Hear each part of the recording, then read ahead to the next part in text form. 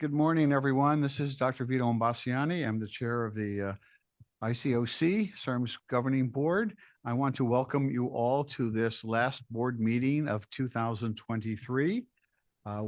As we draw the year to an end and start the celebration of the various holidays, and want to make a mention that this, I guess, is the first meeting of CERM's 20th year being in business. And we start to round out the end of our second decade as a organ of state government and as a granting institution for the advancement of science and regenerative medicine. So we have a packed agenda this morning. I do want to make a couple of remarks first. And the first remark is related to the conduct of today's meeting. Shortly after my remarks, we're going to engage in a discussion of the responsibilities and the duties of an interim CEO during the period that we conduct a search for a permanent CEO and president. That will be conducted devoid of specific names and other identifiers in open session. Then we'll reconvene in closed session to discuss specific candidates and other related matters that relate to percent effort and salary and things like that. Then we will come back into open session and vote on the selection of a candidate and those other matters I just referred to. When that matter is concluded, we will consider the criteria, have a discussion on what features, what characteristics are we looking for in a new CEO. Absent a president, CEO at this meeting, I thought I would follow those remarks with a sort of, as is typical of meetings at the end of a year, a retrospective to look back on what's been accomplished over the last 24. Great. Before I do that, I'm reminded that we probably, now that we've got a quorum, we should take the roll call. Scott? Thank you. Haifa Abdul Haq. Present. Mohammed Abu Salem. Kim Barrett. Present. Dan Bernal. George Blumenthal. Here. Maria Bonneville. Present. Joyce Sacchi for Linda Boxer. Present. Judy Chow. Michael Botchin for Carol Christ.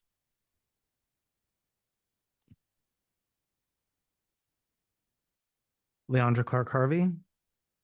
Present. Monica Carson. Present. Anne-Marie Deliege. Isabel Duron. Here. Mark Fisher Colbury. Fred Fisher. Here. Elena Flowers. Present. Judy Gasson. Here. Larry Goldstein. Here. David Higgins. Here. Vito Imbasciani. Present. Steve Julesgaard. Steve, I thought I saw you earlier. The door mute button. Present. Very good. Thank you. Rich Lahara. Present. Pat Levitt. Here. Linda Malkus. Here. Shlomo Melmed. Chris Miaskowski. Present. Lauren Miller-Rogan. Here. Adriana Padilla. Joe Panetta. Here. Marv Southard. Present. Michael Stamos. Present. Carol Watson.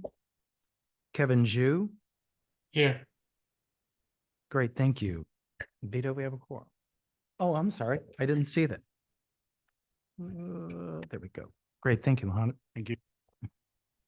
Thank you, Scott, for the roll call, and welcome everyone. So I'll proceed with just a recitation, if you will, of highlights from the 23-24 year. As far as CERM team development goes, CERM has hired 13 new people into our organization, 11 full-time and 2 contracted people. They've been recruited and onboarded as new CERM team members. As far as strategic program implementation goes, CIRM launched the California Manufacturing Network with our Infrastructure 5 awardees and our industry resource partners.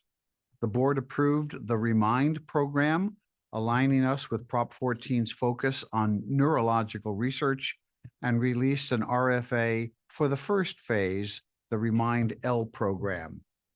Additionally, CIRM finalized the first phase of data infrastructure implementation for discovery programs, the DSMP.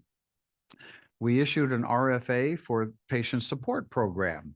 We established an education network, conducted a very well-attended rare diseases workshop last month with input for our developing CIRM rare diseases strategy, and successfully guided one awardee to achieving a biologic license application filing, BLA, and with the expectation or anticipation of advancing 2 additional 2 or 3 grantees through to late-stage clinical development in fiscal year 24-25.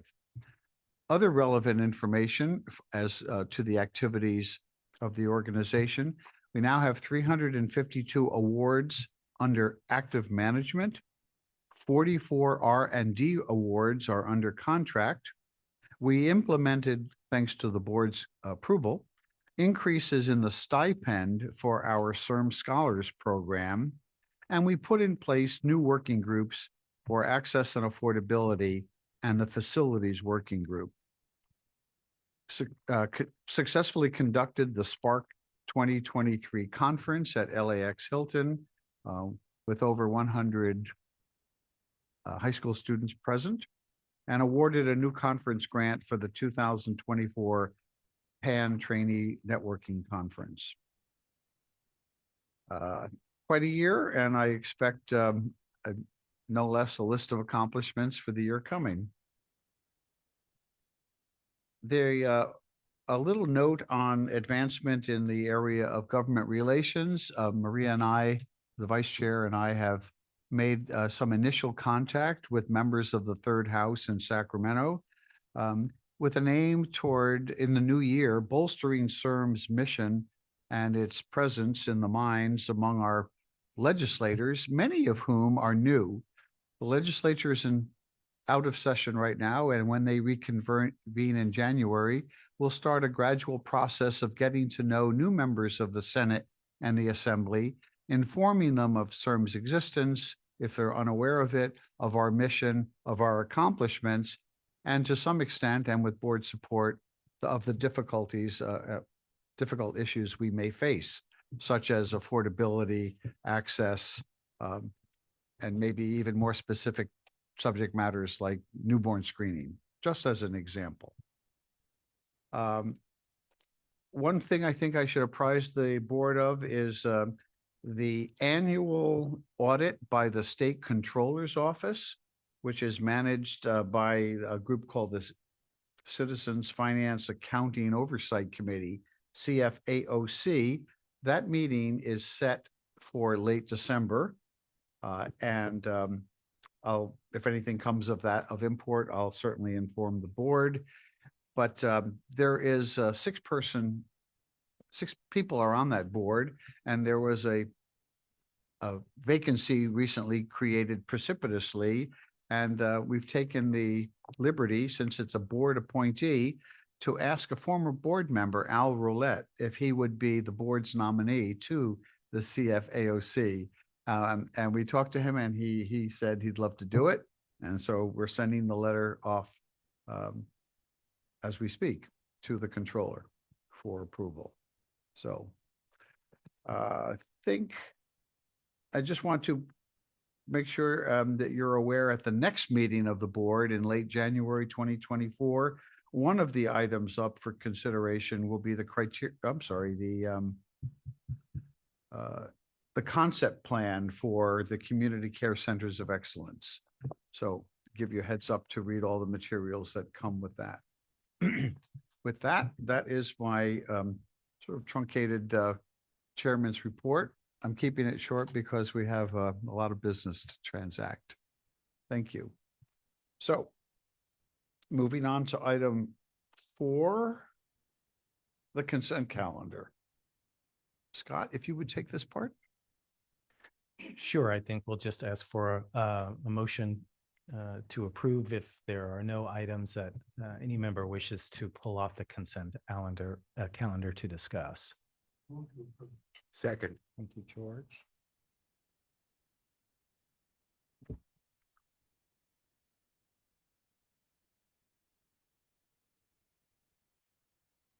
Okay, so all those in the room say in favor, say aye. Aye. Those opposed in the room? Any abstentions? And I'll take a roll call of the members on the phone. Haifa Abdul Haq, Yes. Kim Barrett, Aye. Judy Chow. Good morning, Judy. I'm back. Michael Botchin. Leandra Clark Harvey, Yes. Monica Carson, Yes. Anne Marie Deliege, Isabel Daron, Yes. Mark Fisher Colbury, Fred Fisher, Yes. Judy Gasson, Yes. Harry Goldstein, Yes. Steve Julesgaard, Yes. Rich Lahara, Yes. Linda Malkus, Yes. Chris Miaskowski, Yes. Lauren Miller Rogan, Yes. Joe Panetta, Yes. Joyce Saki, Yes. Michael Stamos, Yes. Kevin Zhu. Yes. Thank you. Are there any members on the phone who may have joined that I had not called? Great, thanks very much. That motion carries, Mr. Chair.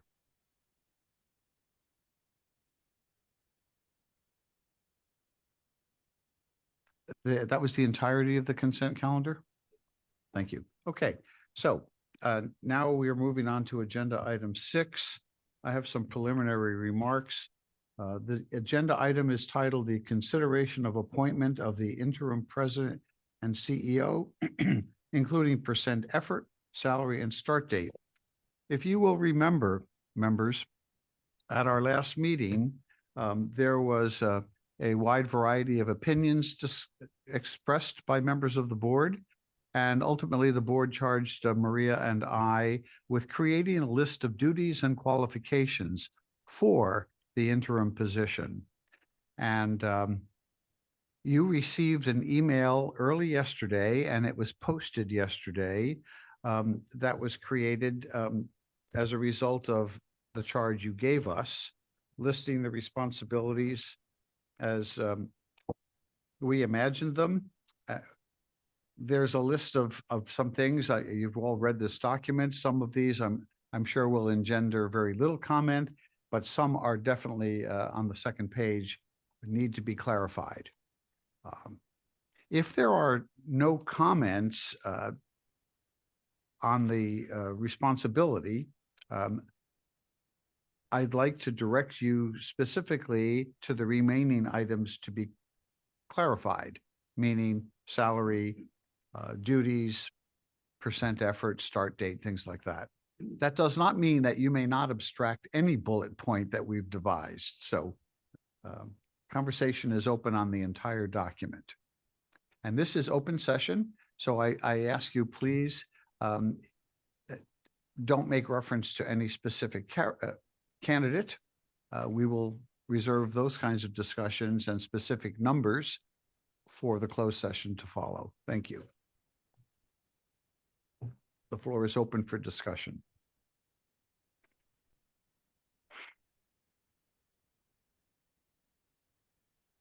We'll just hold a second because I'm sure people are perusing the document again.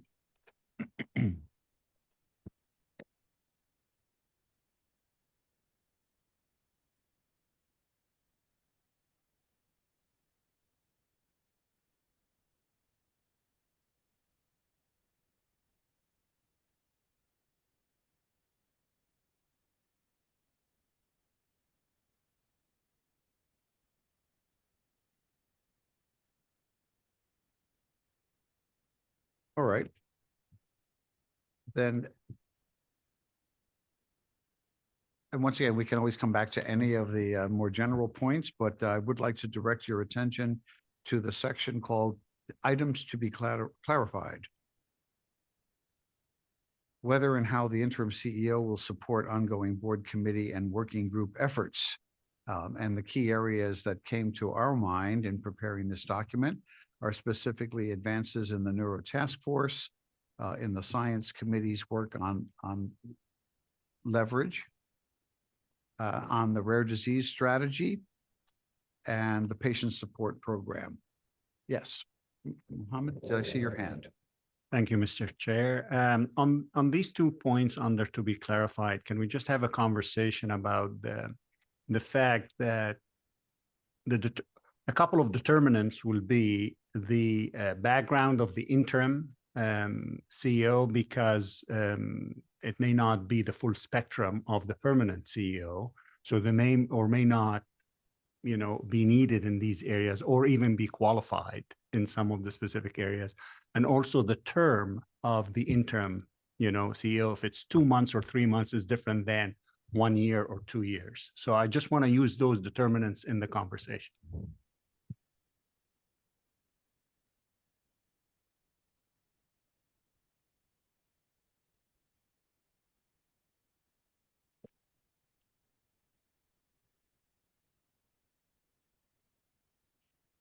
Thank you. Great question. So we have a candidate in mind that I'd like to propose in closed session. I've had preliminary discussions with this person, and they have agreed to serve at a there are certain constraints on the amount of hours the person can contribute, but to certainly be able to perform the job, however much effort it takes, would certainly be available for at least 6 months. Because we anticipate, I think Mr. Tosher has prepared a very nice timeline for reference. We anticipate that ideally this could take 6 months, since quite likely we're not going to start on this really until January, right? Okay, thank you for that.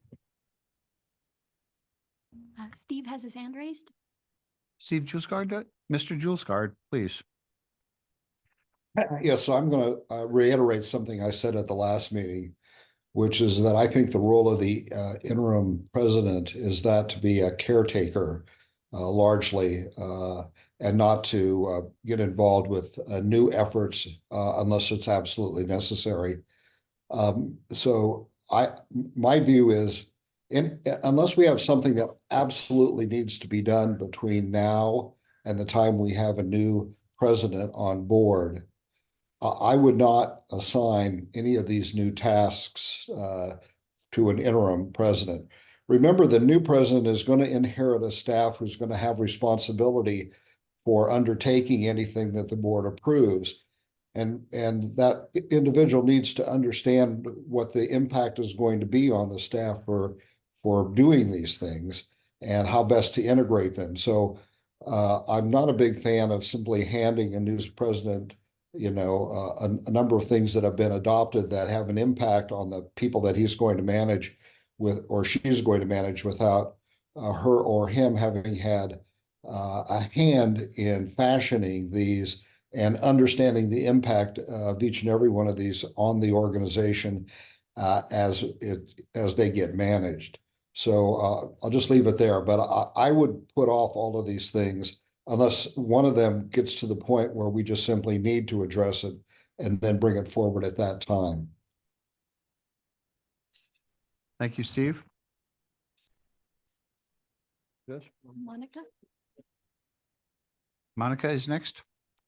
Thank you very much. I appreciate this document. It's very well considered, and the comments and the various perspectives that people will bring forth, and I understand this.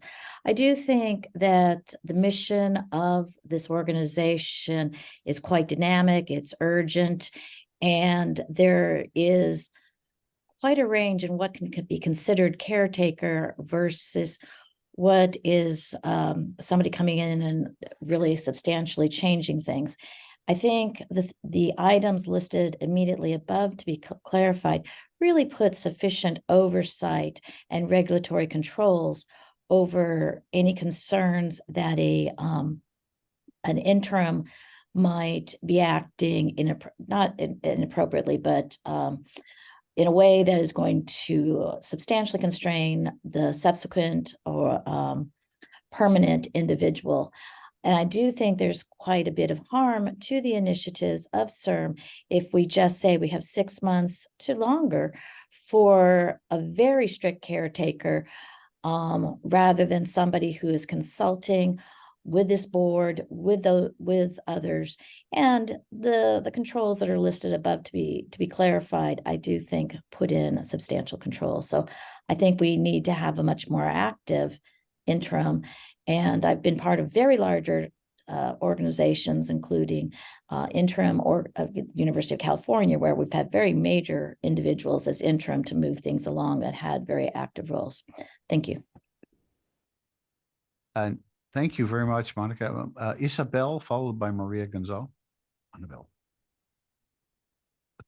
Thank you, Mr. Chair. I do appreciate what Steve is concerned about, but I actually agree with Monica. I'm just wondering if we kind of tie that person's hands somewhat about immediately responding to certain needs, or that's the impression they get with constraints.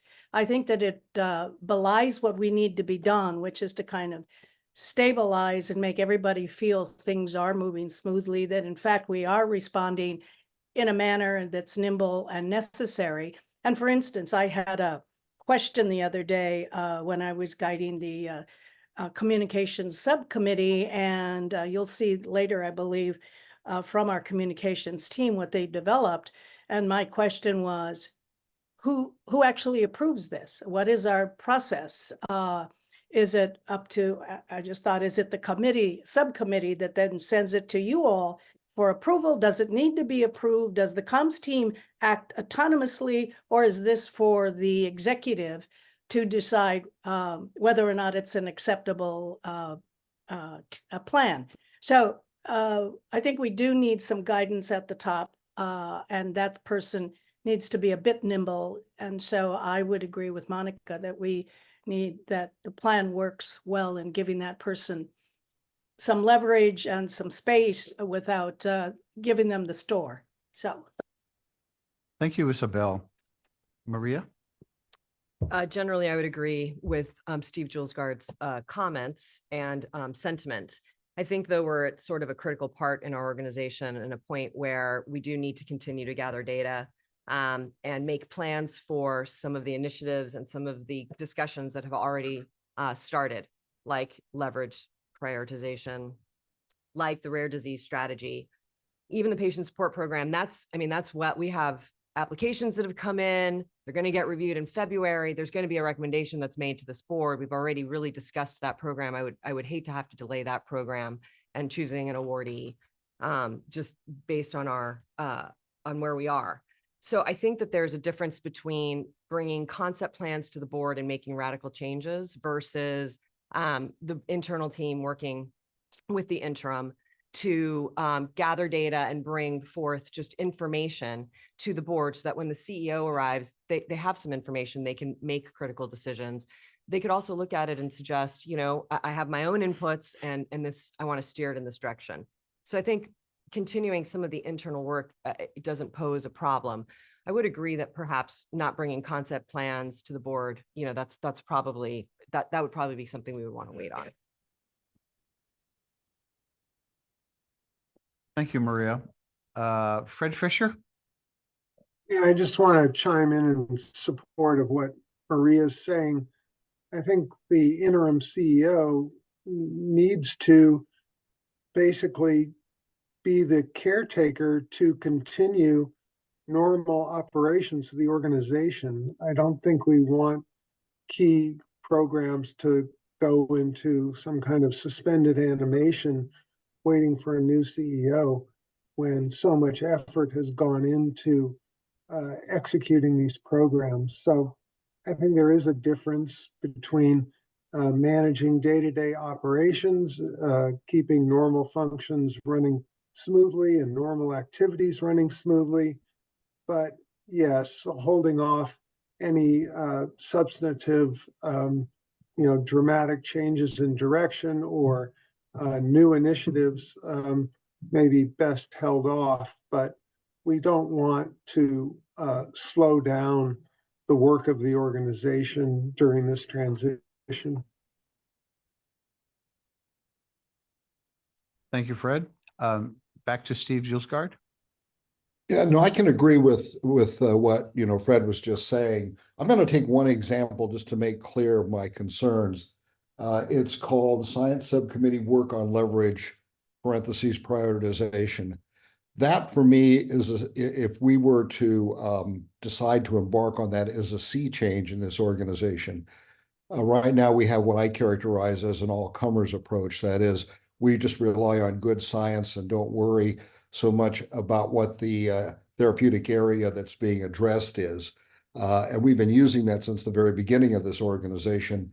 And in fact, I would argue that that's actually what the propositions are based on. The reason we have all the patient advocates who represent a broad variety of therapeutic areas. If we were to decide that we were going to start prioritizing certain therapeutic areas over others, that's a major change for the organization and needs to be really thought through and needs to have, I think, the new president of the organization on board with that. I'd hate to spend a lot of time working on that only to find out that that's something that's just there's a lot of resistance at that level to implement for a variety of reasons we wouldn't necessarily appreciate because we aren't involved in the day-to-day operation of the organization. So I think there's maybe a bit of picking and choosing. We have several things that are listed here, and maybe there are some that it's fine to proceed with it, but there are others that I think simply need to be laid off to the side for the time being. Thank you again. I'm not seeing any other hands. Yeah. Sorry. Okay, so Steve's, when I looked at the list, there were, obvious areas, particularly working groups and subcommittees where the charge is to not to create sea changes for the organization, but to move forward with gathering information about what might end up being best strategies for the organization and moving that forward to prepare the board and prepare the new president for being able to utilize that information, I think is really important to move forward. My guess is that Steve would probably agree with that, but I think in all cases, anything that would require major change is going to come to the board, and the board would likely say, we would prefer to wait. So I think there's this balance between nothing and everything. And I think looking at those subcommittees and working groups in particular is pretty straightforward to identify those that really need to continue to work, bringing in information, understanding what potential strategies are. Here are the pluses and minuses. And that actually will save time for onboarding of the new leadership. Thank you, Pat. Anyone else want to speak before we go into closed session?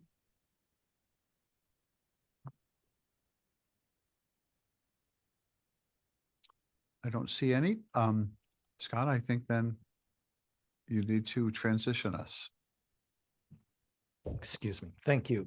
Vito, we'll then adjourn to closed session under item number 8 on your agenda, which is the discussion of personnel consideration of interim president CEO candidates, including percent effort, salary, and start date. And we are adjourning pursuant to Government Code Section 11126, Subdivision A, and Health and Safety Code Section 125290.30, small f, 3, big D. So for the members on the phone, there will be, on the Zoom, excuse me, there will be a breakout room. So if you click on the join icon, you will enter the break room. We'll take a moment to clear out the room here in South San Francisco, or where are we? Burlingame. We're in Burlingame. We are not in South San Francisco. So we'll just take a moment for those of you on the Zoom, and then we'll proceed.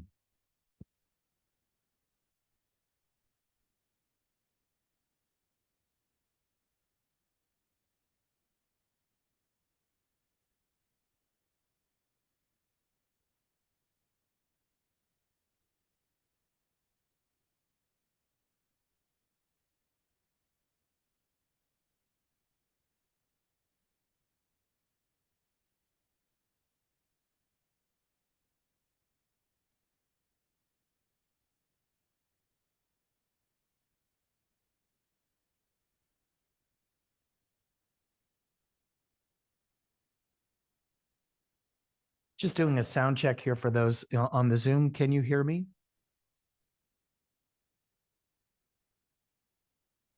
If anyone on the Zoom can let me know. Can you hear the mic in the room in Burlingame?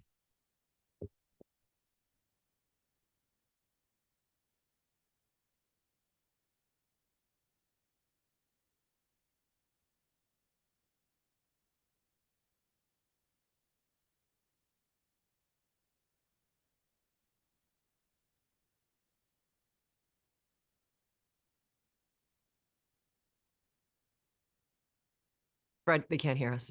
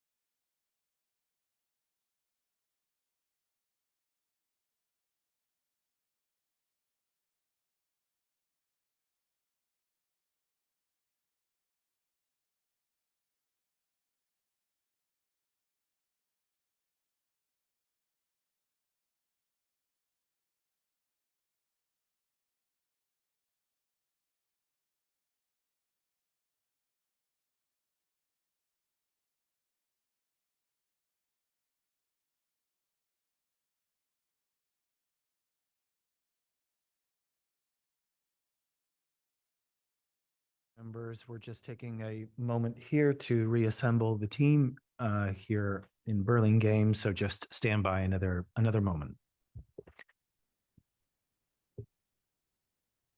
And if anyone on the Zoom wouldn't mind just waving a hand or something to let me know that we have the audio working here.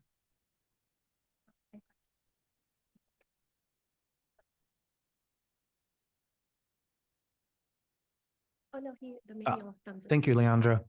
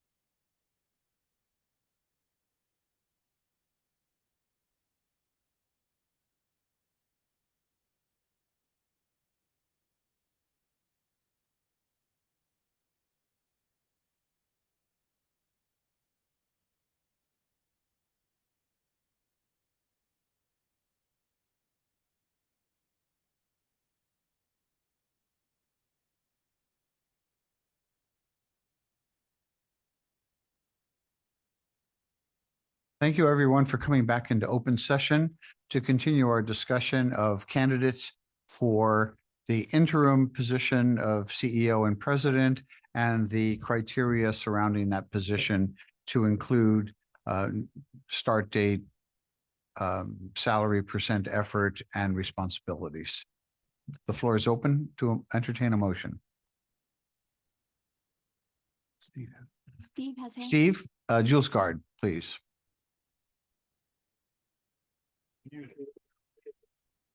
You're muted, Steve. Yes, I would like to move the appointment of Jonathan Thomas to be interim president of CERM to serve until his successor is elected at a salary of $500,000 a year, but paid in the form of a per hour amount as a retired annuitant, with the time commitment being that's needed on an ongoing basis, and with the responsibilities that were described earlier in open session. Second. Linda, I second that. Is Steve, I presume with the start date to Oh, and yes, with the read start as date. soon as administratively available. Yes, I apologize, Scott. Yes, I meant to include that in the motion. Yes, so let's add that, please. Linda, are you okay with adding that? Yes, I'm fine with that. Thank you. Okay, we have a motion and a second. Let's see if there's any discussion here.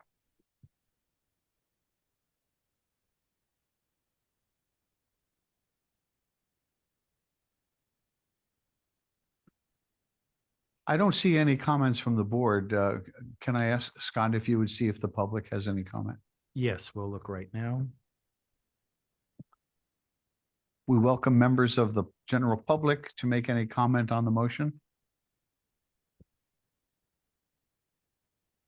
It doesn't appear there's any hands raised. So we're ready to proceed to a vote. But if you would proceed to the vote, thank you.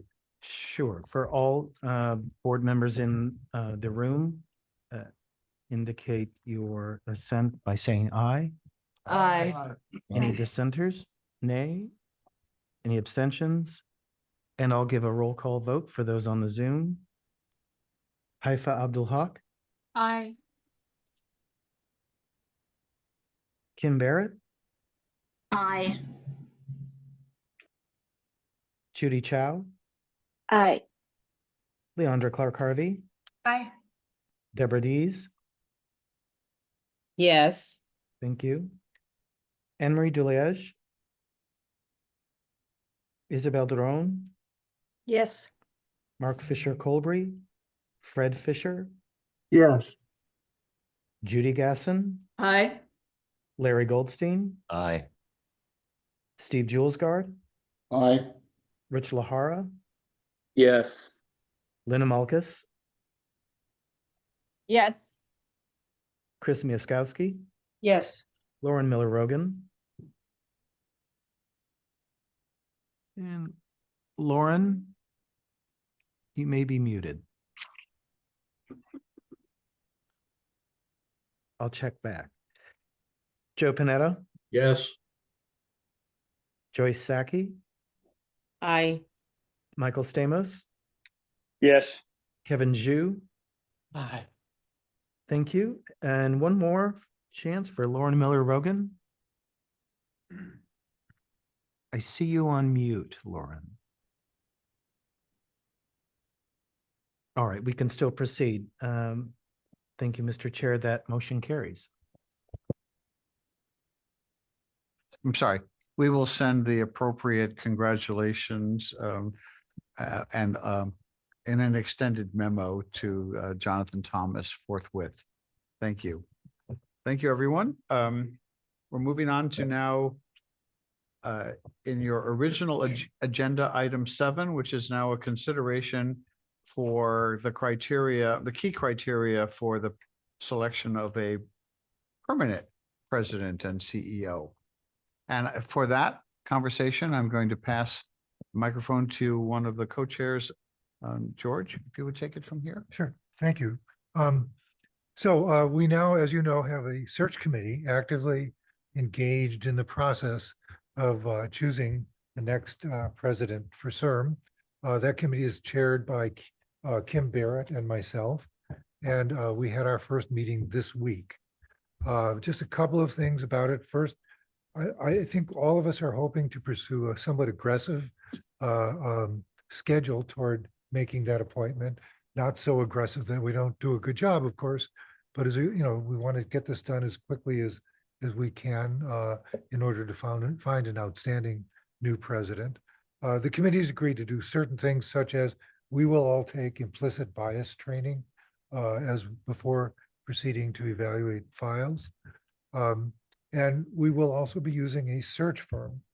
And one of the next agenda items for the committee will be choosing the new search firm, which is a process that is now underway and I hope will be completed sometime in January. So those are the next steps. But for today, we need to discuss and approve a document which is in your agenda called the Updated Key Selection Criteria for President 2023-24. And that document is created by us as a kind of a job description for the new president. It is intended to be something that we will pass along to the search firm once we have chosen a search firm for them to use, in a sense, in their advertisements and in their outreach to potential candidates. So it's a document that reflects our view of what we're looking for in the next president of the organization. To create the document that you see before you, we started with the 2013 or 2013 document that we created when we searched for the president in 2013. And in looking through that document, we found there were a number of things that had to be changed. It was interesting historically to look at that document because, for example, there was nothing in there about DEI or accessibility issues. Those were not mentioned. And of course, we endeavored to change that. And we went through the document in some detail. First, Kim, Scott, and I went through the document. And then this week it was discussed and edited in some detail by the full committee. So what you see before you is the document that emerged from the full committee. And that's the document that's on the agenda today to be approved. It can be changed. I mean, in other words, it is not yet chiseled in stone. So if there are changes that you want to suggest, we certainly can accommodate that. But I think the hope is today that we will get to a point of approving a new document. So with that, I want to open it up for discussion. Okay. Pat. First. Thank you. Why are you looking over there? So it's a really complete and great document. I have one small recommendation to make. Are you ready, George? Sure. Right. So bullet number 2.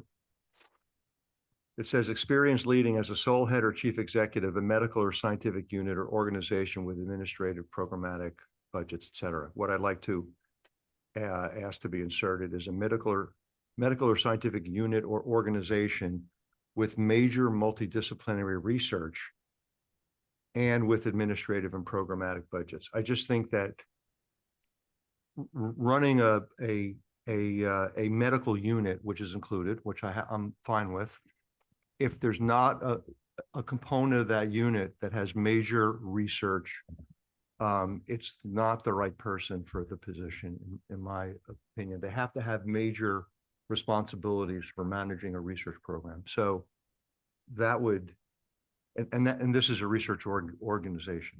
So that's my recommendation. Does that capture it up there, Pat? I'm sorry, I was trying to type and edit. With major, after the word organization, with major multidisciplinary research and with administrative and programmatic budgets. So nothing else changes except that insertion of a medical or scientific unit or organization with major multidisciplinary research and with administrative, et cetera. Yeah, great. We're live editing here, so Yeah, it's up on the screen. Oh, there you As go. you say it, it comes out. Yeah, I have. So Pat, that looks very We're fancy reasonable to here. me. I mean, What's that? that looks very reasonable. to That's me. it. That's all my comments. I think we have a comment from Pat. Oh, I'm sorry, from Kim. Yeah, sorry, I can't be there in person. My husband had surgery yesterday. And I just wanted to comment that, first of all, we have a wonderful committee that was extremely engaged. And I think we will, because of that, do a great job by CIRM in finding a new president and CEO. But in response to Pat's comment, which is very well taken, I think it's important to recognize that none of these criteria is an absolute. If you see the preamble is the successful candidate will have some combination of the following. And I think it's very important that the search committee retains a level of flexibility because no candidate is likely to fulfill every single one of these criteria. While it would be wonderful if we could find somebody with all of these, it's highly unlikely.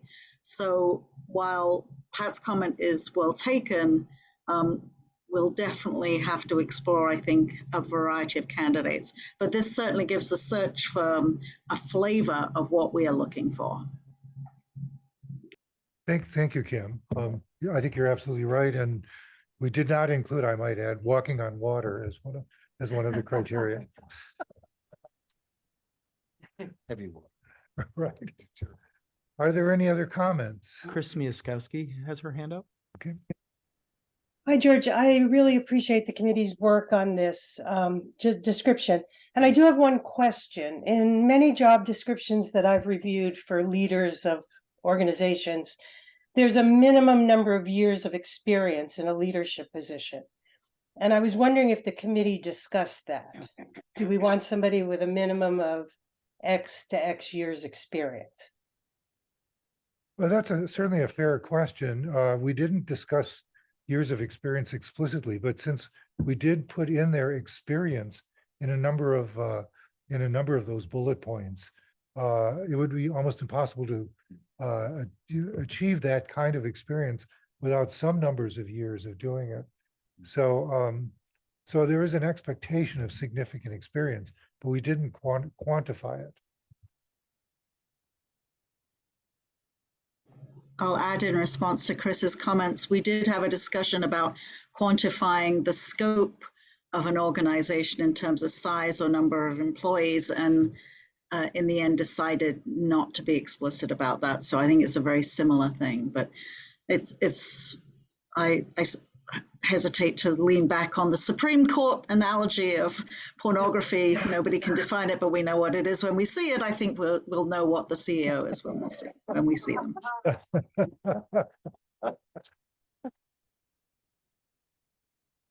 Okay, other comments?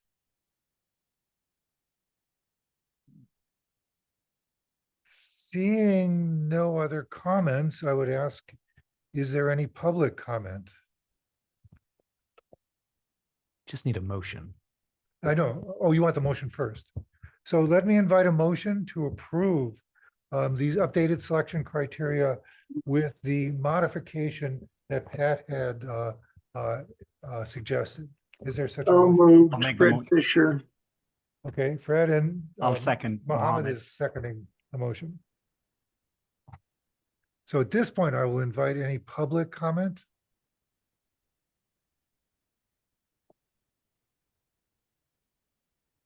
Hearing none, I think we are ready for a vote. Whoops, Aye. all Aye. those in the room say aye. Thank you. Aye. Aye. Those opposed? Any abstentions? And I'll poll those on the phone. Haifa Abdul Haq, Yes. Kim Barrett, Aye. Judy Chow, Yes. Leandra Clark Harvey, Aye. Deborah Dees, Yes. Anne Marie DeLiege, Isabel Derone. We may have lost Isabel. Fred Fisher, Yes. Judy Gasson, Aye. Larry Goldstein. Thank you. Steve Julesgard, Yes. Rich Lahara, Yes. Linda Malkus, Yes. Chris Miaskowski, Lauren Miller Rogan, Yes. thank you. Joe Panetta, Yes. Joyce Saki, Yes. Michael Stamos, Yes. Kevin Zhu. Yes. Thank you. Are there any members on the Zoom that I did not call? Great. Thanks very much, Mr. Chair. The motion carries. Well, great. Thank you, everyone, for that. At this point, since we're doing well with our calendar, I'm going to call for a 5-minute break.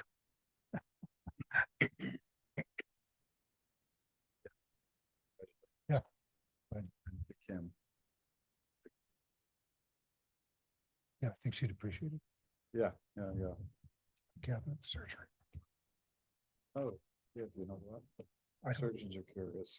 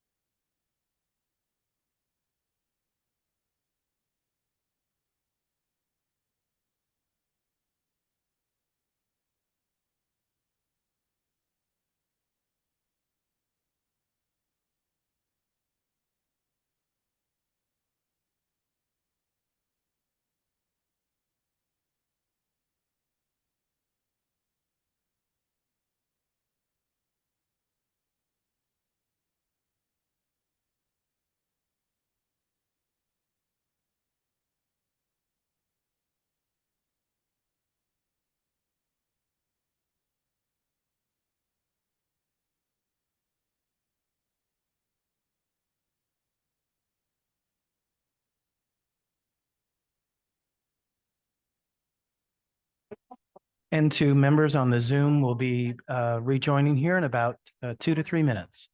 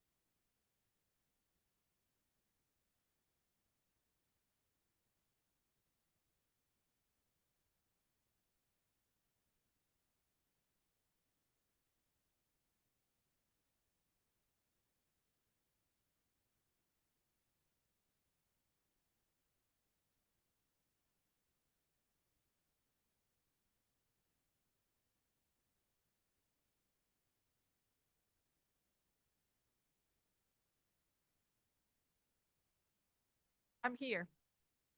Yeah. Thank you, Mr. Chairman. I Oh, haven't opened it okay. yet. Yeah. Hi, everyone. Wait, she's so ready. Welcome back from our short little break.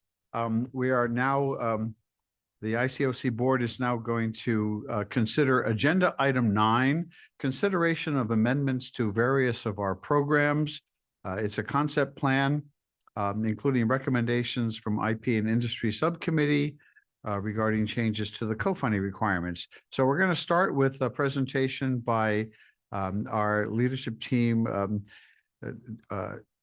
Rosa Canet Aviles is going to make the presentation on the disc and CLIN, or at least the disc, disc, yes. Go ahead. Thank you, Mr. Chairman. Members of the board and the public, Dr. Ablakrisi and I, is not coming through.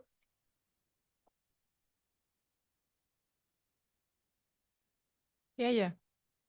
Yeah, you're fine. Now, can you hear me? Yeah, so I'll repeat it.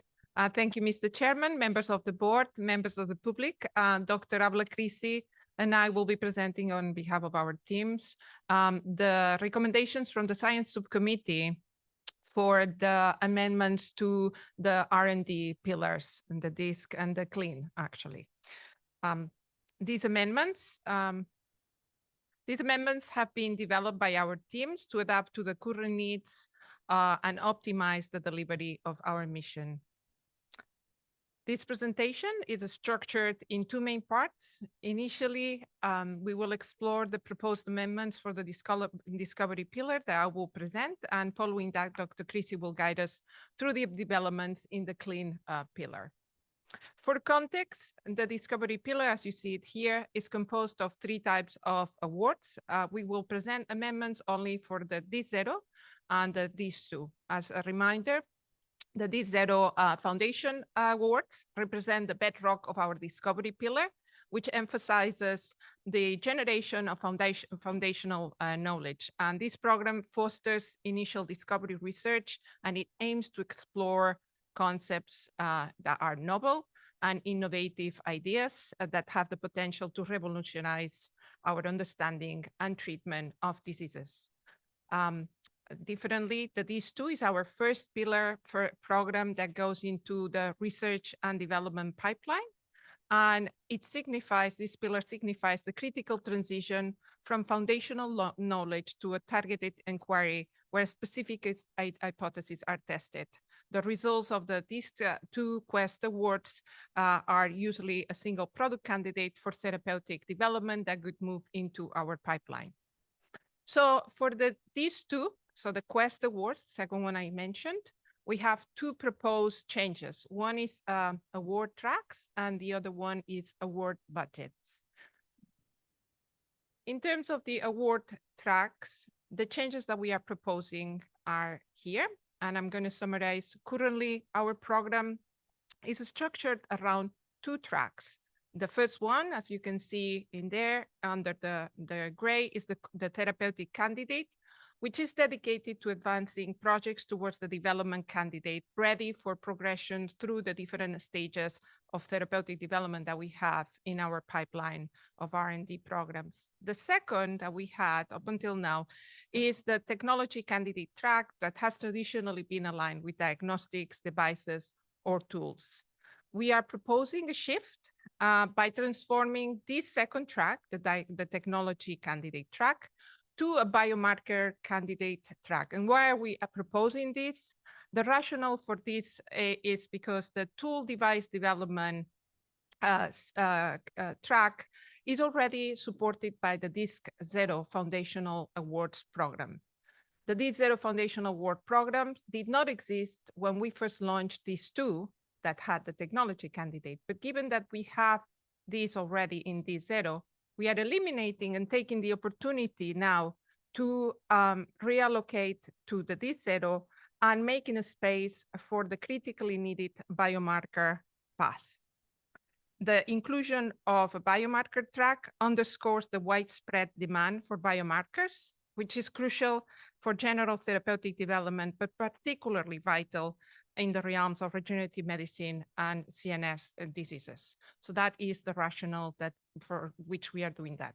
Now, in order to adapt this shift, amongst other things, we are also requesting an amendment to the budget. Currently, the budget for therapeutic development is for the therapeutic candidate is $1.5 million. We are moving to a therapeutic candidate budget of $1.75 million in 3 years. That is for direct project costs for the entire award. And the main reason we are driving to a higher budget is to allow for higher costs of trainees and research. Now, the DISC Awards currently have a $200,000 supplement for a specific project types, and we have now expanded this to provide an increased award budget for all the applications. And in this proposed scenario, the supplement will be eliminated as is already included. And just as a reminder, everybody needs to justify their budget. So if it's not justified, we will not provide up to $1.75 million. In terms of the budget and duration for the biomarker track, after discussions with the science subcommittee and gathering feedback, we have staged this at $1.5 million for 3 years because this is what could allow for enough money and duration for not only identification, but also early validation of candidate biomarkers. Now moving on to the DISC-0 changes, we are proposing 3 changes: the award tracks, the budgets, and the PI % effort. For the DISC-0, currently we have only 1 track.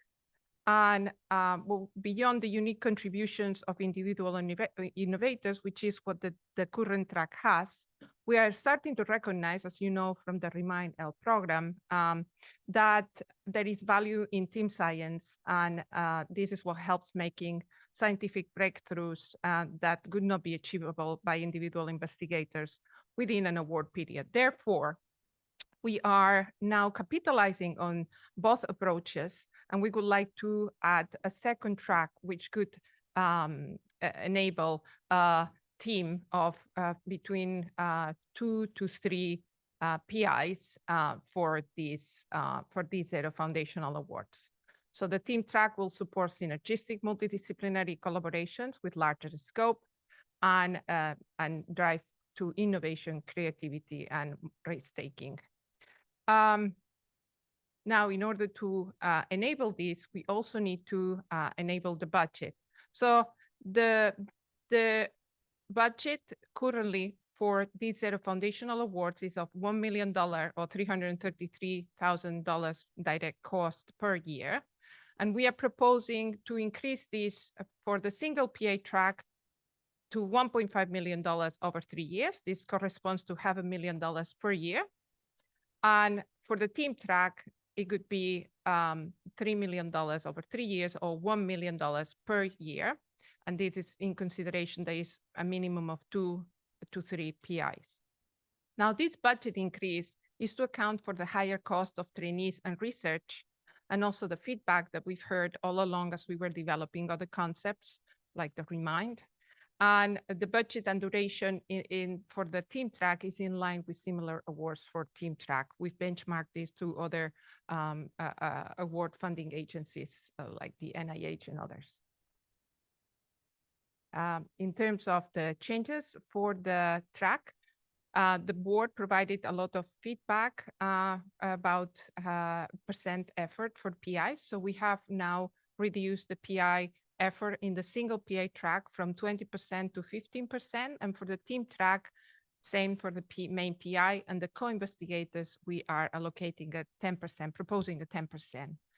And this is in alignment with other funding bodies and with regards to the feedback that we received. So my presentation is ending here, requesting the ICOC to approve the proposed amendments to the D0 and D2 concept plan amendments that were recommended by the Science Subcommittee, and I'm open for any questions that you might have. Thank you, Mr. Chairman.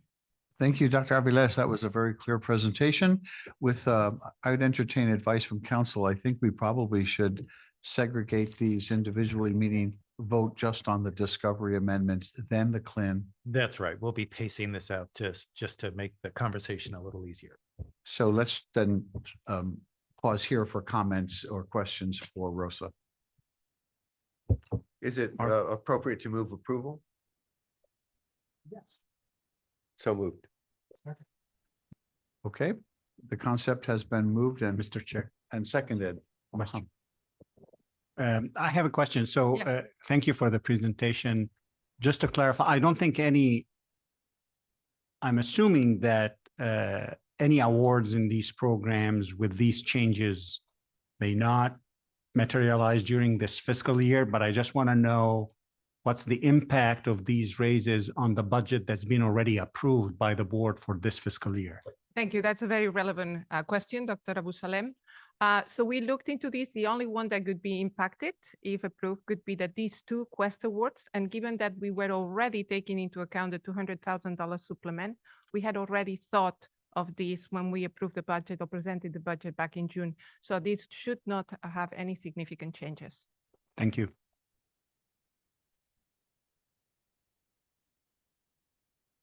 I think I'm Dr. Goldstein? Oh. Yes, thank you, Vito. I'll just note that this came through the Science Subcommittee. There was very strong support for these changes. In terms of increasing budgets, I'll just remind everybody that in the University of California, at least, because of unionization and negotiations, the pressure on research budgets is very strong because of mandated increases in the salaries of graduate students and probably soon to be postdocs.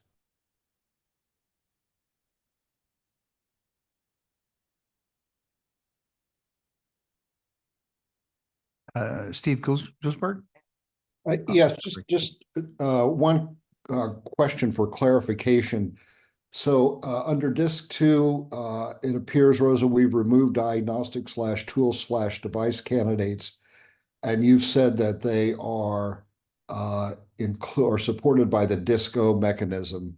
I just want to be sure that they're covered in the same way that they have been covered under disc 2. Particularly interested in the area of organoid development as a tool, particularly on the regulatory side, to replace animal experimentation in preclinical work.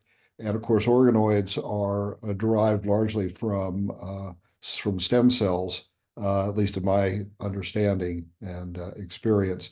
So if somebody came to us with an organoid tool development for regulatory purposes, or testing either for safety or testing for efficacy, would that be something that we would be able to provide sufficient grant money for? Yes, under this set of Mr. Jolsgard. Okay, thank you. And just as a clarification, is the tools technologies, the diagnostic is going to be part of these two under the biomarkers. Okay. Thank you, Rosa and Steve. Anne-Marie? Yeah, first, good morning, everybody, and apologies for being late. My flight landed late at SFO. Not too surprising. Yes, did everything I could. But anyway, sorry, very minor question. It's about your last slide. Yeah. I don't know if you can put it back. Very minor point. I need to see it again. The AB is still there. Yeah. The one before, just. Oh. This one? No, the one where you talk about, the percentage of time allocated for the PI and the co-PI, which I think is up to 20, this one exactly. Very minor point, but did you intend to say up to 20%, up to 15%? Minimum. It's a minimum. Yeah. I see. That was oh, sorry. Yeah. Okay. What you're saying is you don't accept anyone to spend less time on the responsibilities. Before we used to have 20%. There are some agencies like the NIH, they don't have a minimum requirement. We considered that for this kind of, given the increased amount in funding as well that we are providing, and this kind of foundational research, we want to have a minimum commitment from the principal investigator. So that's what we are proposing. Yeah, that makes complete sense. I would just put it clear that it's a minimum. And the reason that we're reacting on the fact, do we impose a certain percentage? And of course not, you don't want to impose. People have the right to choose really how much they can and will devote. But I thank you for this clarification. Thank you, Dr. Vilesh. Thank you. Judy Chu. I just have a question just to get better understanding overall when we, in a sense, I feel like we are upgrading the whole biomarker, which is right. I mean, the precision medicine need to come along with the advanced therapy. But I mean, really going into clinical and not even mention about commercial, the whole biomarker program in general for the industry is a super extra expensive thing. So as we are implementing this, are we also along the way thinking about in the clinical, the costs to come along with the biomarker introduction to be much more formalized? Maybe it's there already. I just want to clarify. Yeah, thank you, Dr. Chu. My colleague, Dr. Creasy, and I have been discussing how the development of candidate biomarkers that could be successful under these two programs could then evolve into our pipeline. So definitely potential qualification under a clinical program or other could be taken into account in the clinical trial or the TRAN pathway under Dr. Creasy's leadership. Thank you. Any other comment from board members? Any members of the public want to comment on this concept? There are no members of the public lined up to speak, so Scott, we can proceed to a vote on this concept amendment. All those in favor in the room say aye. Aye. Those opposed say nay. Any abstentions? And I'll take a roll call for those on the Zoom. Haifa Abdul Haq, Yes. Jim Kovac, Yes. Judy Chow, Yes. Leandra Clark Harvey, Yes. Monica Carson. Yes. Thank you. Isabel Derome, Fred Fisher, Yes. Judy Gasson, Yes. Larry Goldstein. Sorry, Larry, you may be muted.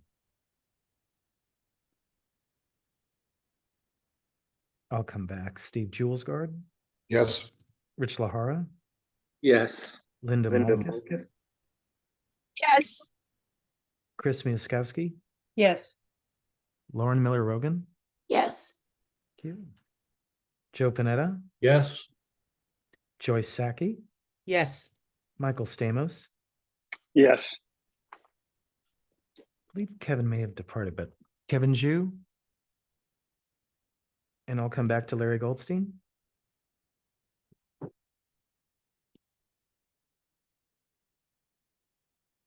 Thanks very much, Mr. Chair. The motion carries. Well, thank you very much. And thank you, Rosa, for the wonderful presentation. I'm going to pass the gavel and the podium to Dr. Creasy to proceed with a presentation on the CLIN concepts change amendments. Thank you, Mr. Chairman. Can you hear me? Yeah. Very well. Okay, thank you, Mr. Chairman, dear board members, CERM colleagues, and members of the public. This is probably the third time I give this presentation, so I hope I don't screw it up. So what is CERM recommending today when it comes to clinical? The slides are not showing. Okay. We are removing the clinical track for medical devices. That's number one. Increasing maximum award amounts for CLIN 1.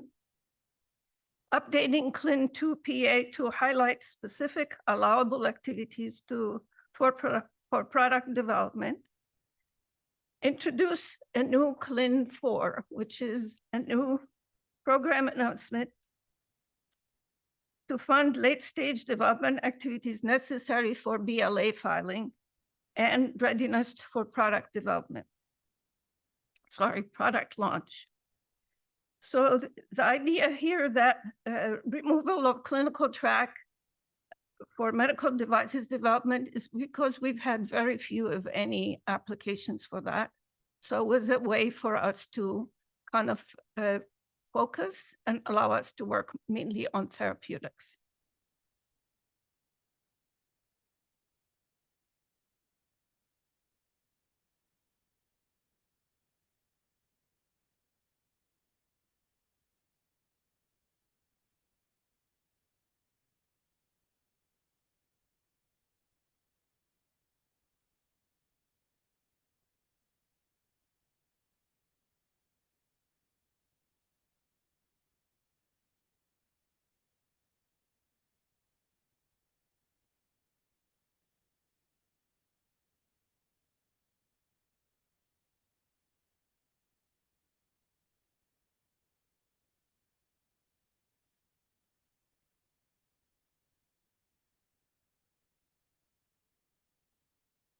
Stand by on Zoom. We're just experiencing a technical difficulty.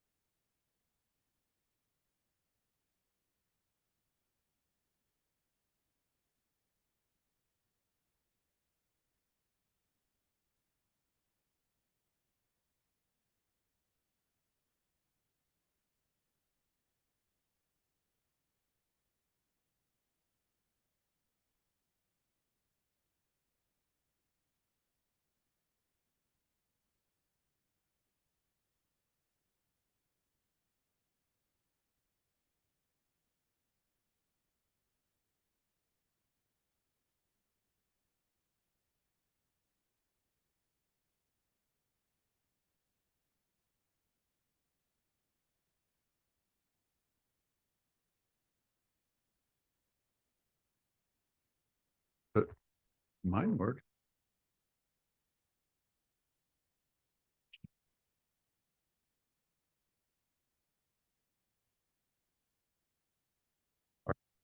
Yeah, it's working. Okay.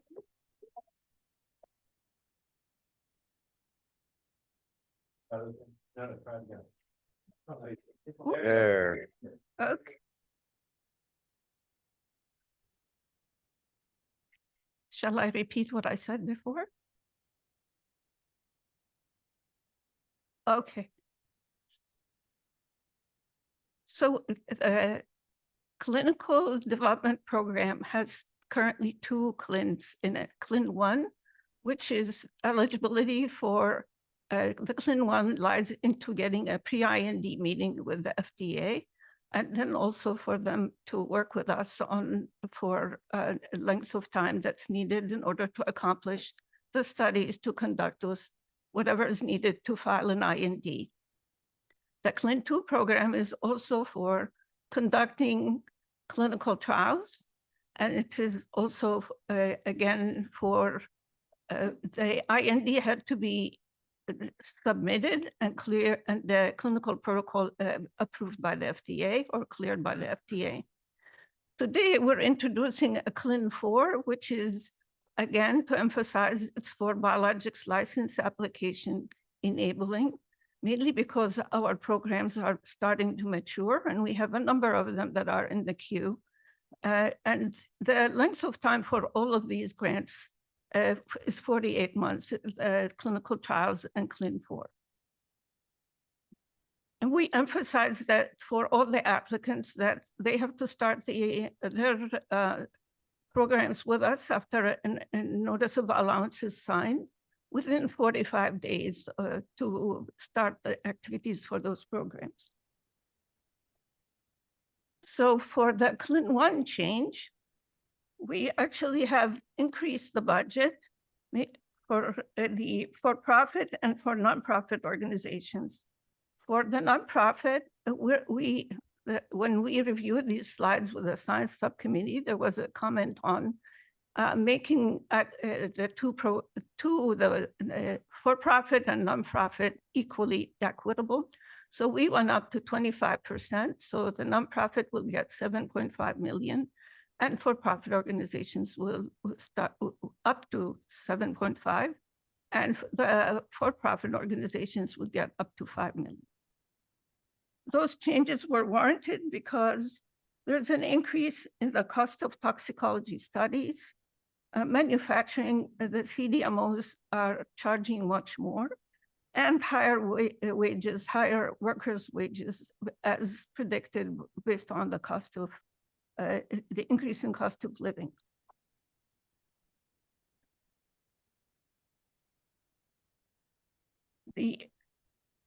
So the recommended changes that are going to happen with the CLIN 2 are shown on the slide. And the question to ask, why are we making these changes? When CLIN 2 was implemented, most SERM-funded trials were in early stage. And so they were only doing phase 1 and phase 2 clinical trials. But now as the field has matured and more of our programs are maturing to late stage development, especially going into potentially phase 1, 2 or phase 3. By the way, also the field changed in the sense that you can go from phase 1, 2 almost to pivotal based on the way things have been going with a regulatory paradigm these days. So we wanted our grantees to be ready for that. So the current CLIN 2 program announcement is really not that clear about all this. We wanted to be more explicit about the support of specifically for late stage development activities. And also to really ensure the best alignment with the FDA, and equally important to be in alignment with the AAWG and to essentially allow the transition of the grants that get approved into AAWG domain to allow affordability and access.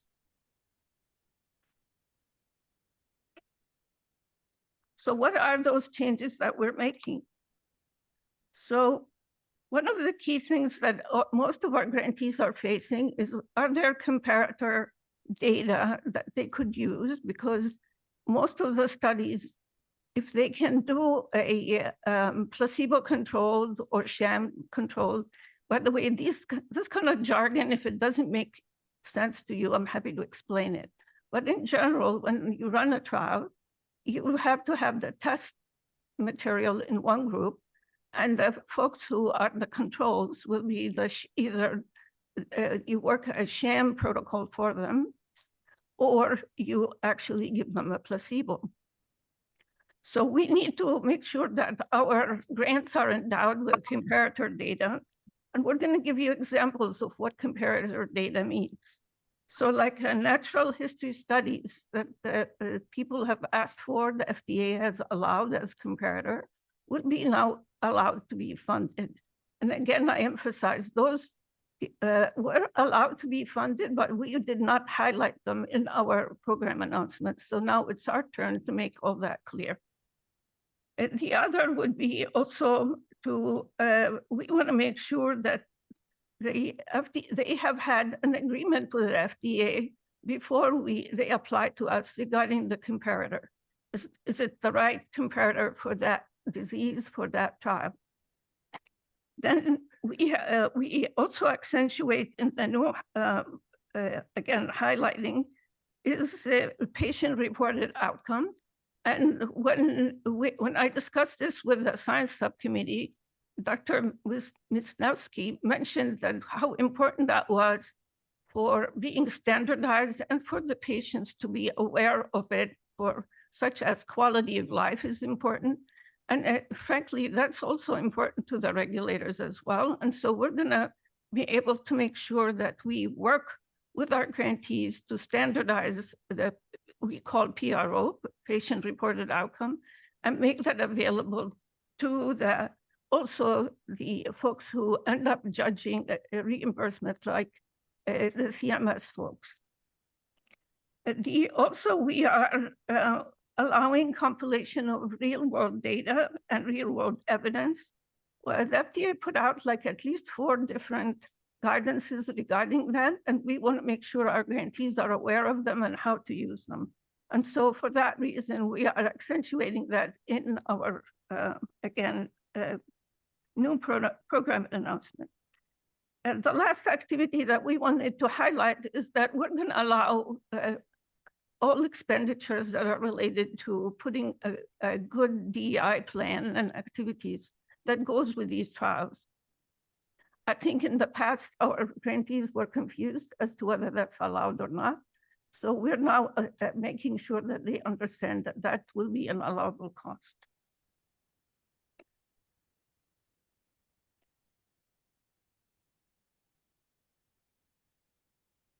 So now we come to the CLIN 4 and why a CLIN 4 at this time. I think I already mentioned that many of our grantees, actually the ones who have been with us for several years, have reached to a stage where they can apply for a BLA if they have the right funds and they have the right guidance. I think what was pointed out to us yesterday at the Baker Labs is that CIRM does not just provide funding, we actually provide guidance. And that we are very happy with the fact that we have great teams that provide all that effort into making sure the right guidance reaches the right audience. So the key here is, again, what will we be including in a CLIN 4? And again, it will be, there are 2 requirements that we're making, is that the goal of the CLIN 4 is to support CIRM-funded programs to achieve BLA filing and advancement towards the goal of obtaining marketing approval. And it is a logical bridge that to AAWG that, again, demonstrating CIRM's commitment to access and affordability per the roadmap that was presented to you, the board, in June.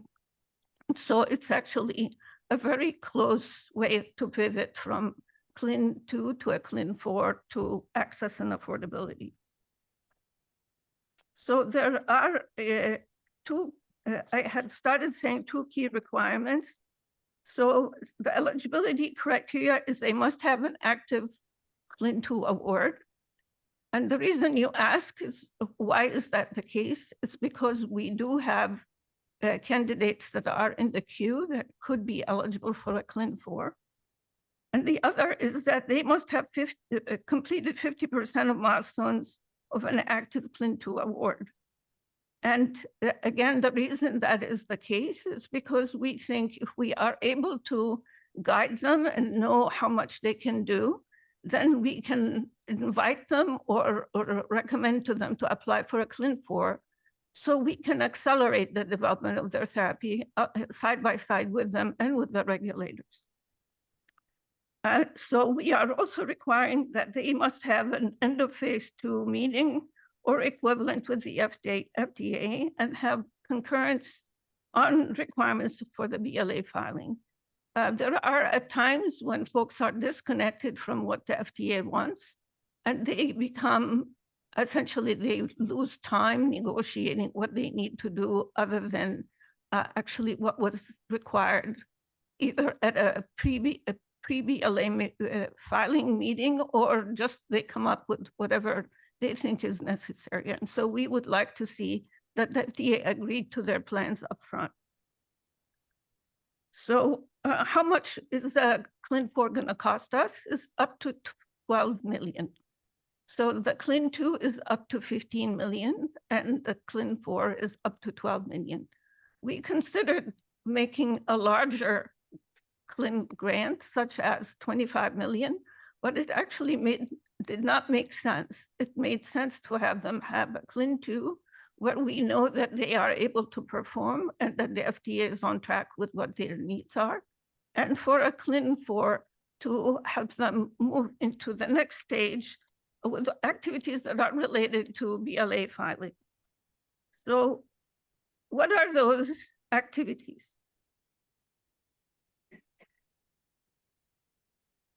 The activities that are necessary for filing a BLA are conduct of a pre-BLA meeting with the FDA, and that's required anyways. So we just want to make sure that they know that.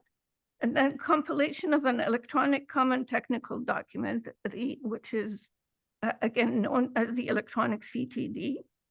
And then product manufacturing activities necessary to submit a BLA.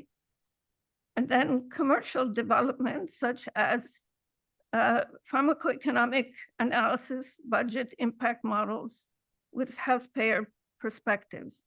Those, both product manufacturing and commercial development, upon talking with 2 of our grantees that are very close to either they already filed the BLA or close to it, they were telling us that those activities were quite costly. In terms of like product manufacturing can be up to $3 to $5 million on its own, and commercial development can be up to $1 to $2 million. Then development of supply chain strategy. Again, supply chain means here that they know how they have implemented a plan, how they're gonna distribute the drug product, who's gonna get it, so a central facility, is it gonna be in the hospital, et cetera. And then initiation of pre-commercialization activities, such as production of the payers' cost effectiveness analysis report. That's usually done by very prestigious institutions such as ICER, which is the Institute for Clinical and Economic Review.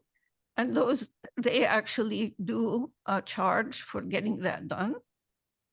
And then compilation of the AMCP dossier. This is Academy Managed Care products.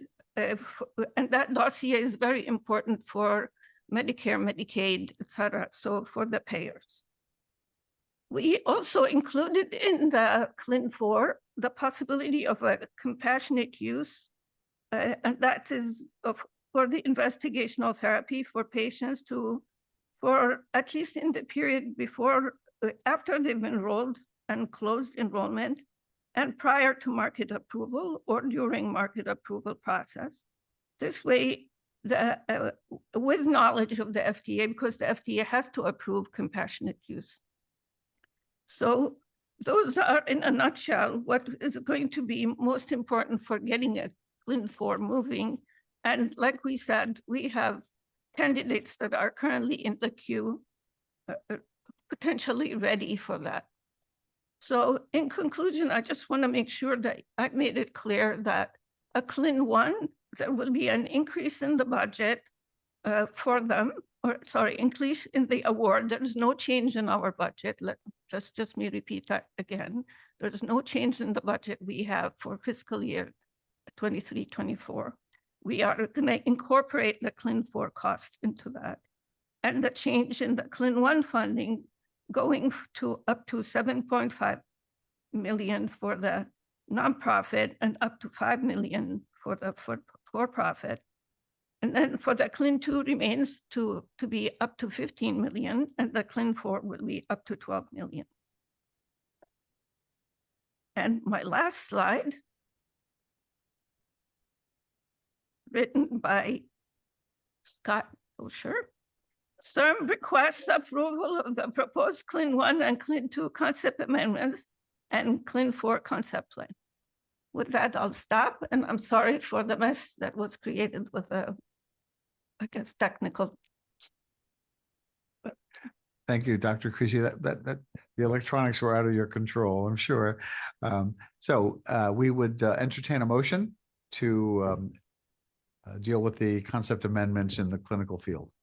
This is Leandra Clark-Harvey, so moved. Second. Thank you. And thank you for the second. The floor is open to discussion for board members.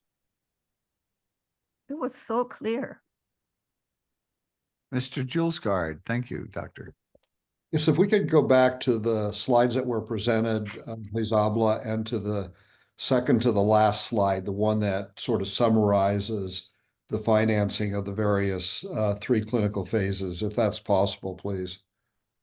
I just need a clarification on how this works. Yeah, so there you go.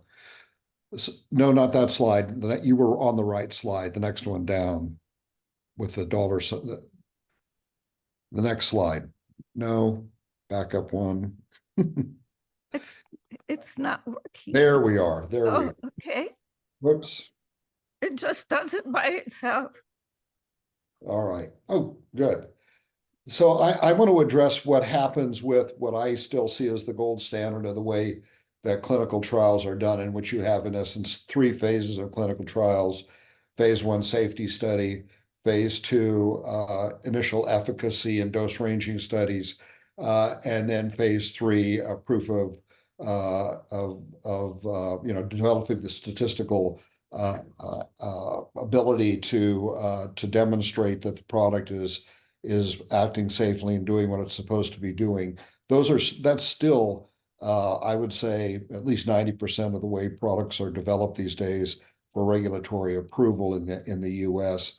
So let me just ask you then, if you're involved in a phase 1 study, I take it that that's covered by Clin 2, is that right? Or our Clin 2 study? Yes, yes. And then that's also, sorry, go ahead. and then that's also designed to cover phase 2 studies. So both a phase 1 and a phase 2 study would be covered by Clin 2. And a phase 3, if they need it, because we funded phase 3 studies in a Clin 2. We've already done that. Yeah, well, Clin 4 is the BLA enabling study. So that's the phase 3 study. That's the study you need to do and reach statistical significance in order to be able to file a BLA. So I read that as really, I'm back to the traditional model. So the Clin 4 would be funding the phase 3 study, and Clin 2 would be funding both phase 1 and phase 2. So what we have done, Mr. Julesgaard, is the following. We changed the PA a couple of years ago to say first in human is our first Clin 2, which is that will match what you're describing as safety studies. But the FDA, when it comes to regenerative medicine, whether it is cell therapy or gene therapy and related, they are now starting to recommend approval from phase 1, 2 depending on the signal and again, whether the robustness of the trial. And so they are recommending that we prepare for a BLA as early as possible, depending on the disease indication. And so we no longer in our PAs talk about phase 1, 2, and 3 because regenerative medicine has become slightly managed differently by the regulators. And so what we have funded phase 3 with a CLIN2, we still fund phase 1, 2 as well. But what we're pointing out is that whatever stage you're in and you have a CLIN2, and you've already discussed with the FDA that you can file a biologics license application, you can talk to us about what you need in order to be able to do that at least in a timely manner and not suffer also because you do not have the funds. And so we're trying to accelerate those who already have achieved the stage of being ready for a BLA, even without having done a phase 3. And that's occurring as we speak. We actually, one of our grantees did one study, phase 1, 2, was considered a pivotal, and they filed the BLA, and the BLA was accepted, and they have a PDUFA date of March of 24. No, I appreciate that there's one individual organization that's been able to do that, but I go back to what I said. So certainly, we encompass a broad number of approaches to the development of therapeutics, not just the kinds of therapies that you're talking about, but we encompass also traditional biologics and traditional small molecules, as long as they have, regenerative medicine linking to them, CAR T treatments, et cetera. And those still follow, for the most part, the old-fashioned, 3-step process. So we've got to be able to work with both of those, it seems to me. There's no doubt we can do that. There's no doubt that that's going to be possible because we're not changing anything here. All we're saying is that we have a CLIN2 that will allow, whether it's a small molecule, by the way, just a reminder for the audience, the large molecule and the small molecule will have to involve a stem cell for it to move to a phase 3 in our books. And so they are allowed to apply for a CLIN2. If they also need a CLIN4, the requirement would be still the same, that they have talked to the FDA agrees with it, that they have had a pre-BLA meeting, and that they need the same types of things that we're going to offer, such as, pre-commercialization, et cetera. I guess my colleague Gil wants to add more to what I'm saying. Go ahead. Mr. Sembrano. Okay, thank you very much. So there's some detail that's missing in this slide, and so I just want to provide clarification for the CLIN2 program itself. Nothing is changing about how we implement the CLIN2 program. It still allows for funding a single clinical trial, whether it's a phase 1, a phase 2, or a phase 3.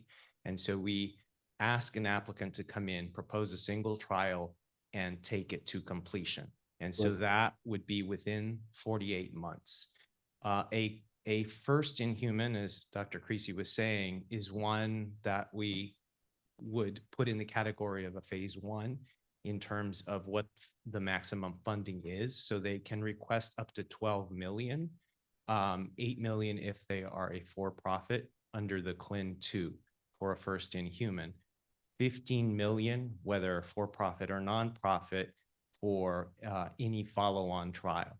So CLIN2 continues to support the same way we have been doing since its inception. We are now adding a CLIN4, which allows us to fund activities that go beyond the pivotal trial in order to allow a BLA to happen. So I hope that provides some clarity. No, that does a lot for me. Thank you. That I appreciate that, Gil. That's makes it a lot clearer from my point of view. I see, I hope I have the right order here. Sorry. Is it Haifa Abdulhaq? Yes, thank you.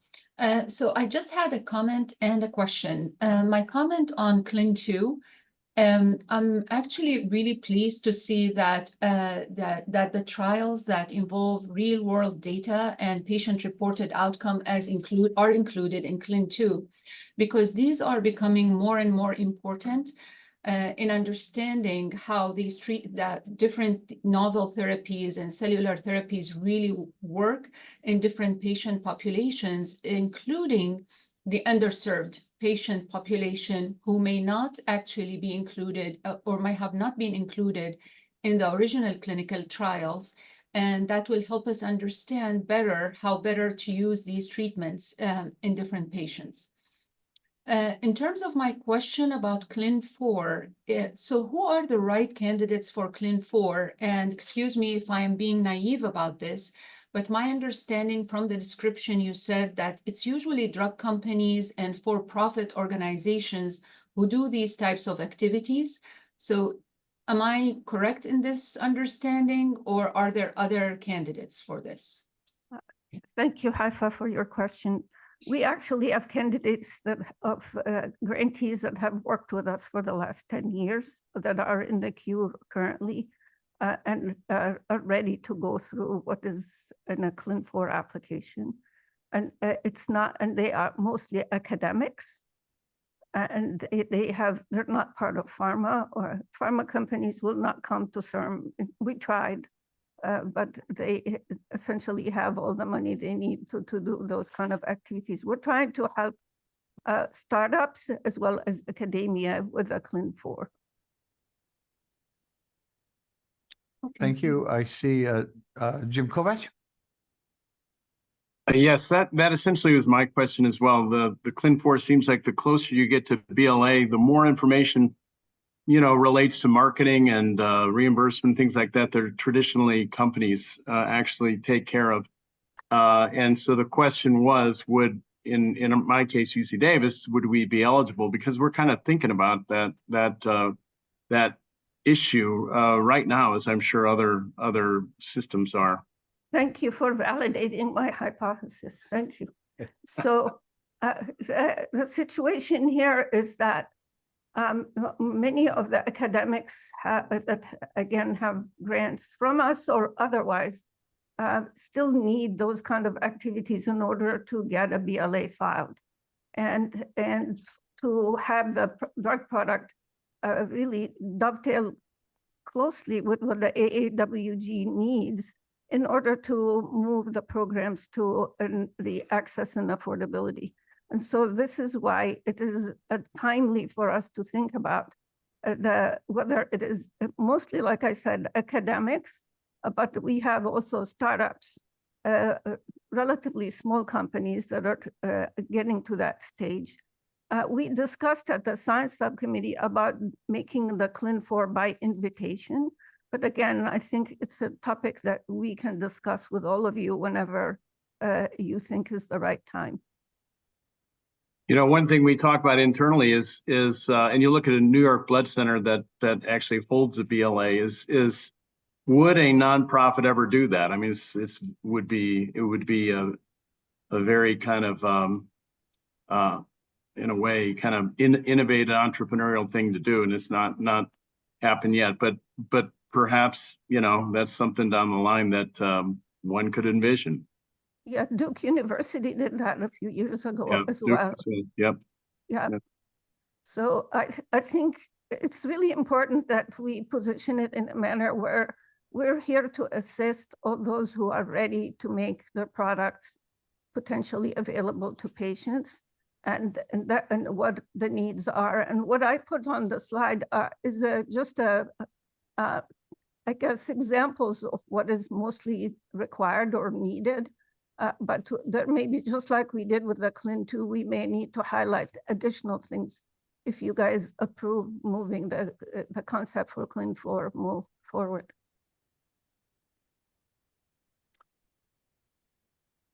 Thank you, Dr. Creasy. Any other comments from board members?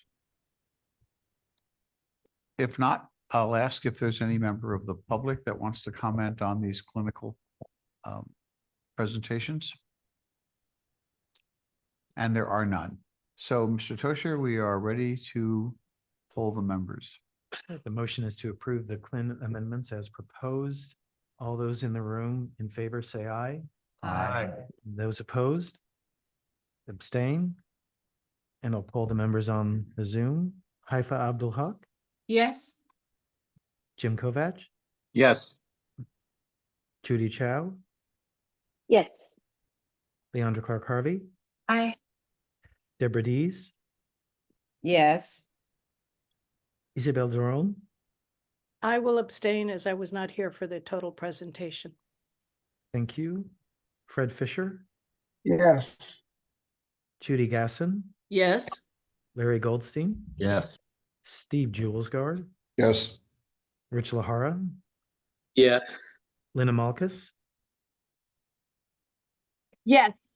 Thank you, Linda. Chris Miaskowski, Yes.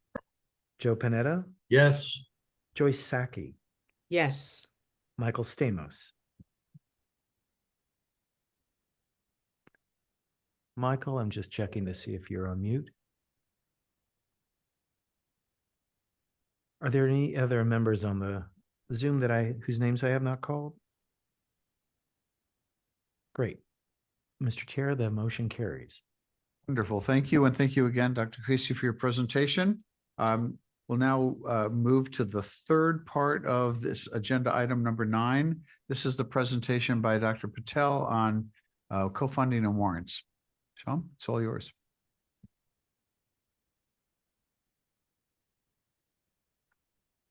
Thank you, Chairman Bassiani and Vice Chair Gonzalez-Bonneville, and to the board for this opportunity today to present to you. I'm just waiting for my slides to come up.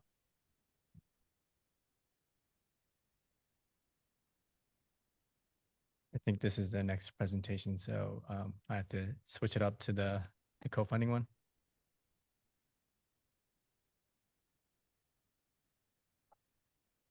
So while the slides are coming up, I just want to give you a little bit of background as to what you're going to be hearing today. So these are going to be concept plan changes for the co-funding requirement in the translation and clinical programs.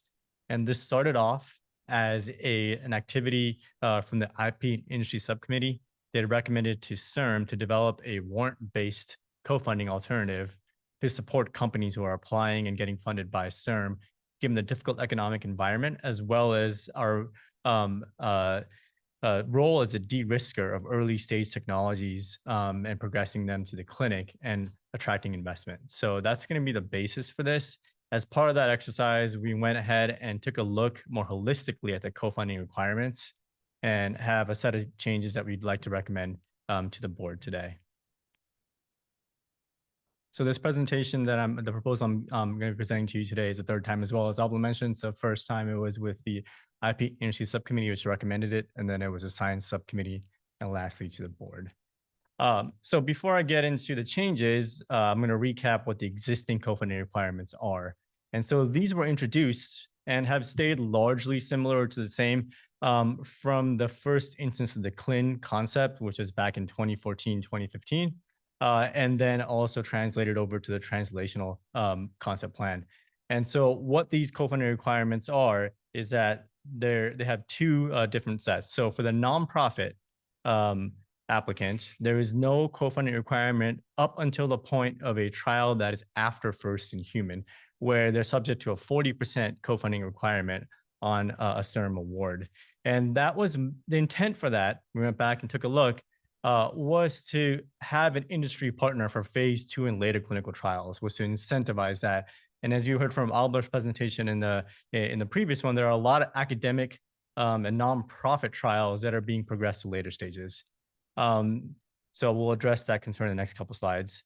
On the for-profit side, the co-funding requirement is progressive from translation to later stage clinical trials. And the intent for this co-funding requirement was to demonstrate a commitment to the proposed project from the company. So they're cost sharing along with CIRM on the project to demonstrate their commitment to that project.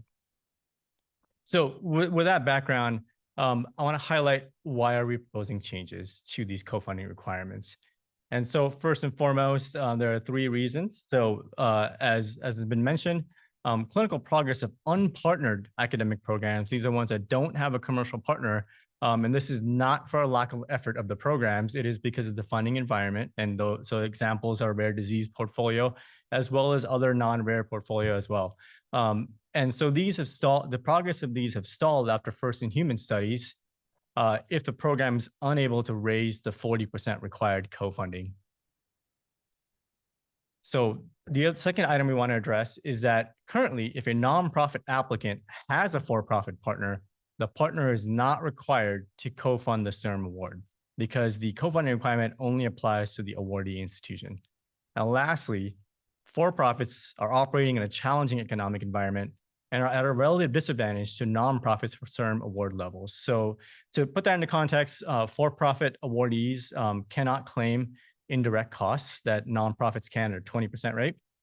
They also have lower funding levels for some of the awards, as was mentioned in the last presentation for CLIN 1, as well as first in human CLIN 2. And with the original motivation of the IP subcommittee to develop an alternative for these companies. So what we're proposing is a set of changes as described in this lovely table here. And so I'm going to stratify the nonprofits into two categories. The first is one that is not partnered with a commercialization partner at the time of application. For these applicants, there will be no co-funding requirement under this proposal at any stage of a translation or clinical award. Now, for a for-profit applicant or a for-profit partner of a nonprofit applicant, that is a mouthful. For those two types of applicants, the for-profit side of that is going to have a co-funding requirement, but they have optionality, whether a cash-based co-funding requirement as currently exists, or to issue warrants to CIRM. These are equity warrants, which I'll get into in excruciating detail in a few slides.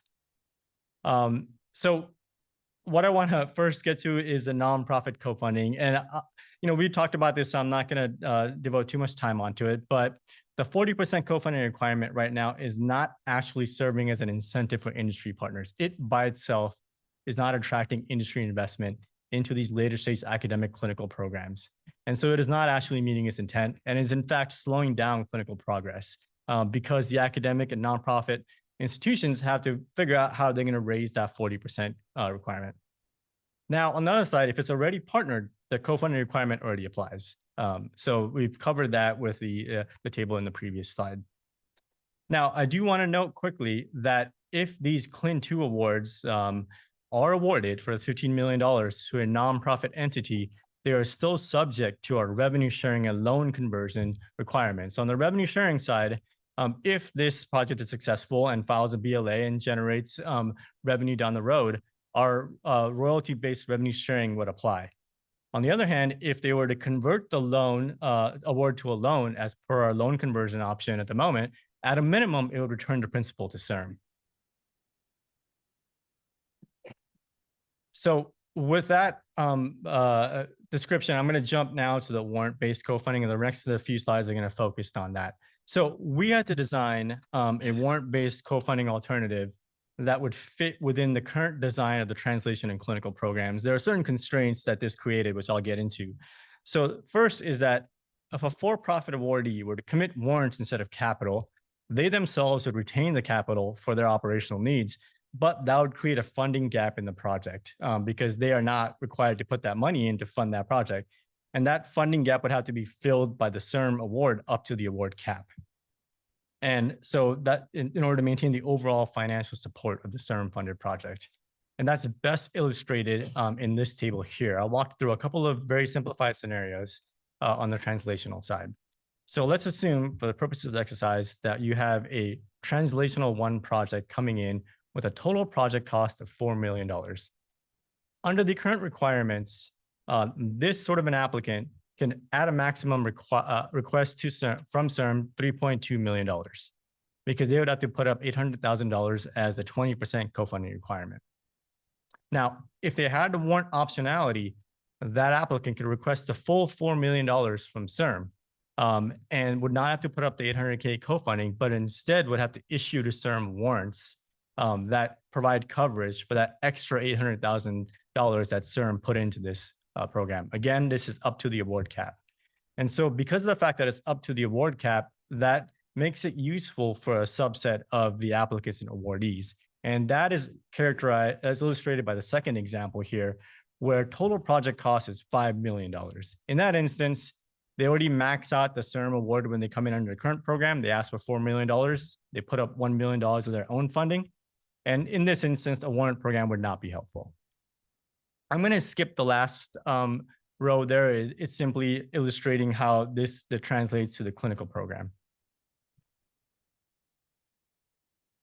So why warrants? So when the IP and Industry Subcommittee was recommending to look into the warrant-based co-funding option, they knew that CIRM had a prior history with warrants. And so this was as part of the loan program in the past. And so just to back up a little bit, equity warrants give the holder the right to purchase shares of the company stock. So essentially, a warrant is the right to purchase shares of a stock in that company at a set exercise price, that's per dollar of the share, as well as within an amount of time. That could be 2 years, 5 years, 10 years. And so these are usually used as an additional sweetener or equity kicker on loans or investments to incentivize the loan or investor into a young company. So CIRM previously was issued warrants by one of the loan program participants. CIRM held the warrants until it decided to exercise them. This decision was made in coordination with the business development team, the legal team, as well as the chair and the CEO at that time. The warrants were exercised and assigned, and the stock shares themselves were assigned to a CIRM fund or an account held at the San Francisco Foundation. And so this account is able to accept equity and liquidate it. And so the way that the agreement between CIRM and the foundation was set up, as soon as equity was deposited into the account, they would liquidate as soon as possible, and then transfer the proceeds from the selling of those shares to CIRM.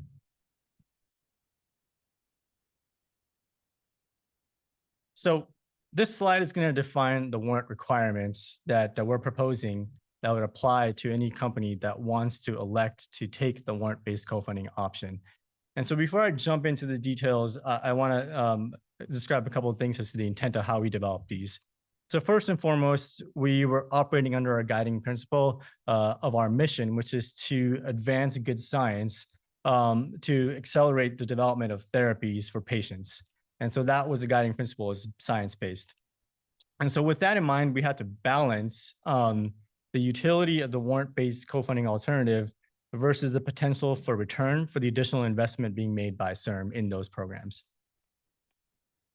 And we worked very closely with the IP subcommittee co-chairs, Dr. Abu Salam, as well as co-chair Jules Gard, on developing many of these proposals here, along with our external counsel, as well as our CIRM leadership.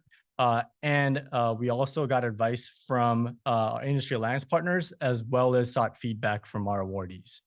So all that kind of culminates in some of the information on this slide. So first and foremost, the applicant would elect the warrant-based co-funding option at the time of application. And this would be based on information that they have about the terms. They'd have a term sheet of the warrants, FAQs, and other reference materials. And the applicant may combine the warrant-based and cash-based co-funding options. The warrant must be issued at award start. And so this is commensurate with the fact that CIRM commits its funding upfront when the board approves the award. There will be no mechanism for buying back the warrants. So the company has no mechanism to buy back the warrants during or after the award period from CIRM.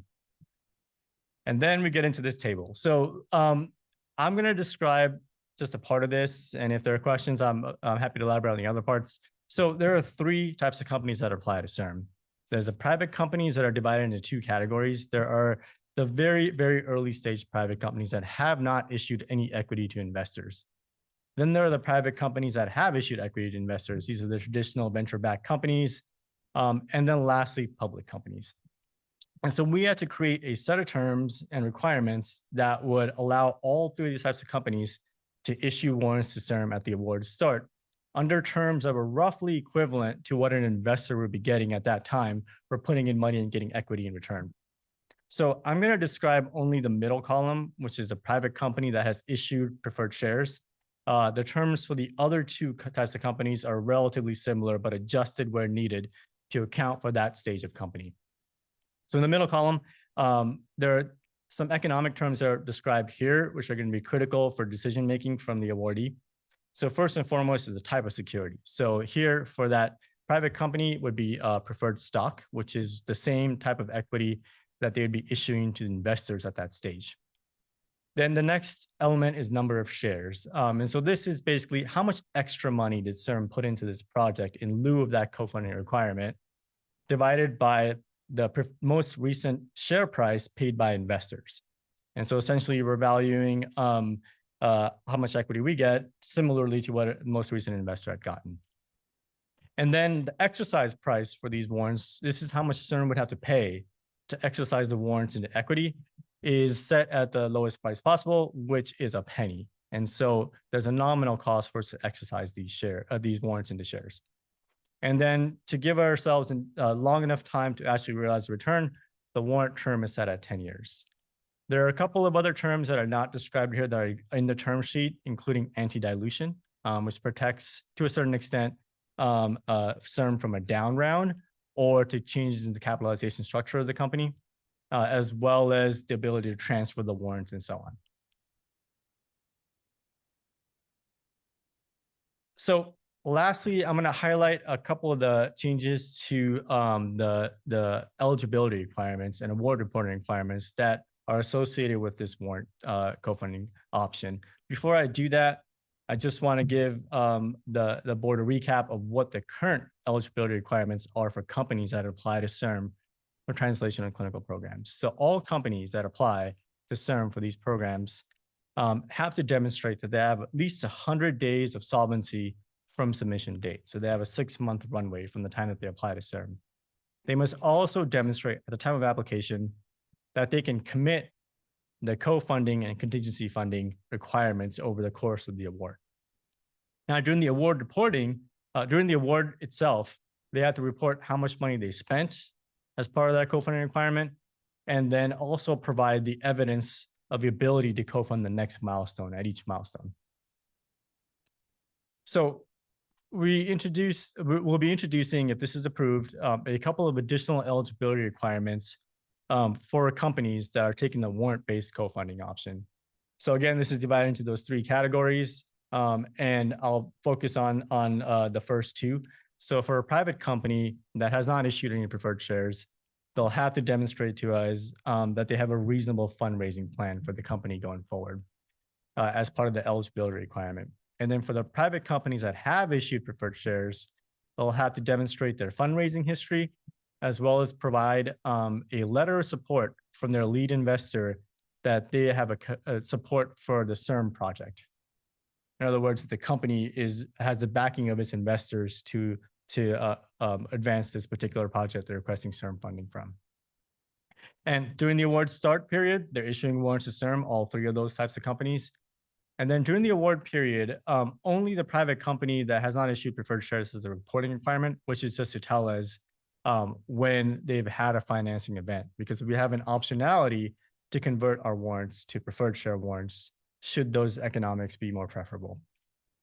And since they're very early stage companies, the CIRM BD team will, where needed, utilize the Industry Alliance program to help that company with this fundraising effort.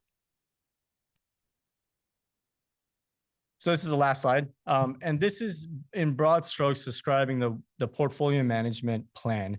And one of the things I want to mention before I get into this is that as part of this, we've already started thinking about the details and decision trees that may be involved in executing on this. And we'll be fully fleshing out this plan in coordination with outside counsel, CIRM legal, as well as IP industry subcommittee, and bring it back to the board for review and approval as part of the management plan. So in broad strokes, we have to be able to manage the issuance of warrants and the compliance monitoring. This is going to be managed by the CIRM team with support from our outside counsel. These are largely legal matters. And then in terms of actually realizing a return on those warrants, whether it's a sale or exercise of the warrants, liquidation of any shares, and transfer of proceeds to CIRM, this will be managed by a CIRM and facilitated by a account again to be able to hold that equity and to liquidate it at a California community foundation. And so in broad strokes, here's a process flow. And as I mentioned, we will be fully defining these steps and bringing that back to the board for consideration. So first, it's the awardee issues warrants to CIRM at award start, and CIRM holds the warrants until it's a decision to exercise. Or in many instances, there could be an automatic exercise triggered. So for example, if it's a private company that has a change in control or it goes public, that's going to automatically exercise those warrants into shares. And then upon exercise, the warrants are converted into company stock shares that are assigned to and held by the CIRM fund. And then per CIRM instructions, the community foundation would liquidate the shares of the company stock and transfer those proceeds from that fund to CIRM for CIRM to use. So I don't have a slide from Scott, but at this point, CIRM, oh, I do, cool. CIRM requests the approval of the co-funding changes to the translation and clinical concept plans. Well, thank you, Sham. That was a great presentation.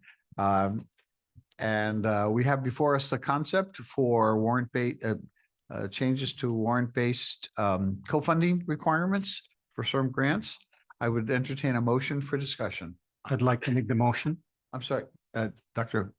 Husalem made the motion. Do I hear a second? Second.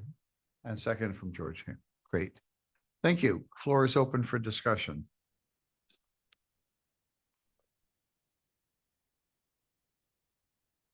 We could have preferred discussion. I'm curious if there's been any modeling done to try to estimate the potential return on an investment.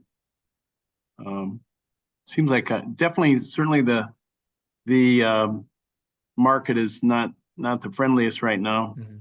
And it came out in the news yesterday, the projected shortfall, some of which relates to companies not doing IPOs as much as they historically have. Does the staff think that this could have an impact on it, or is it more to basically ensure that we're getting the best grantees where otherwise we might not? Hey, Jim. Great question. So in terms of the modeling, you're absolutely right. If you're to focus on cell and gene therapy companies and take a look at that data, which we have done, is heavily skewed by the heady times of the last, prior to the current downturn. There was a period where between 2015 and 2020, there were a lot of gene therapy companies launching and going public within a couple of years of launching and rapidly raising funds. And so that heavily skews that timeline. I think for us, with the fact of having a relatively long warrant term, helps us kind of ride out some of the economic conditions that may happen here. But again, as I noted, it's a balance between making sure that we're funding the best science going forward and helping these companies as best we can with the ability to get a return as they progress and become successful. Yeah, I thought the 10-year term was great. Thank you. So board member Elena Flowers, thank you. Thank you so much, Dr. Patel. That's really great. And I've now heard this presentation twice, and I think I'm getting my head around it. It seems like there's a step in here that is beyond the scientific merit review, that is the sort of financial aspect of this that I think you described as the fund applicant eligibility, the fundraising plan, or the fundraising history and lead. So where will the responsibility fall for evaluating those aspects of the application? So those are largely analogous to what we do now as part of the co-funding eligibility. So companies that are required to provide cash-based co-funding, they have to describe how they're going to meet that. And oftentimes they're describing how they either have committed funding or are having fundraising coming in. And as part of the eligibility review of the applications, where we're looking at the budget, the scientific eligibility, we also do that eligibility requirement internally at CIRM. Board member Pat Levitt, thank you. So if CIRM goes away, and these are long-term warrants, who holds the warrants? So I'm going to punt that question to our legal team. Oh, excuse me. Sorry. Yeah, this is a mental exercise we went through, Pat, when we were near winding down under Prop 71. Basically, what we would do is the Attorney General's office sort of has the automatic ability to step in and represent the state in any of its interests, and this would be one of them. We would also, in anticipation of a wind down, work with the legislature if necessary to allocate any particular aspects of CERM operations to a particular department, if that made sense. Okay, so there's a mechanism. Great. I was wondering if you were going to ask what happens if the state of California goes away, and I was like, oh, I don't want to go there. I'm not that draconian. Thank you. I'm not seeing any other hands. Does anyone else see any hands? No. If not, then let's survey for public input at this point. No. No hands are raised. Then I think we can proceed to a poll of the board members. Thank you. All right, all members in the room, say aye. Aye. Those opposed? Abstain? And I'll poll those on the Zoom. Haifa Abdul Haq, Yes. Jim Kovach, Yes. Judy Chow, Yes. Leandra Clark Harvey, Aye. Deborah Dees, This is Monica Carson stepping in for Deborah Dees. I vote yes. great, thank you very much. Fred Fisher, Yes. Isabel Derone, I will bow to the smarts of all of my colleagues here, since some of this went over my head, but I do appreciate the work that's been done. So I'll vote yes. thank you. Judy Gasson, Yes. Larry Goldstein, Yes. Steve Julesgaard, Yes. Rich Lahara, Yes. Lynn Malkus, Yes. Chris Miaskowski, Yes. Lauren Miller Rogan, Yes. Joe Panetta,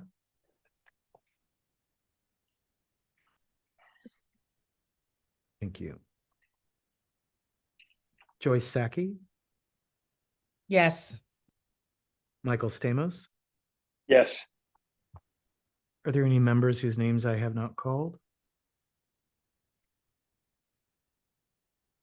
Great, thanks very much, Mr. Chair. That motion carries. Thank you, Scott, for the vote. Thank you, Sean, for that great presentation. Thank you.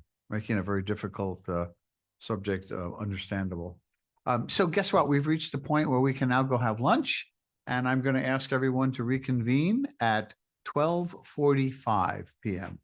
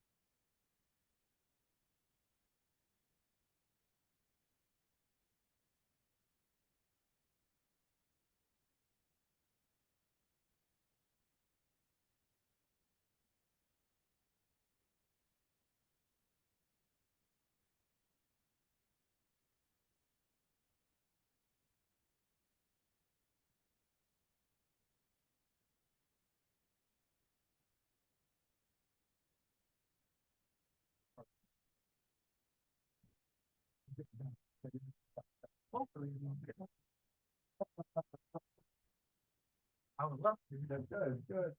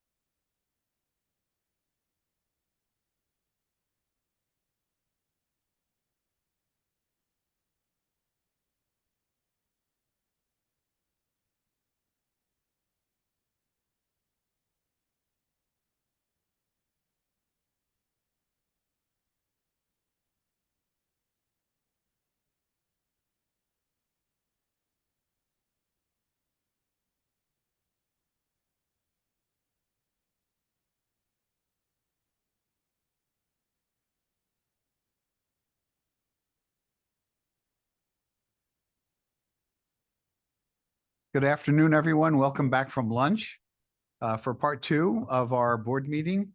We're going to take up again where we left off. So this is agenda item number 10. We're going to have a presentation now. It's an update on our education strategy. It will be delivered both by Vice President Rosa Caneta Aviles and assisted by Kelly Shepard. Is Kelly in the room also? Yes, There she's you are. over Hi. there. Thank Hi. you, Kelly. Okay, great. Take it away. Thank you, Mr. Chairman, Madam Vice Chairwoman, and members of, that's how you say it, no? Madam Vice Chair. Okay, yes. Oh, yes.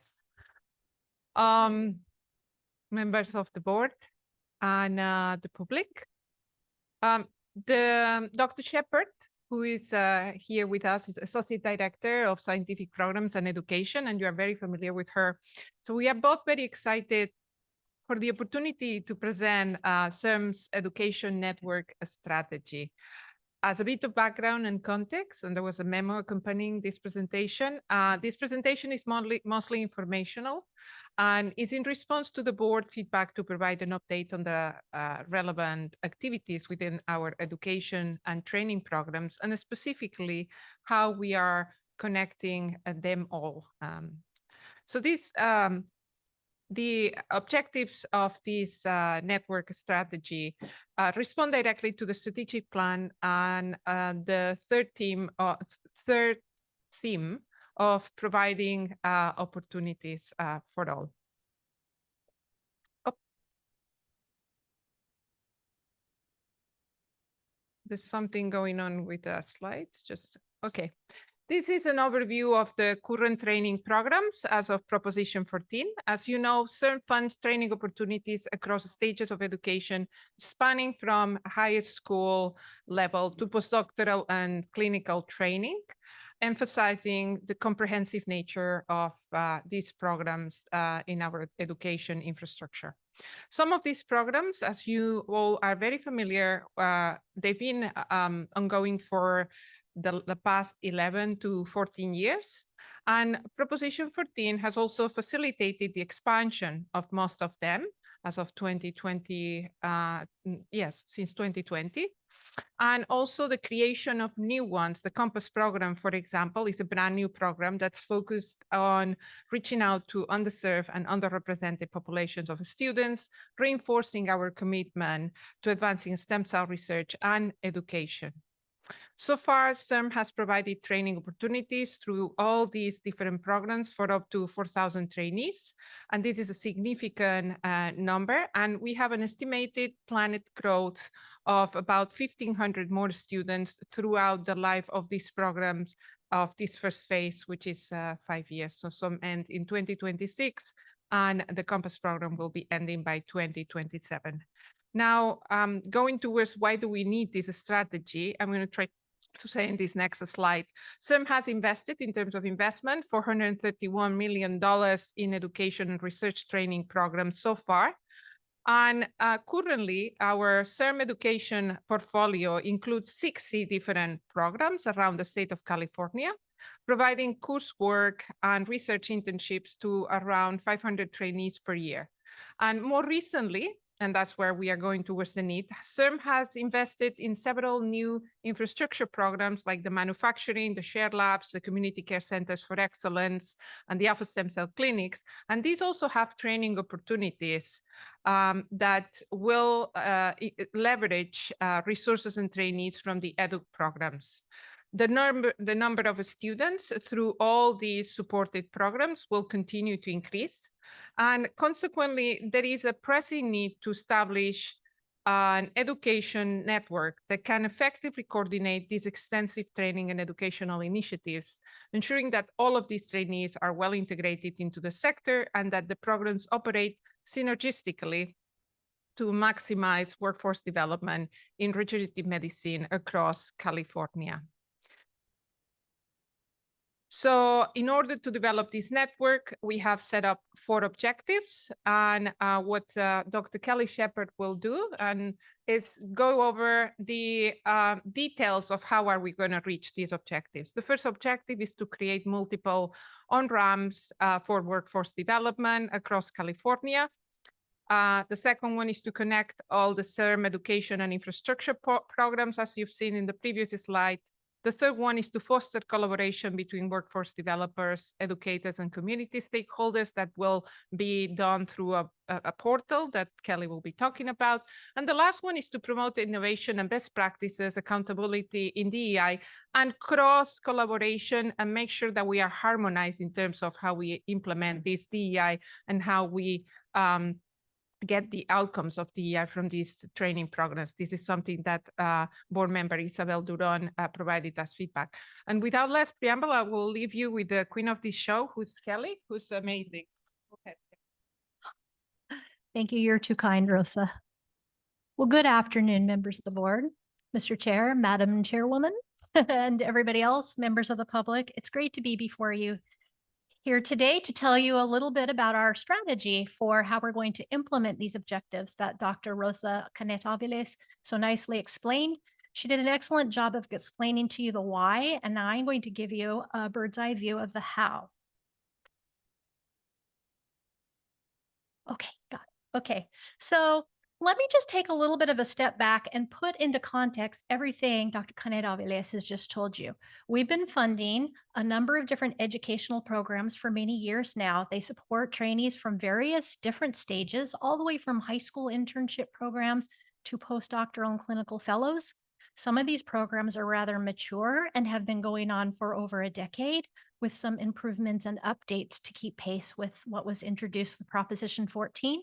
Another program we have is fairly new, the Compass Award program, which just completed its first birthday. But all of the education pillar programs are up and running and have developed as part of these programs courses and activities that the students participate in regarding patient engagement and community outreach. There are mentorship practices that have been established. All of the education pillar programs have diversity, equity, and inclusion plans and outreach strategies to reach underserved communities to try to recruit them into these programs. So there are many developed assets as well as assets in development that are available to be shared more broadly. Now, in addition, as Dr. Canet-Aviles described, we have funded and are funding in the near term a number of new infrastructure programs that have components that are developing new training mechanisms, some of which will have direct interactions with trainees coming out of our pillar programs, others that are entirely new and will be recruiting members of the public and students from community colleges, et cetera. So we now have funded this universe that is continuing to evolve, consisting of courses and assets and opportunities. And they're all being, and up to this point had been being administered separately. But as you all know, our strategic plan is to connect these programs and create a network so that resources can be shared, so that collaboration can be enabled, and the value can be expanded both within and outside of this CERM network.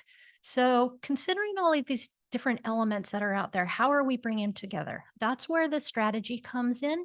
This is something that's being done administratively and represents a collaboration between many different groups at CERM. The major ones who lead these programs are listed across the bottom. The scientific programs team, which leads the educational pillar programs. And we have our infrastructure programs that are the manufacturing centers, California Manufacturing Centers, which is managed by Dr. Patel's group, Business Development. And we have Alpha Clinics expansion and the upcoming Community Care Centers of Excellence that will be managed by Dr. Jeff Lomack through the Medical Affairs team. And then we have the Shared Resources Lab that will be coming in early 2024, led by Dr. Usa Grieshammer in Rosa's group, the Scientific Programs and Education team. So this slide is just a bird's eye view of the strategy. You don't need to read everything on it because it's just meant to show you how there's kind of 5 major arms to this strategy that are coming together.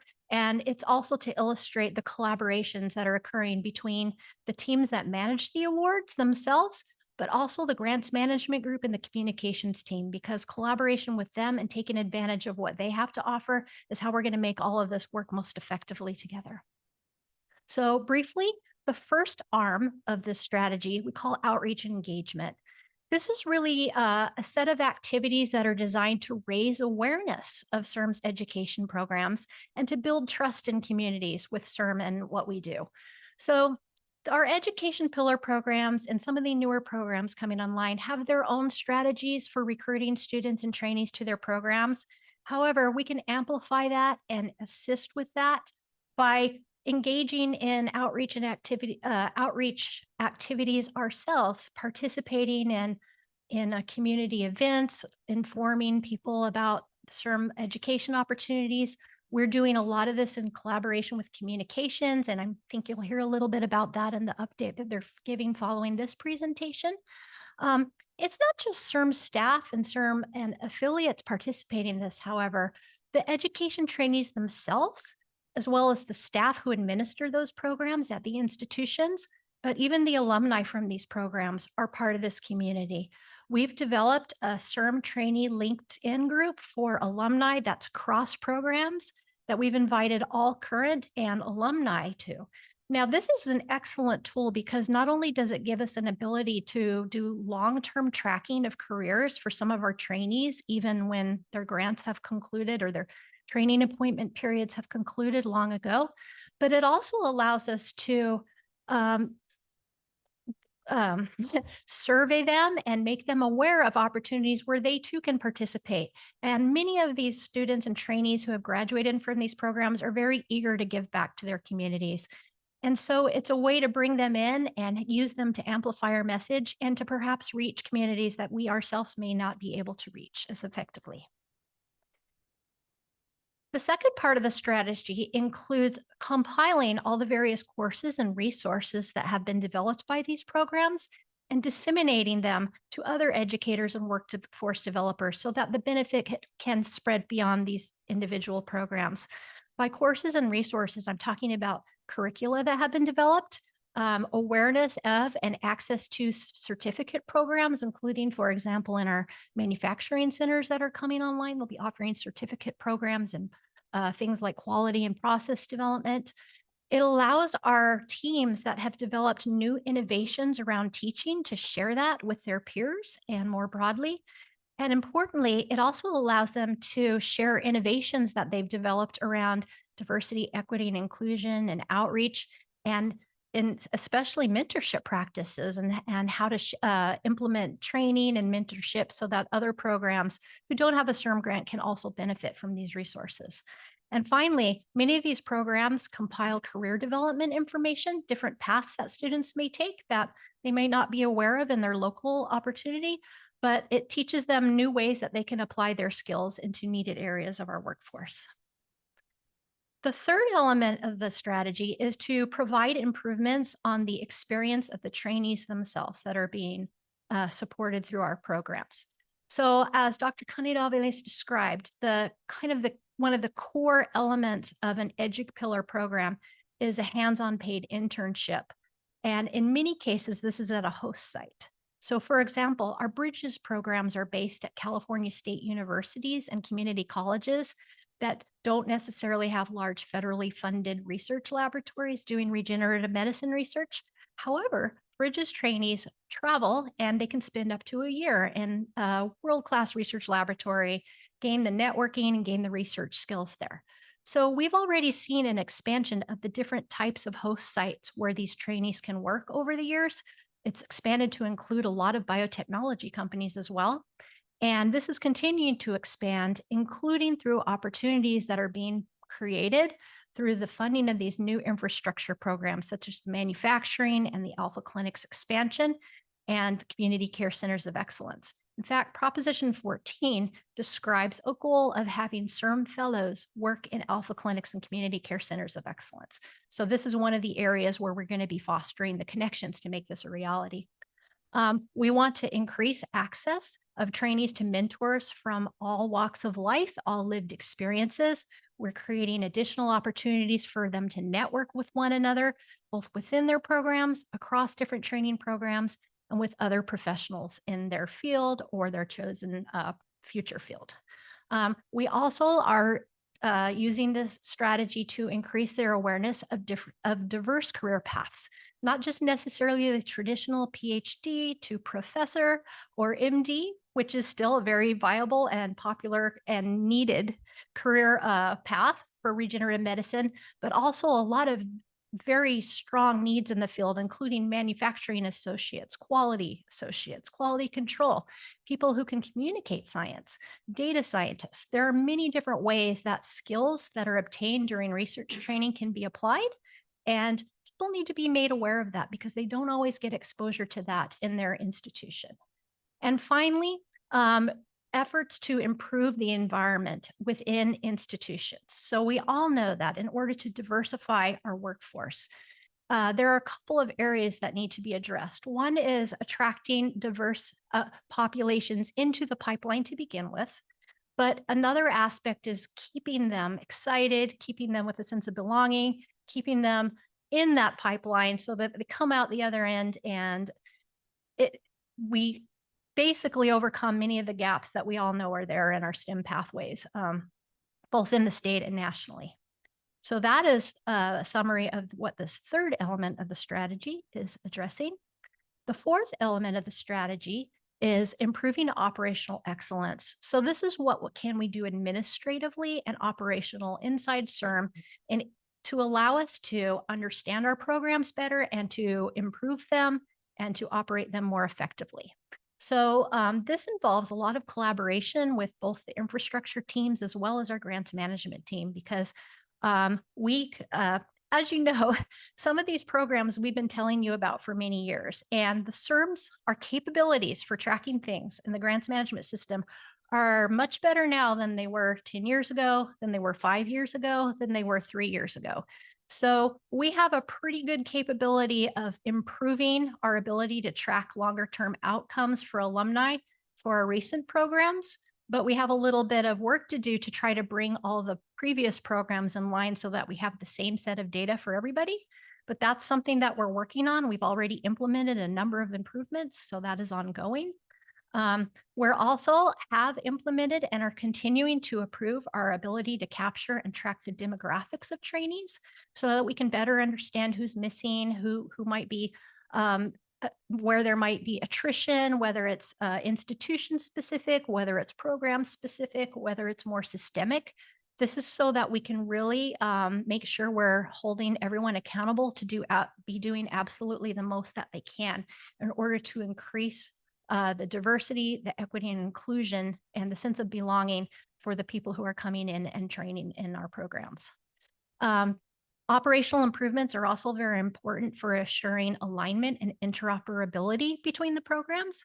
I've already mentioned that the programs that comprise the educational network include programs that are managed by different groups within CIRM.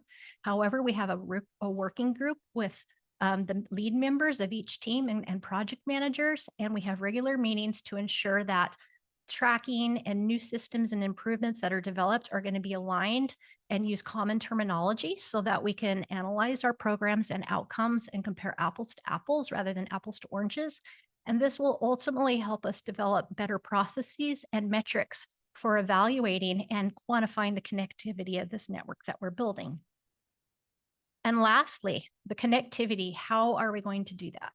So what we are doing is we're putting together a web portal that is going to connect all of these different elements that I've talked about, including access to the trainees themselves, who are in a way human resources or human assets, as well as the best practices and the courses that have been developed by any number or any member of these programs or will be developed in the future.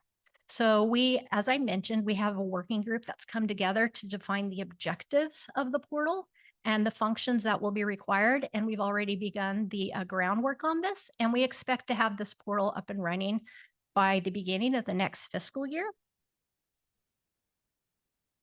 So again, the objective of that portal is to facilitate connectivity between the programs, to facilitate collaboration between the programs, and to amplify the value of these programs within and without of the network.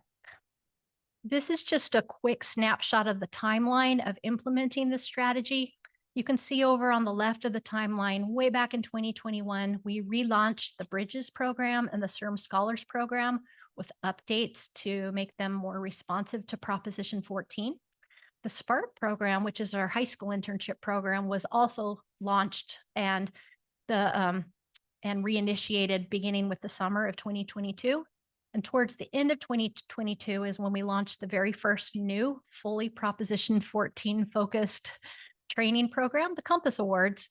And that program has just completed its first anniversary. So hopefully the next time I come to give you all an update, I can tell you a little bit about how that program is doing. So getting to our infrastructure programs, the Alpha Clinics, where expansion was relaunched in early 2023. And more recently, the California Manufacturing Network Phase 1 programs have been launched through Dr. Patel's group. And so we're really excited to see those up and running. A number of them have built-in collaborations with some of our EduPillar programs, and we're very eager to start implementing the connectivity between those. Coming soon in 2024 before you will be a slate of new shared resources laboratories, which are going to provide courses.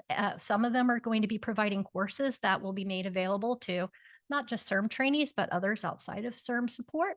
And in 2025, when the Community Care Centers of Excellence are in place, that will serve as another site for hosting or providing resources and training opportunities to CIRM Edu Fellows and others supported through our infrastructure programs. So the EduPillar programs have relaunched and are up and running. They're supporting several hundred students per year or trainees. So there's a lot of opportunity there to connect them and provide new opportunities for them. The infrastructure programs have been with educational components. Some of them have been launched and some of them are ongoing and will be coming before you soon. We have built and launched the Trainee Alumni Network, which is a LinkedIn group. This allows us to reach out to our alumni and trainees en masse if we want to solicit their opinions on things, or if we want to make them aware of jobs or other kinds of opportunities, or search to see if any of them would like to come back and be mentors, which many of them do. So that gives us that ability. Coming up over the next 6 months, we'll complete developing and launching the web portal that I talked about, which will enable that actual platform for connectivity to occur. We'll implement some of those outcome tracking enhancements that I described relating to our ability to track DEI and hold grantees accountable and better understand how they're doing and where they might be falling short or where there might be more resources needed. And finally, the iterative improvements and updates. This is not something that I can tell you when it will be finished because we're always learning and finding ways that we can do things better. And so that's going to be an ongoing process, probably as long as I'm around to talk to you about it. So just a quick summary of the strategy that I've presented with you and shared with you today. The purpose of the strategy is to leverage CIRM's past, present, and future investments in education and infrastructure. It's creating interoperability within and across the programs. It promotes the sharing of resources, curricula, and knowledge, both to internal and external communities. It's promoting the best practices in DEI and mentorship, a lot of which has actually been innovated in the programs that we supported. And finally, it will foster collaboration and innovation in workforce development and outreach broadly. So I thank you for your attention, and I'm happy to answer any questions if anyone has any. All right. Thank you, Kelly and Rosa. This was really a really exciting, almost breathtaking presentation. This overview was informational, so we'll entertain questions. But I don't, I was once a college professor, and I'm going to wager that you don't have to be a member of the academy to recognize what CIRM has accomplished here. The breadth, the depth, the boldness, the comprehensiveness of this educational effort is just extraordinary. And, I don't know who else can do it and who else can model themselves on us. I know that you're going to make all of our materials available to many others, and I hope they take advantage of that. Thank you so much. This was really exciting. Thank you. Comments or questions for Kelly or Rosa? Yes. Do you imagine any of these programs being revenue generating at any point? It seems like the CIRM brand on a program would carry its weight in gold. Well, a lot of these programs are providing training, and the grants are providing a stipend so that the students are able to go to different areas to gain research skills. And it also facilitates the ability of the labs to host them so that where they can gain these skills. So I'm not sure that any of the training programs in and of themselves that we support would be revenue generating. However, some of these programs that are being offered and maybe where external trainees could come and apply and would be paying tuition or course fees could potentially be revenue generating for the providers of the programs. Thank you, Kelly. Dr. Saki is next, and then Yeah, thank you so much, Vito. I want to echo your comments earlier and saying this is phenomenal. This is incredible work, and I want to congratulate CERM for really playing this long game of helping to develop the workforce and using these multiple pathways to do so. I agree with you, by the way, in your response that the goal may not necessarily be revenue generating when it comes to really trying to level the playing field for folks who otherwise don't have access to education or access to exposure to STEM related fields. And so I love that sort of mission oriented vision of really using this to actually also address racial wealth gap, because as you know, oftentimes disproportionately folks who look like me are not necessarily fortunate enough to be a physician like I am. And so I really want to applaud you. I guess my question has to do with long-term tracking data. You mentioned that you have a better capacity to track the data. I would love to hear and see where the graduates of these various programs have landed and whether they are choosing STEM-related fields as is the goal of many of these programs. So I wonder how I could access some of that long-term data. I've in past presentations, one I did, one that our team provided as part of Dr. Milan's presidential report at the end of last year, we had talked about some of the cumulative outcomes that we were able to scrape from the data that's been provided internally. And what we found was about a third of, for example, in the Bridges program, which is the one that's been running the longest continuously, about a third to 40% of those students go on into professional graduate degree programs, such as PhD programs or MDs, but 2/3 of them go and find a job as a technician almost immediately after they graduate. Sometimes they extend their period in the internship lab. They're hired right away and they stay there for a couple years while they're deciding on their next steps. But others have gone on and become technicians immediately. So we have that kind of information. Right now, we are dependent on our grantees reporting on the long-term outcome data of their trainees. And so every year when they submit a progress report, they tell us anything new they've learned about the degrees that the trainees have received subsequently, their current position. However, if any of the alumni drop off the map or their contact information changes, sometimes information is lost. So what we would try to do by creating this trainee LinkedIn network is identify trainees that we can, whose contact information we still have, but hopefully through the power of that networking, identify others and bring them in. And through LinkedIn, we are able to see what their current positions are if they're actively using LinkedIn. And so that's one way of being able to keep track of where they are now and where they might be in a few years, right? Now, this only gives us a subset of the alumni, the ones that have jobs and use LinkedIn. And so another challenge is to try to identify those who maybe have dropped off of contact, find out whether they're still in the field or whether they've gone into other professions. I mean, there are many, many other valid professions that can benefit from having skills developed through one of these programs, teaching, all kinds of things, politics. Several of them have gone in to become policy fellows.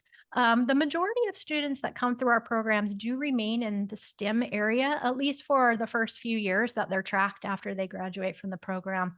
So ultimately, we want to try to create additional categories so we have more granularity in how we track the different career trajectories of the students, especially now that we're going to be having trainees coming in with specific training in manufacturing type positions. The world of different types of training that we are offering through our CERM programs has expanded a little bit. So I think we'll be able to get more detail about the types of career paths and hopefully bring more people in to pick up some retroactively some of the data that we weren't able to capture in the earlier years of the program. But I think we'll be able to do better tracking and assessment starting now and going forward as we continue to improve operationally.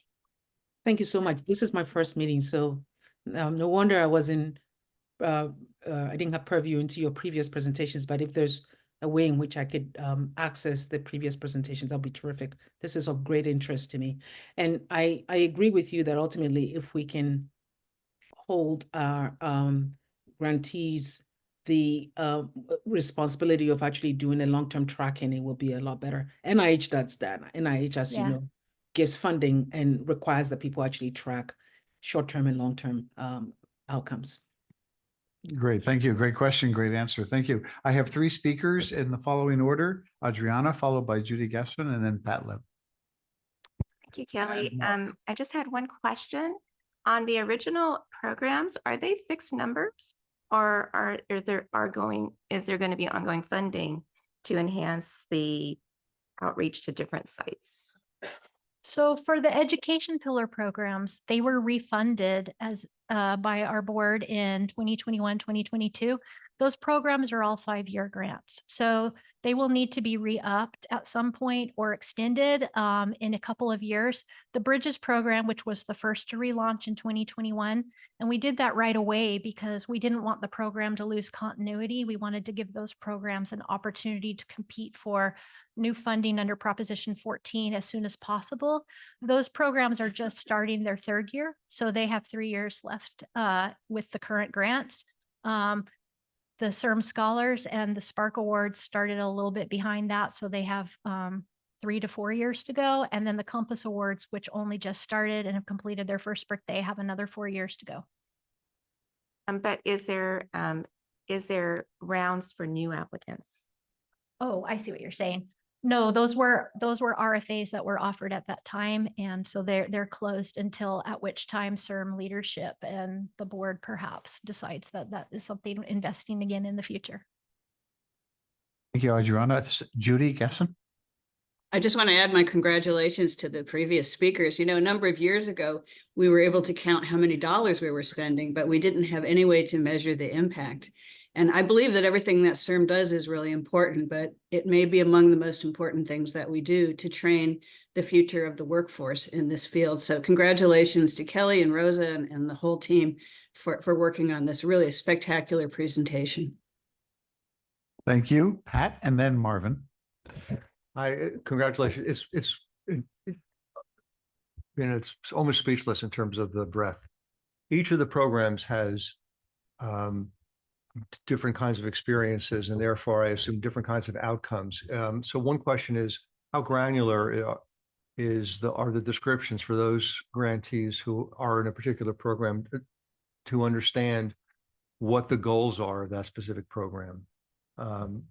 Not every program is designed to have individuals go into manufacturing or go into academics or go into, so I'm just wondering how granular the CERM's descriptions are for those outcomes. And the second question relates to what are the programs responsible for in terms of quality of mentorship or training of mentors, because all these programs are really highly dependent upon the quality of mentorship. Okay, so to the first question about the granularity. So each of the 4 EduPillar programs that I described did have different objectives. The Bridges is perhaps the broadest because there are 15 different Bridges grants, and they're based at California State Universities and community colleges. Now, some of these are master's programs. Some of them are offering certificates to students at different levels. They might be an associate level, but it could be somebody who had a career with a bachelor's degree or other degree in a different field and wanted to come back and get trained in regenerative medicine. So the Bridges program was designed to provide internship opportunities to students in these state and community colleges, let them try out research as a full-time internship in a lab, it was to bridge their ability to find out how much they like research, whether they want to go on and become a PhD or a professor, or it was also to create technicians, because there are many valuable skills that there are a lot of job opportunities for technicians out there, that some of that are really needed, that the field is short on, right? So when Bridges first started out, we saw a lot of the programs were kind of specialized around the specialty of the institution that housed the award. So that is also to an extent true with the Compass Award. So we have 2 Compass Awards that are based at community colleges, but the program directors of those are individuals who have developed bachelor's degrees in biomanufacturing. So the students being trained in those programs are going to get a real core of manufacturing specialties. They're going to get exposure to some of those industry skills like quality and manufacturing associates that you don't necessarily get exposed to in an academic institution unless you're working in a GMP manufacturing facility. So I would say in the early days, we saw a lot more really truly fundamental research, but it has shifted more towards regenerative medicine skill sets. But each program is a little bit different. The SPARK programs which support high school internships.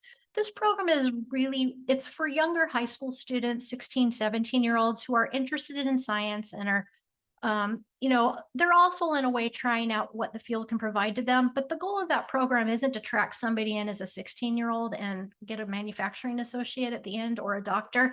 It's to expose them to regenerative medicine, what it's like to work in a laboratory, and make them understand and appreciate the perspective of patients, the importance of community outreach, and help them be good ambassadors for the field. So there have been, most of the Spark graduates, I would say, do go into STEM, but some of them have gone into policy, some of them have gone into other areas, but what they bring with them is the appreciation of the importance of regenerative medicine, how science can help their communities, and they share that and they become our ambassadors.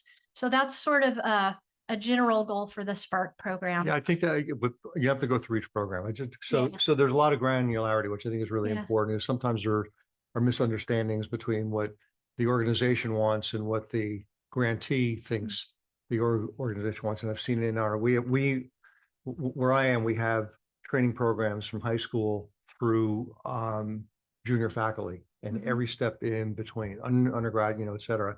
And sometimes there's this misalignment. Sounds like things are very, very clear. What about mentorship? Yeah, in terms of how that's done, if it's done. Mentorship is also very important. There were sections, and when these programs applied for CERM funding, they were reviewed by grants working group members with expertise in education and training programs. They described their mentoring components, and that was part of the evaluation. Mentoring has always been an important of even the longstanding programs, but we placed even increased emphasis on Compass when we had a chance to come up with a new program. Compass is focused on students that are earlier in their undergraduate training. It's focused on students who may not know what they don't know. They may not be aware of all the different types of opportunities for them, and they need mentors to provide a guide or a compass for them, right? So the mentor, sorry to interrupt. So I understand the mentorship is important in all these programs. I'm wondering if there's a component in which the mentors are trained to actually be mentors. So I'm involved in training an individual where I am, who's in the Compass program, and nobody asked me what my training background was. I'm just saying. Oh, you should. You should let me know, because there's a big part of the Compass program is involved in mentorship, and mentor training was actually required.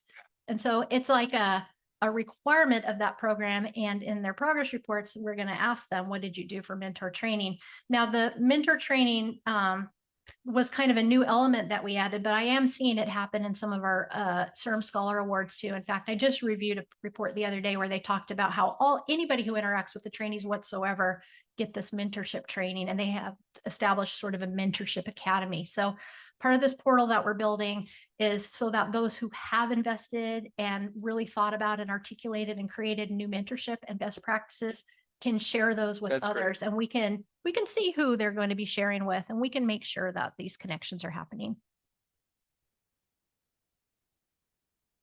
So again, a wonderful presentation and great work.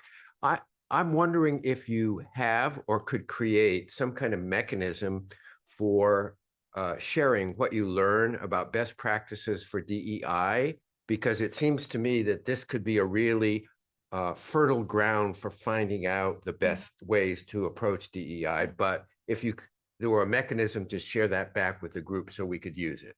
Yeah, absolutely. The web portal that we're developing will have a public facing side, and those kind of resources are going to be available to anybody.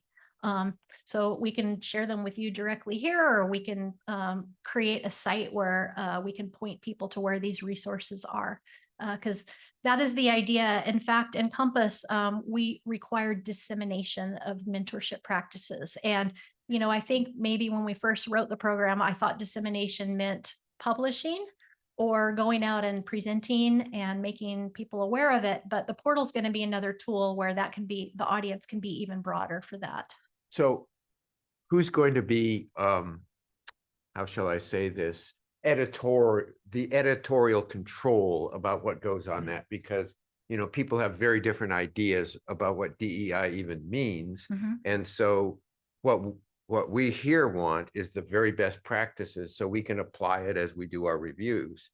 And, we have a very good template right now, but that doesn't mean it couldn't get better. That's a good point. So I don't think we have, I personally wouldn't call myself an expert in evaluating the quality of the programs. I see a lot of different ones, and a lot of them are structured specific to their institutions. But what will be clear on the portal is that there will be information about each program, who they target, what their level of training is, and what kind of practices they've developed. And your point is good, and it's something I think we're going to have to think about. I know, Kelly, if you don't, yeah. Oh, sorry. Hi, No, it's Rosa. all good. It's all good. So, Dr. Southern, we are going to hear a presentation soon. And one of the things that CERM is doing is we are developing in the coming year a strategy, and the education will align with that strategy. So that will be more granularly expanded as we get this strategy set. Thank you.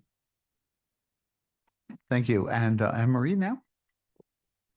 Yes, but the only purpose of my intervention is to make sure that my voice is on record, to have joined the choir of everyone who congratulates you. I don't want to be, I have a FOMO, which I don't always have. And I also want to say, it's really over the years, really one of the first time, as I recall, that the CERM team made a presentation that is that comprehensive. It feels like this time all the pieces of the puzzles that we have heard over the past 4, 5, 6, 7 years all click together. Like you push on the puzzle, it all's there, it clicks, it's makes sense, it's comprehensive, uniform, and it has a vision. So thank you so much. Thank you. We really appreciate that. That's very kind. Well, I don't know if we can take any more compliments, can we? Wow. Okay, brava. I just want to say that it takes a village. Yeah. And, I've been at CERM for a long time, and I've had the privilege of seeing these programs evolve. But I want to acknowledge that Dr. Zambrano here was involved in the very beginning of one of the first Bridges programs. And while he's moved on to other roles, his advice and counsel on the early stages of setting things up really have helped us all think about how to make these programs better. That's wonderful. Thank you. Gil, a part of excellence that is unavoidable. So Are there any members of the public that would like to make some comments or ask a question on our educational accomplishments? No hands are seen. Okay, well, thank you very much, Thank you, everyone. Kelly and Rosa, for the presentation. We're now going to move on to agenda item number 11, which is an update on our communications. I'm sorry? 12. 12 first. Oh, okay. It was actually a perfect segue. Nobody told me. Okay. We good? Can you hear me? Sorry, thank you.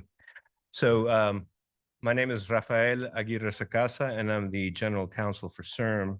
And I've got the distinct pleasure of introducing a presentation by the Diversity North Group who has been working with CIRM over the past year to perform 3 studies on behalf of CIRM at the request of CIRM dealing with DEI topics and initiatives to get best practices and the like. Specifically, Diversity North has conducted an investigation on the best practices in equity grant making in the health sciences. Then they've also examined our DEI reviewer evaluation rubric, which is used by the reviewers when evaluating DEI plans and the like. And then finally, they performed a study on DEI best practices associated with the design and implementation of clinical trials. And we see this as just the first step in refining our DEI strategy, as mentioned by Rosa. And so you'll see some additional recommendations in Diversity North's presentation. Once these are further crystallized, we'll present it to the board for discussion and input, of course, and then we'll move forward. So without further ado, I'd like to introduce Dr. Joanne Kamens and Dr. Teresa Nelson from Diversity North. Thank you.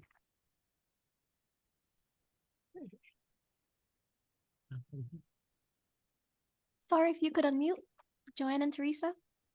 Okay, sorry, I'm just getting There I am. Hi, everyone. Teresa Nelson. I was just saying, great to catch the tail end of that presentation. It's pretty exciting stuff for us to hear as well. So here we are. I'm the managing principal and founder of Diversity North Group. Joanne's going to be putting up our slides. And we've really appreciated the opportunity to work with CIRM over this year, 2023, on a sort of limited set, as Raphael introduced, to really look at better articulating mechanisms to learn about, refine, and advance CIRM's diversity, equity, and inclusion commitment. And we're glad to be here today to sort of share some really high-level highlights of the work of this contract. So, sorry, one second, I have technical issues. 1 second. I'm going to try one more time. Let me just go on to the agenda. So in these brief minutes, we want to give you just a flavor about Diversity North Group, introduce ourselves, and give a very high-level overview of the deliverables of this 2023 CIRM project. And then we have, as said, a group of recommendations for next steps on the work for your consideration and discussion. So we can go to slide 3, Joanne. Okay. Great. So we wanted to just give you a look at your Diversity North project team. I founded Diversity North Group 8 years ago because as a PhD academic, professor, and researcher, I was really dismayed that the findings of years of excellent management research on how organizations can implement diversity and inclusion into the rhythm of who they are, it was just not making it over the bridge to practice in organizational life. And you know how it is with academics, we don't share our learnings in the best possible way for the world to really grab onto them and use them. And that's really why Diversity North was founded. We anchor ourselves in the findings of the social sciences. We build all our own models, research projects, quantitative and qualitative assessments, and learning sessions.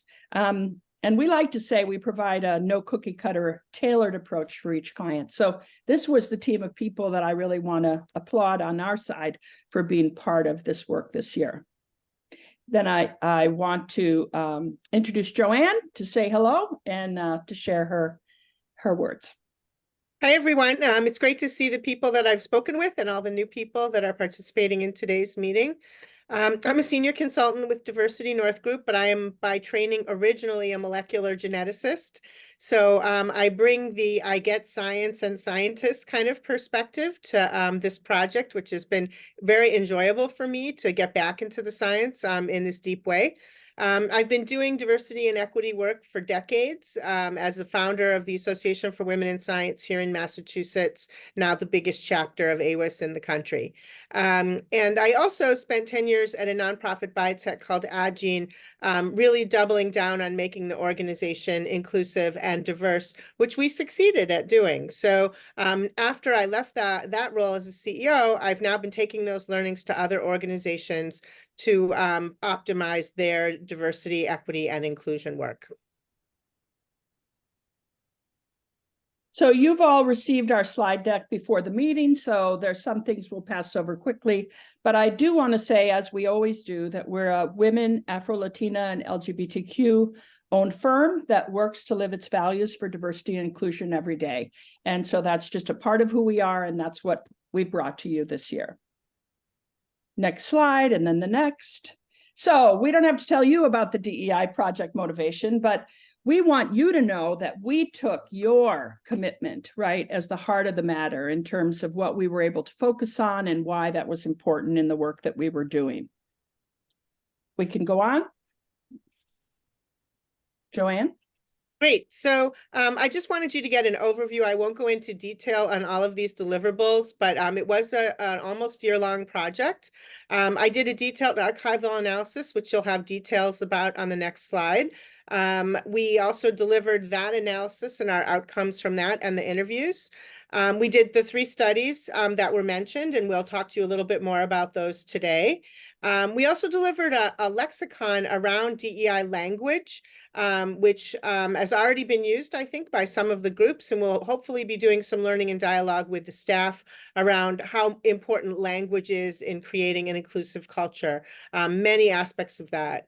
And finally, we, had a lot of meetings with people at CIRM, and I mention that because really in some of the upcoming slides, you'll see how much we got to know the organization and in a way that greatly influenced the work that we did, worked really closely with other people. And also, it's a complicated organization, and it allowed us to really make some observations about where the levers were to draw change and what different levers would be used for different goals around DEI. So hopefully you'll hear some of that in the slides that will follow.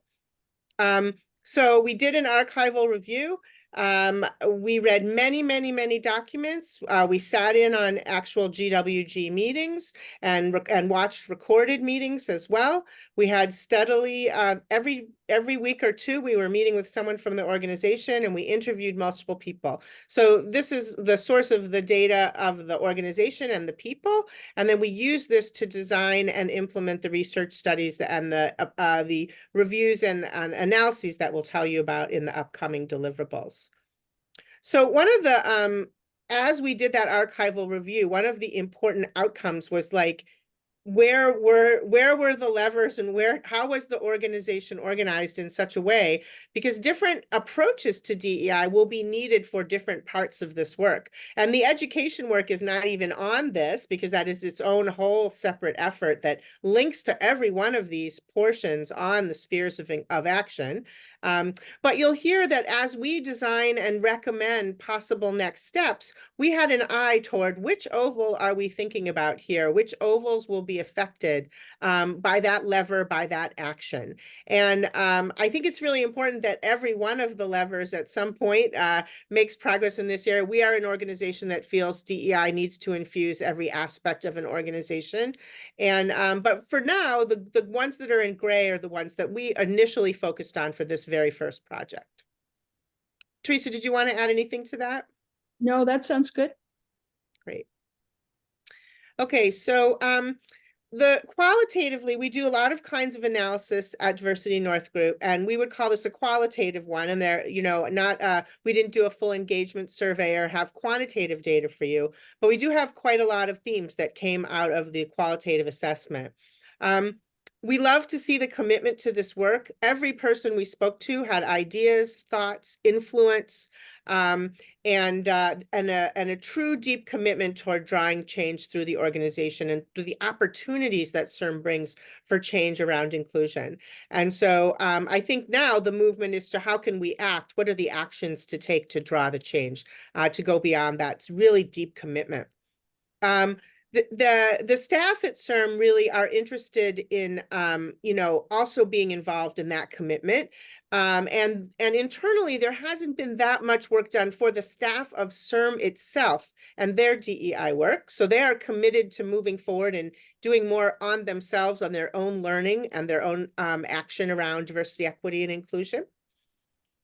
We believe we looked at and Teresa will talk more about the research and on the ground, what the world is doing around equitable grant making.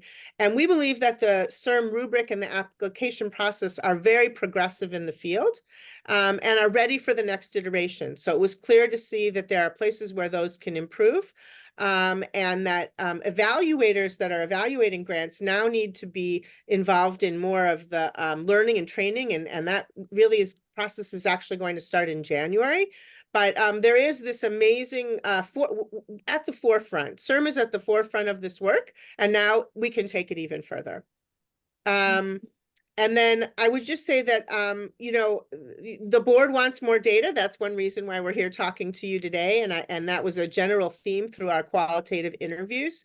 And there are some legal hurdles, as you know, around the gathering of data around diversity, equity, and inclusion. And so we are thinking already creatively on ways to do that effectively, that is within the law and within the comfort of the full staff.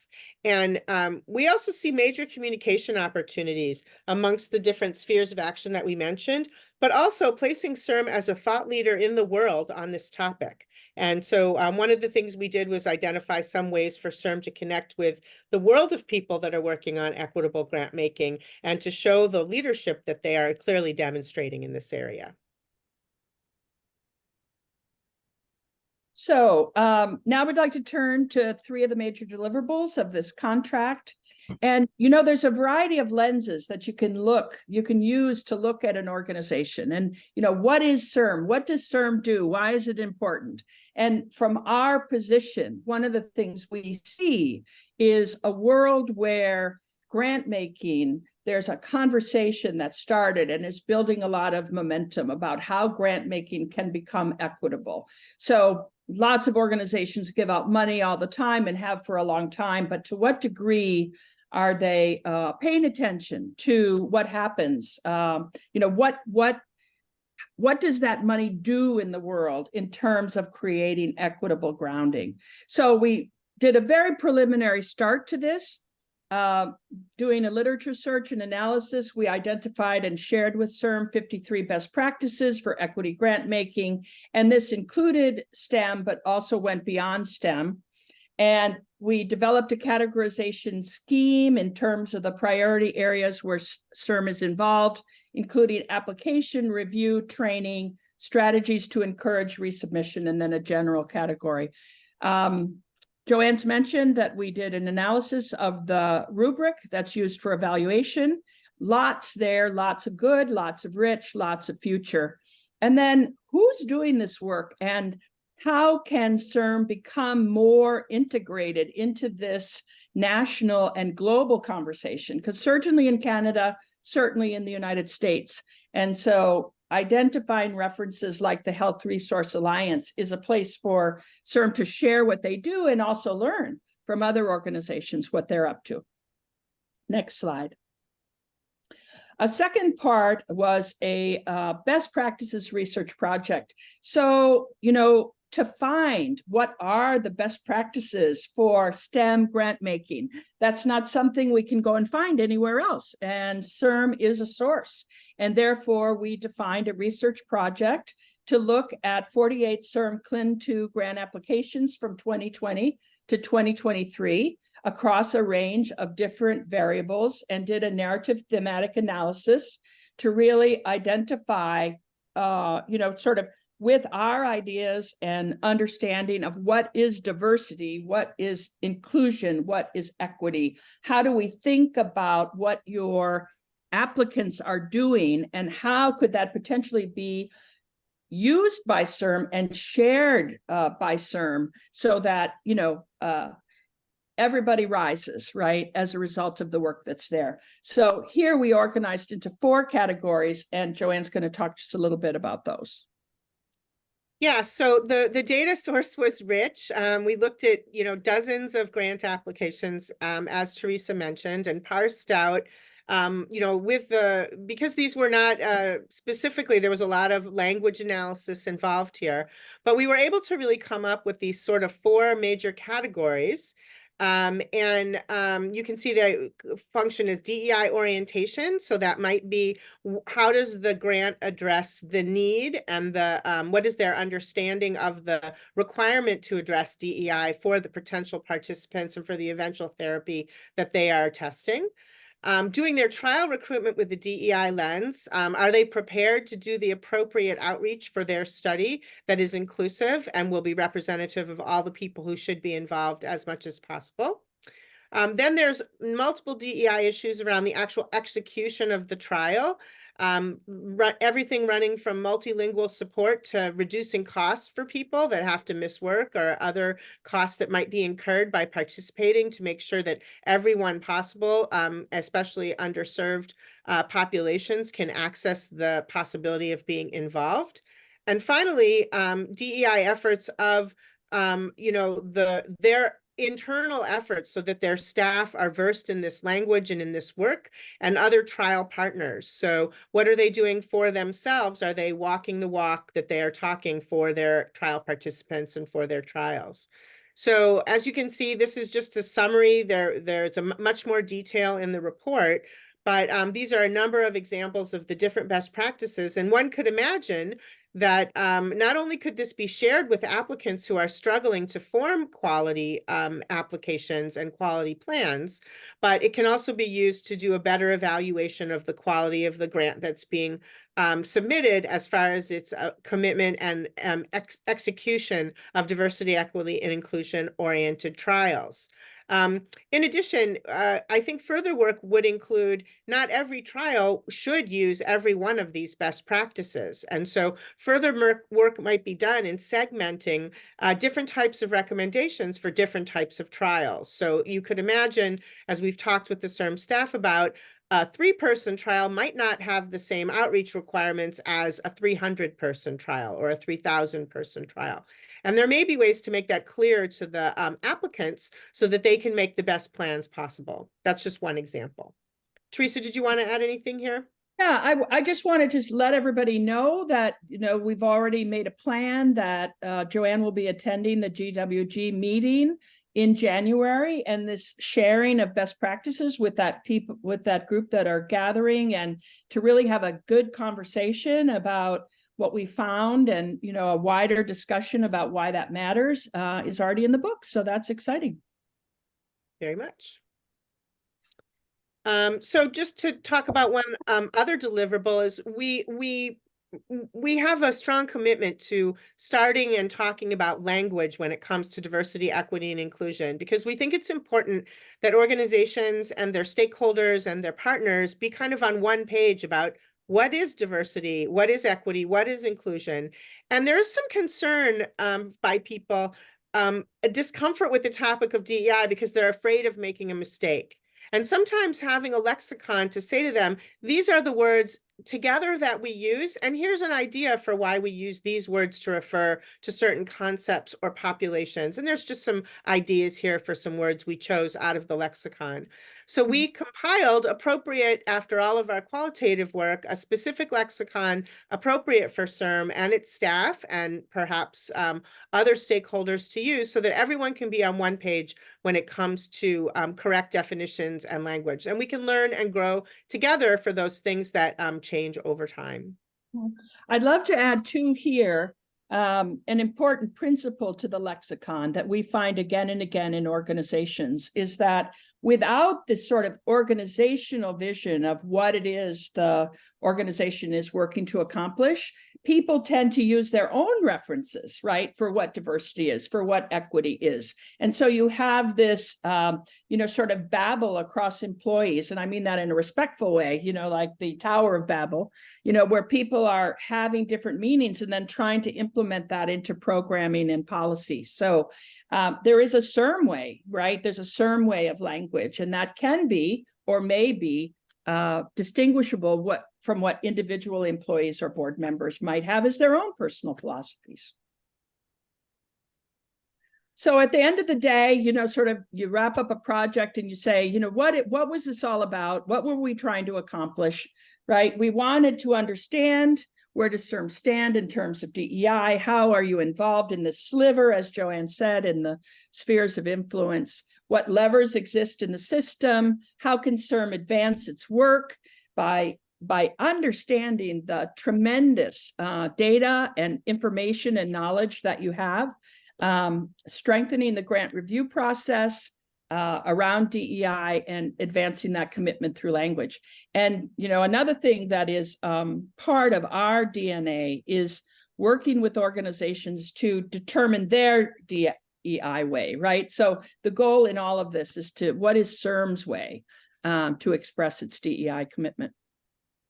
So then we wanted to just share some, you know, really high level ideas on recommendations, what we see from our vantage point, having involved in only a sliver of all the things that CIRM is doing. But, you know, in terms of grant application, grant evaluation, infrastructure, and domain leadership, right? There's a way to instill a DEI learning point of view. I think in equity grant making, and we see this at CIRM in the potential to send, you know, applications back and to really explore what's the strong way to do things, you know, to take a learning approach over an evaluation approach and to have learning and modeling opportunities for your applicants of all kinds at all stages, and to the greatest extent possible, tailor, you know, the best ways to that perspective. In evaluating the grants, providing consistency across your evaluators and understanding where all those levers are. As we said earlier, within the infrastructure of CIRM itself, having a shared commitment, understanding, process, and communication. And then, you know, we see this tremendous opportunity for sector-wide leadership and equity grant making for CIRM, you know, really domain excellence across the United States and beyond in terms of what you're doing and accomplishing. It's very impressive. So we have a few specific recommendations on the next slide. We've divided here, right, the who down the left hand, leadership, board, staff, and GWG, and across the top, grant process, infrastructure, and domain. And again, you've received all of these. We have some, you know, we'd love to talk about all of these. You know, we do think that from our view as an organizational reference, that building a CIRM internal DEI assessment and strategy with really determining the priorities and looking for that consistency across everything you do would be a great next step. So Dr. Maya Angelou is one of our, you know, people that we turn to for inspiration. And this DEI work, as you all know very well, you know, is never a destination. Everything's changing every day in terms of, you know, how we need to think and implement to really provide inclusive organizations and health equity in a broad way. You know, to us, DEI is a path to health equity, and we do the best we can until we know better. And then when we know better, we do better. And that's the journey we're on as well. So that's the end of our presentation. Our contact details are on the next slide, and we'd love to take any questions or any comments. We'd love to know what you think. Thank you very much for the presentation, quite comprehensive. And I guess I take some pride in heading an organization that's doing well. So comments from board members, first of all? Let's see here.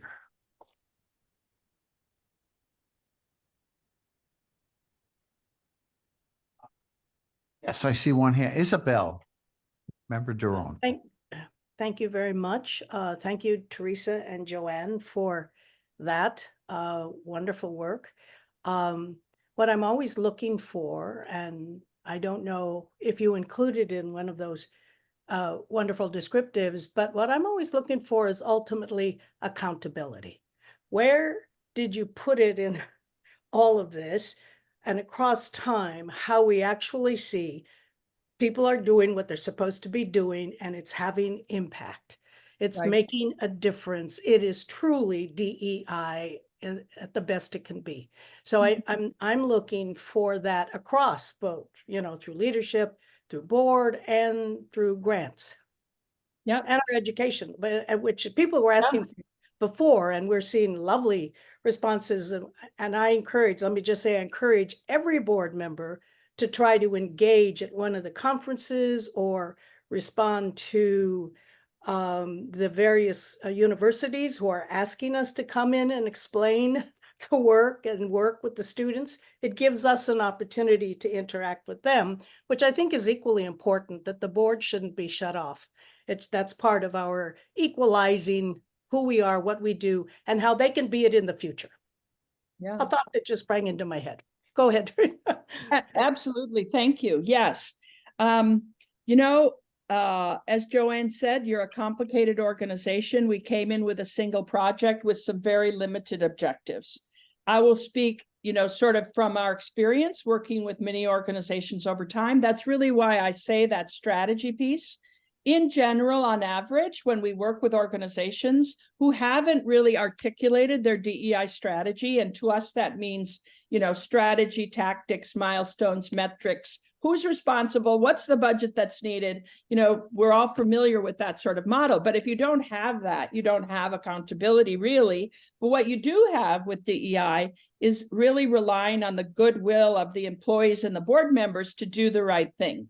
So that's over here. And then if you want to have the accountability, it's got to be articulated in that way. So that's a thoughtful process for us. In the last number of years, we've really moved away from the idea of a strategic plan that sort of goes way out and tries to be really comprehensive. We do what's called often a strategy playbook, which is to have series of conversations to really hone in on what are your priorities now? Like, where do you really want to see? And then we take an iterative approach and, sort of account for innovation and inspiration that, you start in certain places and start developing those metrics and milestones. And then you see how you want to broaden that over time. And we see that as a good way. Joanne, what would you like to add? Yeah, Isabel, it's a great question. And I will tell you that the staff are very eager to bring in that accountability. And I think that defining the best practices that we would be looking for is going to make it easier to create mechanisms to check the boxes to who's actually doing those things. And I know that we've already had conversations with staff about the evaluative, the quarterly reports from the grantees and how we might evaluate, are they following up on their commitments? But having the commitments more clearly defined is like a step toward being able to measure that. So before it's been like a qualitative choice, like how are they doing on DEI? And now we could say, you said you were going to do best practices 1, 17, 21, and 3. Did you do 1, 17, 21, and 3? As one example of how this groundwork that we're laying can lead to more accountability and measurement. I hope that's helpful. Thank you. Thank you. Next speaker is Maria Bonneville, followed by Mark Fisher-Colby. Thank you, Teresa and Joanne. I've really enjoyed working with you over the past couple of years. As background information, Joanne presented at ISSCR 2 years ago. Several of my colleagues at CERM were also present for her talk. And afterwards, we approached her and Teresa about bringing them on we looked at it in a very small way of how can you help with our rubric? And it grew into understanding that CERM itself has to have a DEI strategy, which right now we do not. And that's something that I would really encourage the team to, make a point of contact in the organization that will take that, will develop it with whomever the consultants may be. Is it Diversity North? Is it someone else? I don't know. And move forward with a comprehensive strategy that encompasses who we are as an organization and how we approach DEI, and then how that trickles down then into all aspects of what we do. And I think that's the missing piece for us right now. I will say the work that they've done with the rubric and with us on the GWG, I sit on the working group as a patient advocate alternate and review applications for their DEI outreach strategies has been really helpful. And I really look forward to the work that they've put into the report that we've received today and the lexicon that we can all use, and then gathering us all to get our strategy together. Thank you. Thank you. Thanks, Maria. Mark? Thank you. As a GWG member, I'm very appreciative of the work that has been accomplished to date, and I just wanted to acknowledge that. My assessment is It's been very well done and very helpful, and we clearly have many more steps to go. And look forward to continuing to make great progress in this area. And along the way, thank you for your efforts. Thank you very much. Thank you. George? Yeah, I want to thank you for this report. And what's really impressive about it is how comprehensive a look it has taken at DEI within our organization. And that's something we really need to do. I wanted to ask you a question, though, about some of the best practices. For example, in the CLIN2 program, you showed, I think, something like 53 best practices, which could be used as a rubric for evaluation. But what it doesn't show is the relative value of those 53 best practices. Clearly, some of them are going to be much more important than others. Have you given that thought and how you would essentially weight those practices? We actually did. We didn't do that work, but in developing the best practices list, we thought a lot about that. So my best educated guess is that it's a set of things that you'd like to see in every application. Like every applicant should have some basic orientation. And, I'd love to put in here, when we think about DEI, it's really diversity and inclusion and equity. And those are really three different things, and they all need to be integrated. So I think there's my guess is that there would be everyone should have this, and then certain kinds of applicants would maybe gravitate to these. I don't think it will ever be a check the box, like you have to do this and this and this.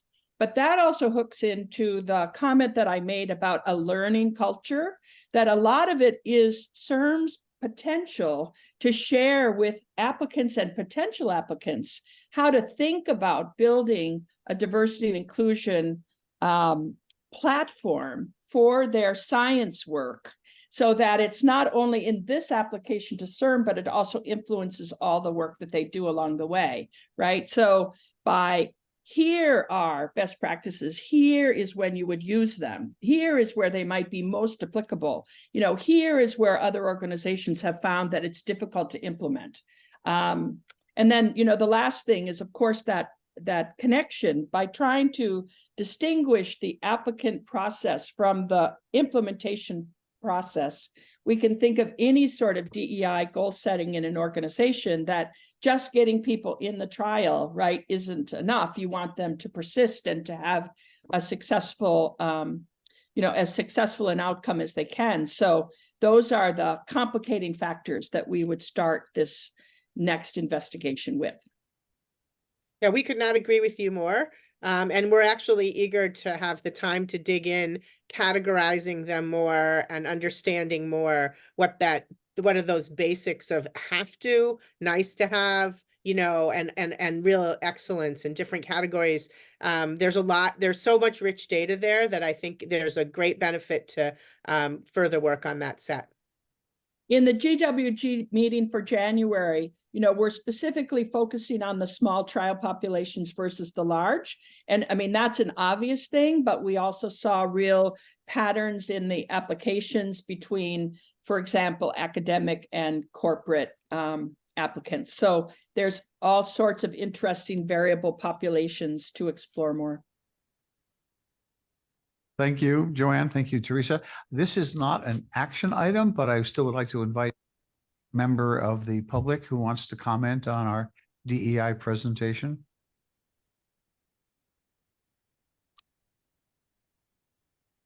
No. Yes, David.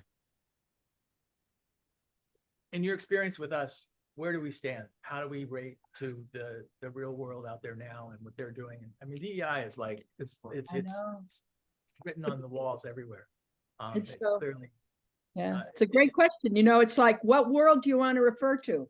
Because it's what your sphere of reference is. I mean, in terms of equity grant making, you're really up there. In terms of your internal sort of integrating diversity, equity, and inclusion into your organizational practices, at least we don't see that that's really started yet. So there's lots of organizations that haven't done that work, but there's lots of organizations who have really set a priority for that.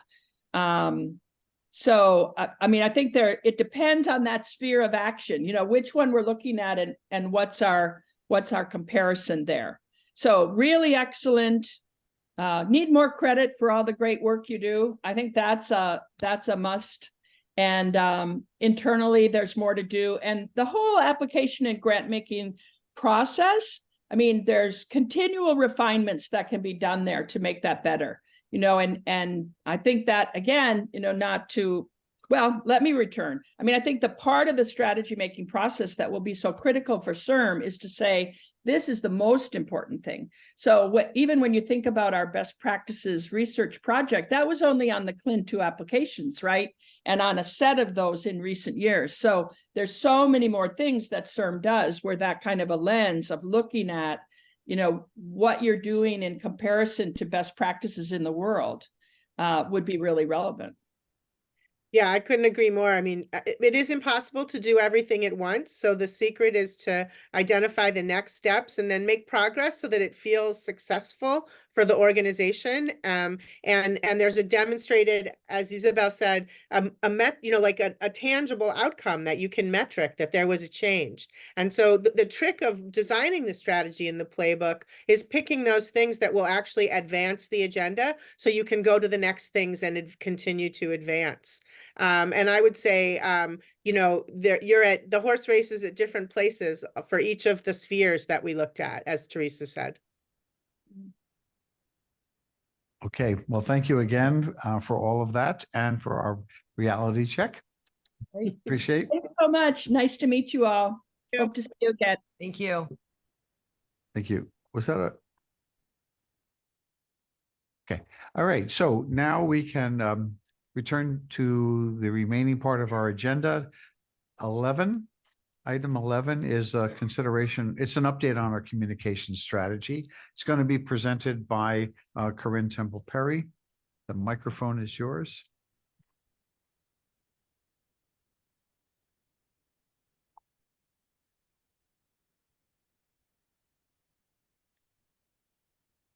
One second, let me just return these.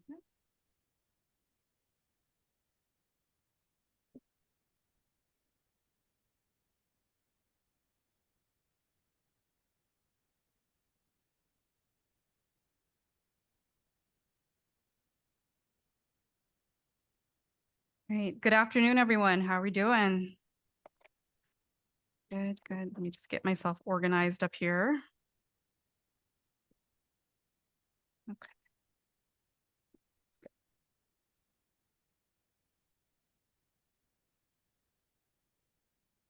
Second. Okay. Thank you for the opportunity to address the board today. My name is Corinne Temple Perry. I am the Senior Director of Marketing Communications here at CIRM. I have the honor of presenting the updated communications plan, which is a continuation of the 2022 plan, as well as sharing many of the highlights from our team from the past couple of months. So typically when we start these presentations, we like to reiterate our mission statement because it's really critical to the work that we do here at CIRM.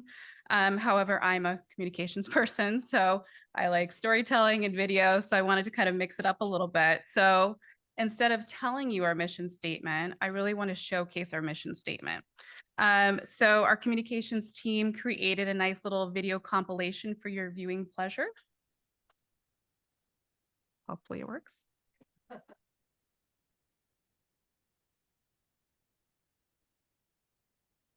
Try that again.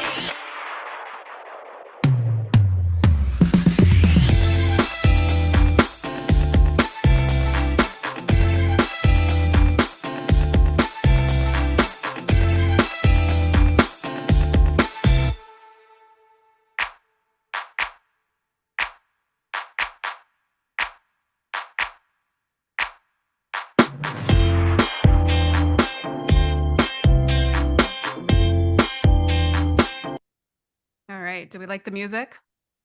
Our chair who disappeared, he picked that. He said, Corinne, you need to pump it up a little bit. You're going at the end of the day, we need to make sure that people are paying attention. So, you know, the video is an important reminder of the work that we do at CIRM and really how we deliver on our mission. And as it says, there's much more work to come, and that's truly exciting. So to get into our actual presentation, I wanted to provide a high-level overview of what I wanted to cover today.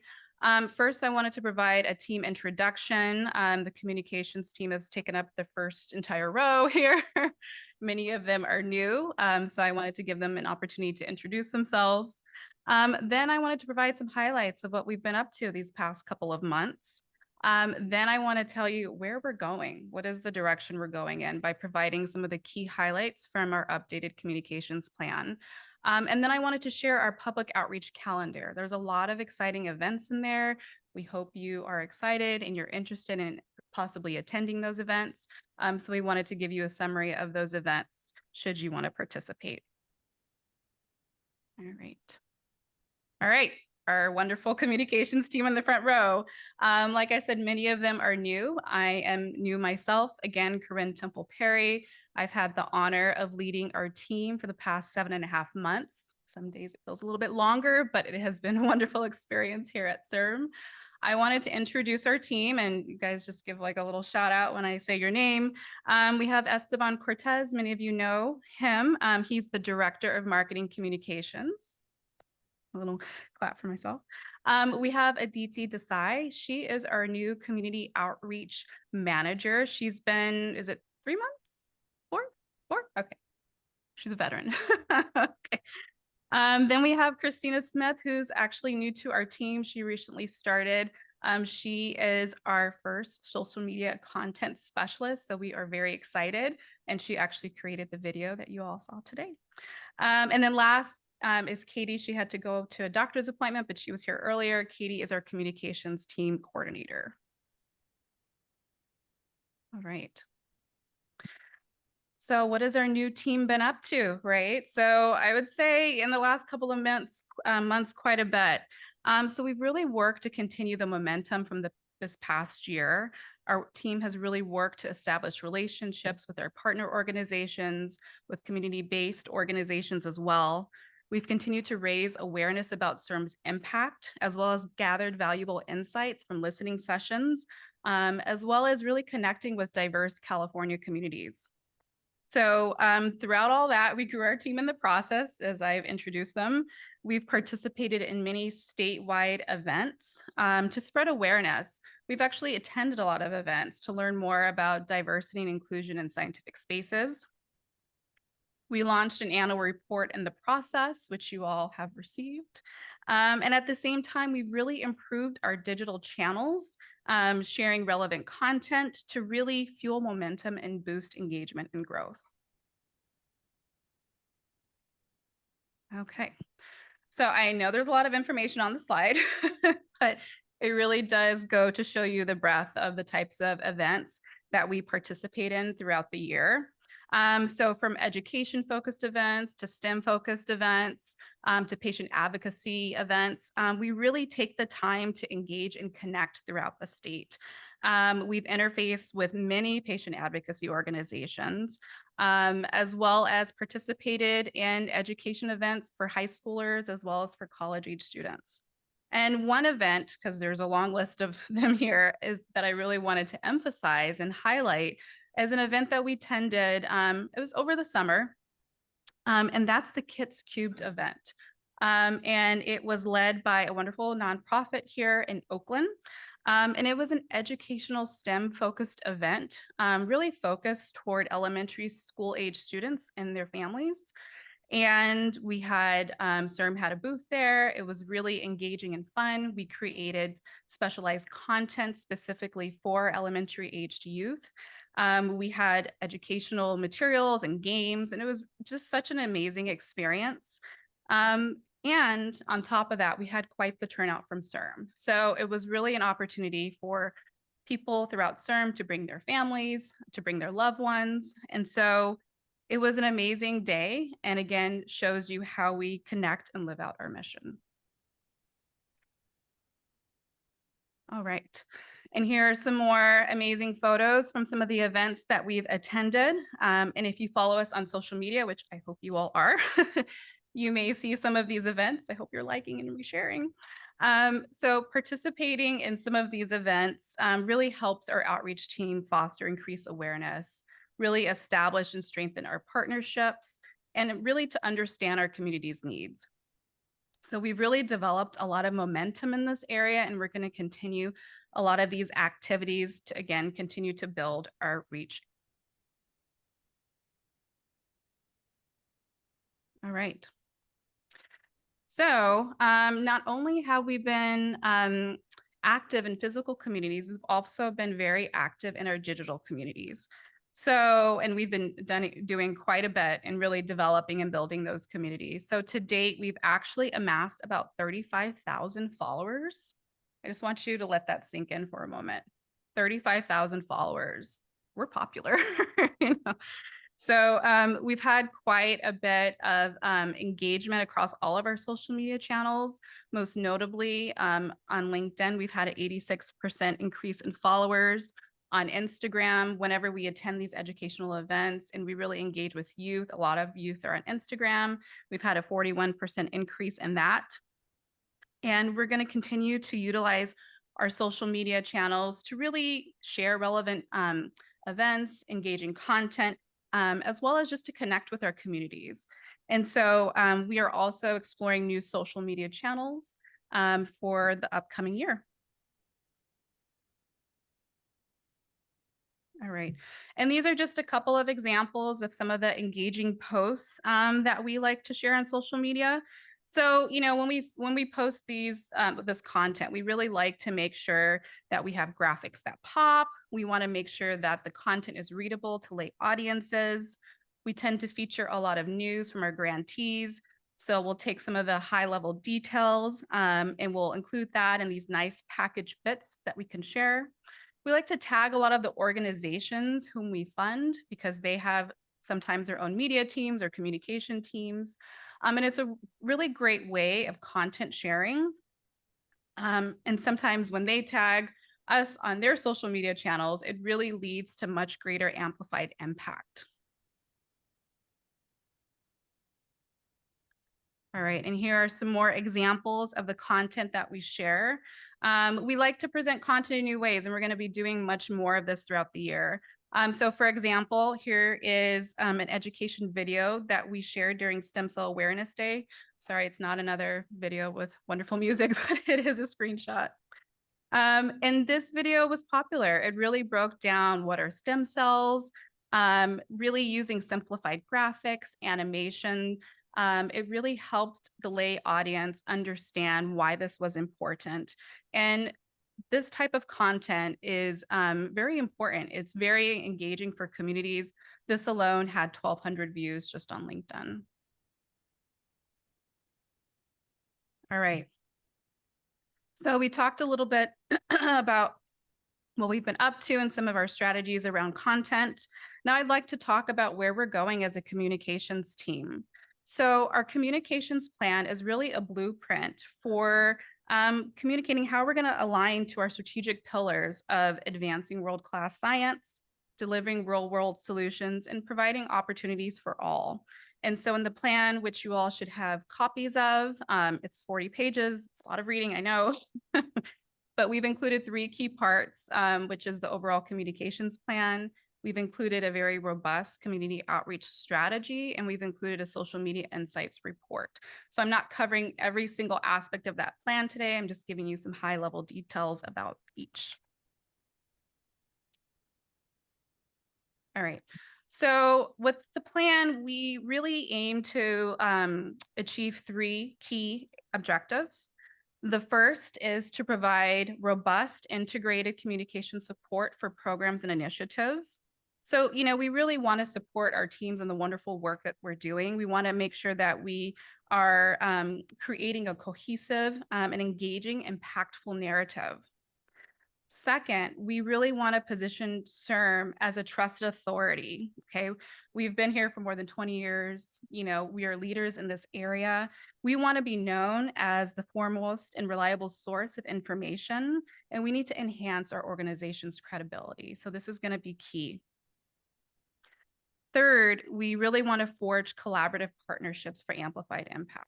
So there's a lot of our partners and organizations, we're all trying to do the same thing. And if we do it alone, it's challenging. But if we work together with, you know, collaborative partnerships, we're going to have a much more amplified impact. And so I just want to take a moment for us to stop and think. So for us with our communications plan, we really wanted to take a more integrated, proactive approach to our communications. This helps us better plan out our time, our resources. It helps us develop better creative so that we're able to reach audiences in meaningful ways.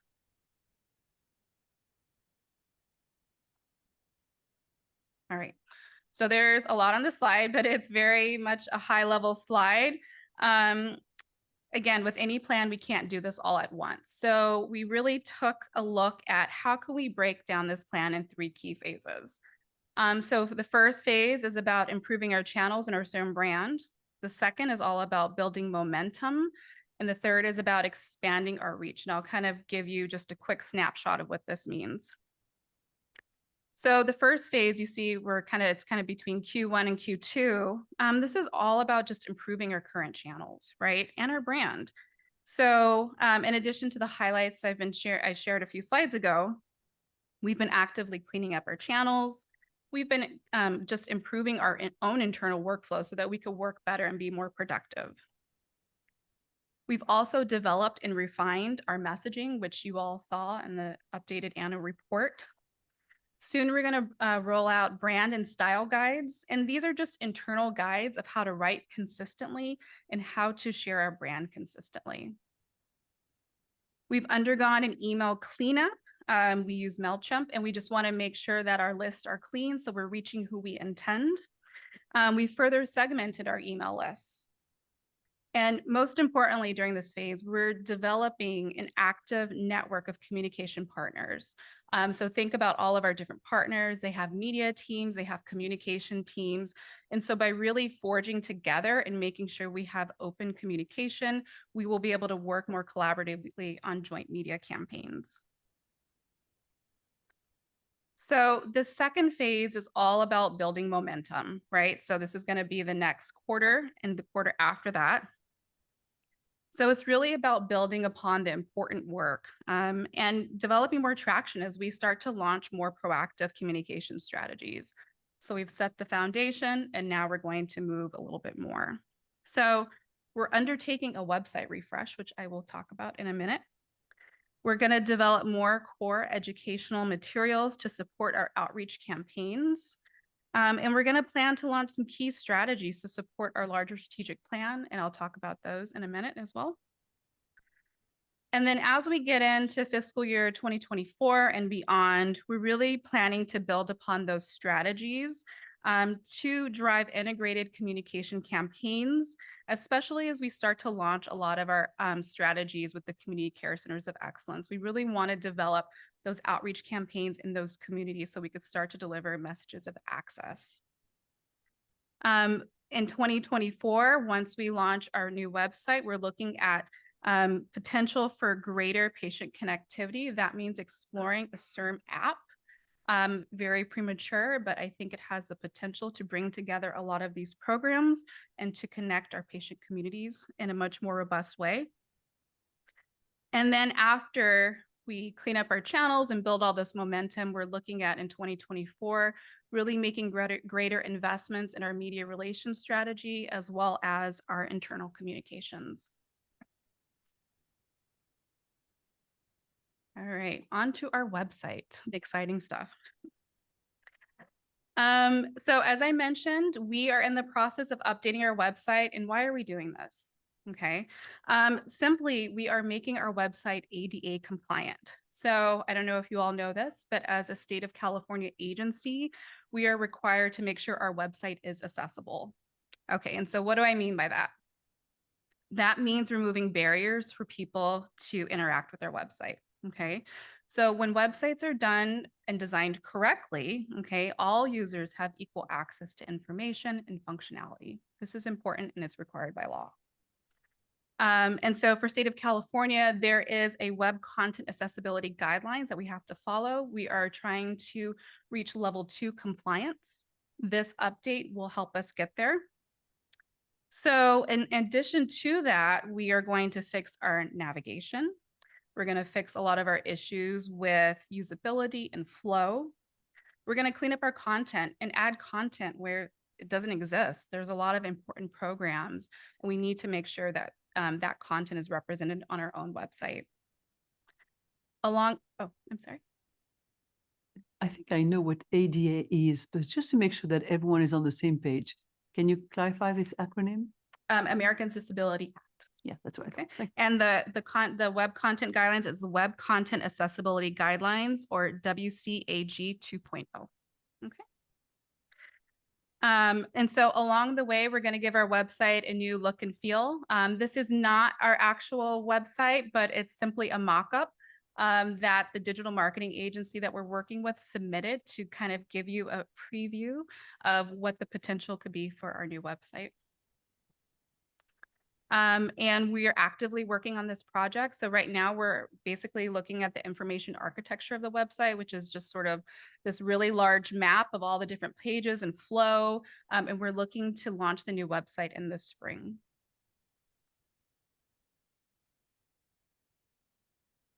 Okay, so also part of phase 1, we're taking a second look at our current brand to make sure this too is also accessible.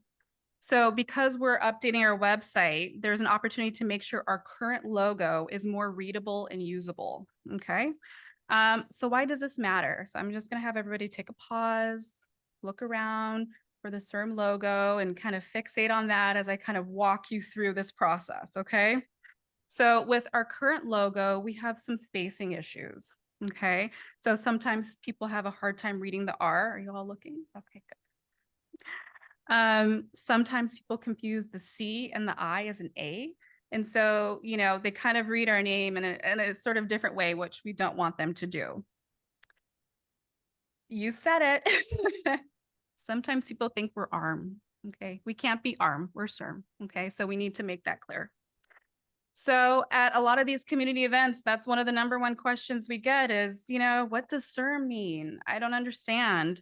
And so we really need to be clear about who we are. And that means spelling out our name and clearly articulating what CIRM stands for. And so this is really important, especially as we start to do more outreach in communities that don't speak English as their first language. We just need to make sure that we're very clear about who we are. We have proper spacing in the letters of our logo, and we actually spell out our name so that it kind of makes sense. And so this is just a mood board. These are some of the proposals of making those updates to make our logo more usable and readable. Pretty much everything is similar. We are, you know, continuing a lot of our color palettes, and it's just simply sort of updates to our current brand, again, to make sure that we are helping with the ADA accessibility. And all of these updates will feed into our new website, as well as additional core materials that we're going to be developing over this next year. Okay. So also part of this phase 1 is we've been improving our engagement, like I mentioned, when it comes to our email marketing strategy. So I mentioned that we streamlined and we cleaned up a lot of our email list. We were refining and really creating a lot of segmentation where it matters. And so just by improving our list, by improving our subject lines, optimizing our distribution times, you know, nobody wants to receive an email at 5 a.m., right? We have already seen great results.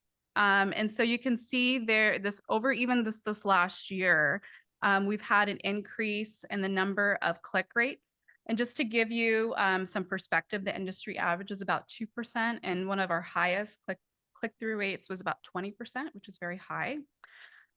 For our email open rates, we've also seen, you can see on the graph, it's gone up tremendously over this last year. And so our highest email open rate was about 40.9%. And that was on the Wonderful Remind program email campaign that went out. And as you can see, the industry average is about 20%.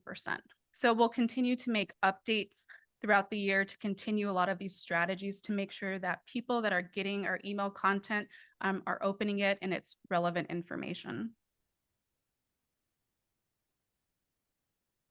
All right, so on to the phase 2 and 3. So we're looking at the next quarter or two and ahead. We really wanted to build on the work from the past couple of months. And so what you see here is that we actually developed communication goals to support our current strategic pillars. So for our first strategic pillar of advancing world-class science, our 2 goals include promoting funding opportunities to broader California research communities. And there's a couple potential tactics that we can take here, and that includes taking a more integrated approach to publicizing our funding announcements across our channels. And that also means updating our webpage to make sure it has the most relevant information. We want to package FAQ toolkits to make it easier for people to understand the information and really to answer questions they may have along the way. We also want to enhance the visibility of CIRM's review and funding cycles. Our next goal was to elevate the public visibility of CIRM-funded science and CIRM-supported grantees. Again, making sure that we're showcasing ourselves as authorities in the space. So we're going to work closely with teams throughout CIRM to highlight research projects and outcomes across our channels. So we do a great job of sending out press releases, but we really want to make sure that content is accessible to lay audiences. And so we may present it in an infographic or a cartoon, really in different ways to, again, to really communicate the impact of the science. Another exciting initiative we're looking to develop is the development of a social media and PR press toolkit. This is going to be provided to our grantees, and this is going to be really, really important. Again, a lot of our grantees have their own media teams, and we want them to properly attribute CIRM. So we need to make it easier for them to do that. That includes making sure that they have our logos, our most updated boilerplates, making sure they know where our social media channels are. And so by providing these nice, robust press toolkits, it's going to make it easier for them to properly attribute CIRM and to make sure that we are getting the proper reach that we deserve. All right, so for the next pillar of delivering real-world solutions, we've also developed 2 communication goals around this area. The first is to promote CIRM's manufacturing network and industry alliance program to encourage membership and partnership growth. And some of the potential tactics also include development of additional branding, talking points, programmatic collateral, especially as we gear up for the manufacturing symposium and upcoming conferences. We also want to support with thought leadership. Again, we're trusted authorities. We want to make sure that we are putting ourselves out there as such. Later on in the year, right, as a lot of the community care centers of excellence programs start to ramp up, we really want to make sure we're promoting that as well as our existing Alpha Clinics network and our patient support program. And so this too includes enhancements to our branding, our messaging, and even the potential of a microsite, which is simply a tiny website for which all of our Alpha Clinics could have a presence on. An exciting initiative I really want to bring to your attention includes the development of a patient access newsletter. So I showed you all the wonderful events and photos from the year, right? So we have a lot of questions coming in. People are interested in what we're doing. They want to continue to be engaged. They want to communicate with us. So we need to communicate with them. So the idea is to create an access newsletter. We're not sure yet if it's going to be print or email, but basically to distribute throughout the year to connect with the patients who are interested in our work to, again, deliver messages of access and why CIRM matters. Lastly, the Alpha Clinic Symposium is a wonderful event, and our communications team would like to provide additional branding support. And it's really a unique event to bring researchers and the communities together. And so we're going to provide our additional support and expertise to make it even better than it already is. All right. And then our last strategic pillar of providing opportunity for all. Our goal is to launch multilingual campaigns to spread awareness around clinical trial access, participation in stem cell treatments. And this is exciting, right? So we're looking to develop multilingual toolkits and flyers, one-pagers. We really want to collaborate and partner with community educators to inform communities of this important information, right? And the idea, hopefully in the future, would be to develop a community content advisory panel in which we can engage with these communities to develop content together. Our last goal is to support promotional efforts to showcase SERM educational training programs. As you saw, Dr. Shepard gave a wonderful presentation, and we really want to support our teams and partner with them in doing that. So some of the potential tactics we're going to take include support with development of messaging, integrated storytelling approaches. We also want to provide them with branding support for the upcoming conferences, as well as support for their important education information network portal.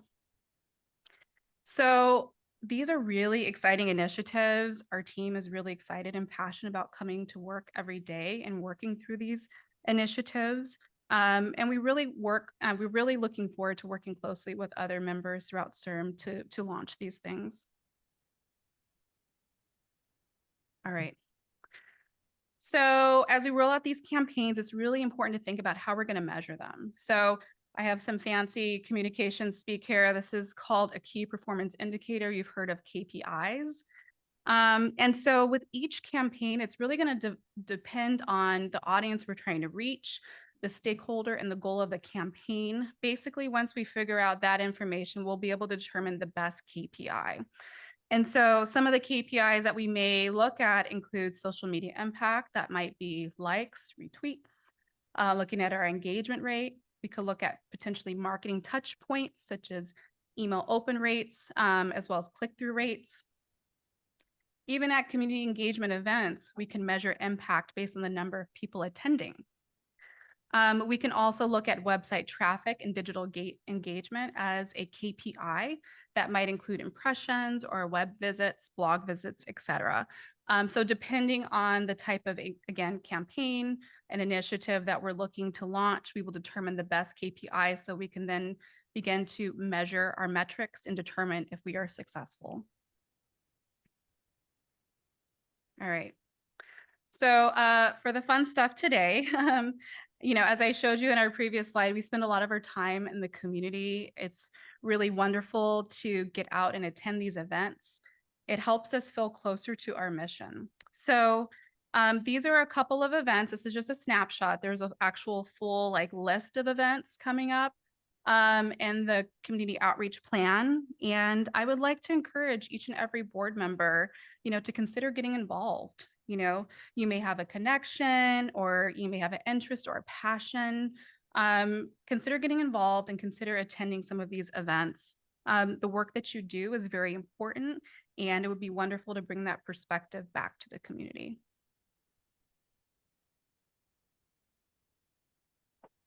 And that's the conclusion of this presentation. Thank you for your time. We hope to share more of these exciting initiatives in the coming year. Open for questions. Corinne, thank you very, very much for that great presentation. Mohammed. Thank you for the presentation. Well done. I have a couple of comments and a recommendation. Okay, I'm up for it.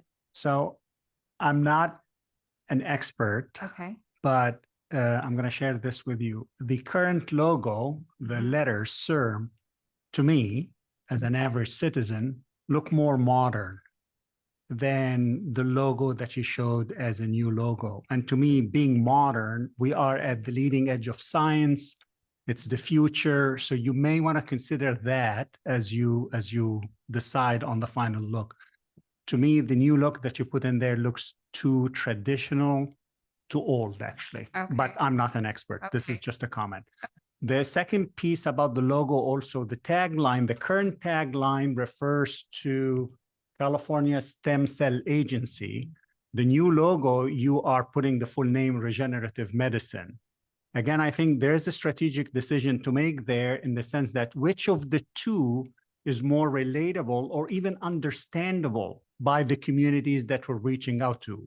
We may want to let people know medicine, this is medicine, so they may relate to that, but they may not understand the word regenerative Yes. and whether stem cell is understood now in these communities or not. So I would recommend you Yeah. make a conscious decision on that. And then the third item, which is a recommendation, to consider using the grantees more as channels to feature CIRM more significantly than just attribution. Got We're it. giving out millions of dollars, so it is not too Yes. much to ask to be, featured in a very specific way at a larger scale, especially with educational institutions and large corporations. Yes, and that is completely the intention. We really need to look at our current network first and leverage that. And because that is going to yield so much in terms of reach, and really connecting with different audiences. And again, a lot of our grantees have really robust media teams.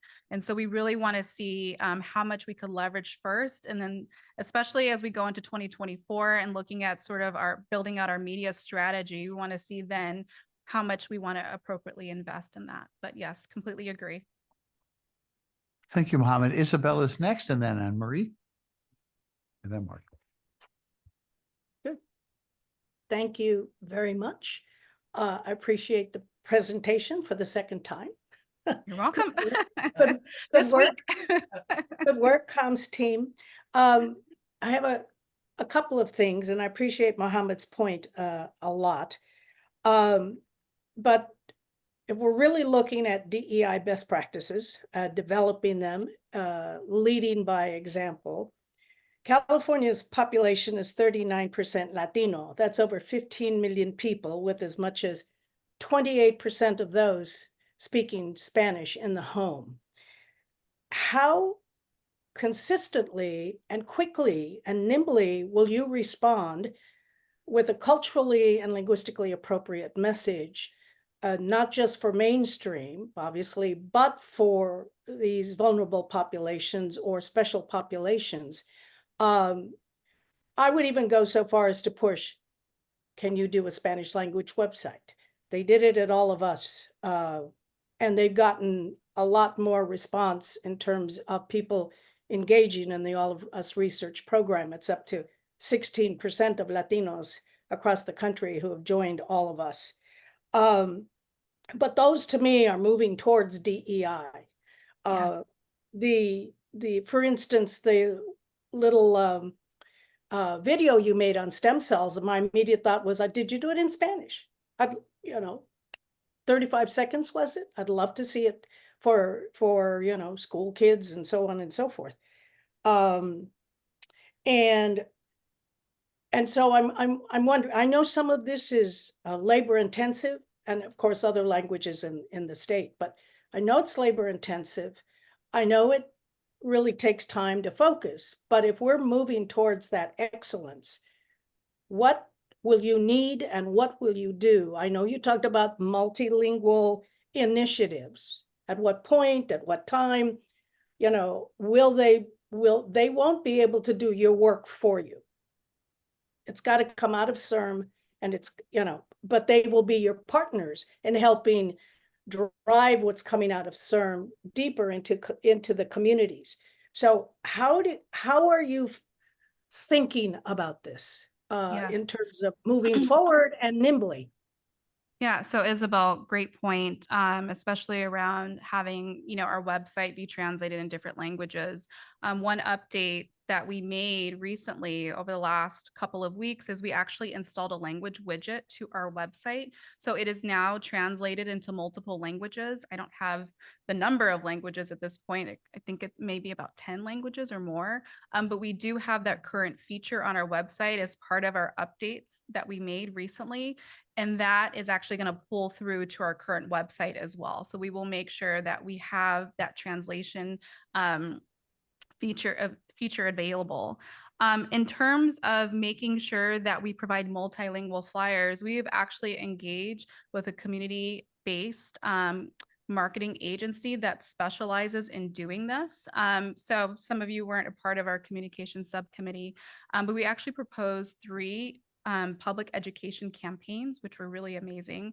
And we're going to be engaging with this community social-based marketing agency. They work with a lot of city governments throughout California, the California Department of Public Health. They do a lot of multilingual development of collateral materials to reach diverse communities. And so the idea is to create, especially for the Stem Cells for All campaign, different materials in different languages that we can then begin to utilize as sort of a baseline to engage with various communities. And so that's an initiative that we are working through currently. So, yes, I turned off my raised hand feature, but I wanted to say two more things. In fact, one is a proposal to the board to consider.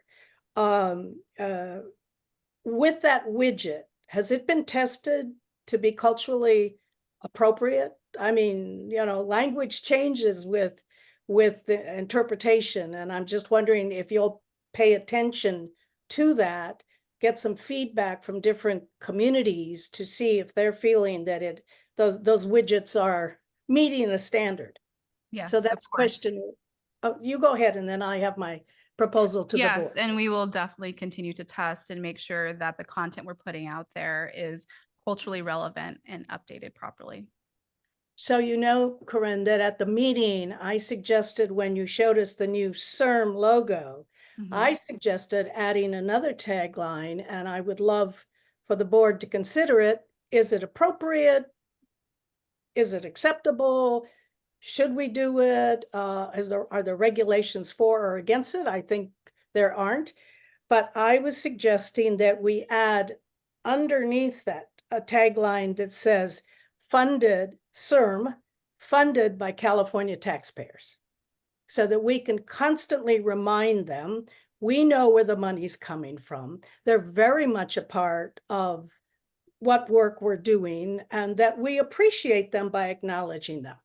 So I don't know if that should be a motion, Mr. Chair, but that's the suggestion I would make. Don't everybody jump up and down now. I really like that suggestion, Isabel. I mean, I think it's very important that we remember where our money is coming from, and I don't think we tend to focus on that very much. I like that. Thanks, Steve.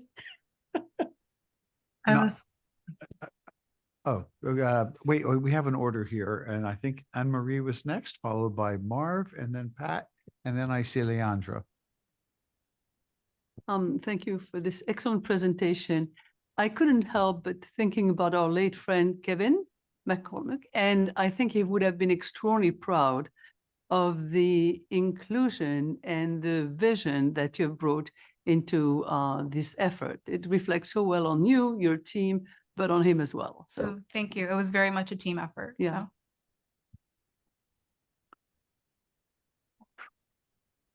So again, a wonderful presentation.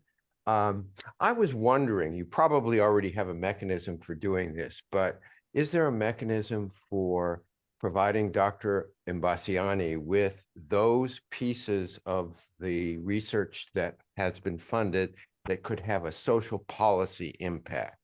So for example, I'm thinking we just funded a CLIN2 project that impacts bipolar 1, bipolar 2.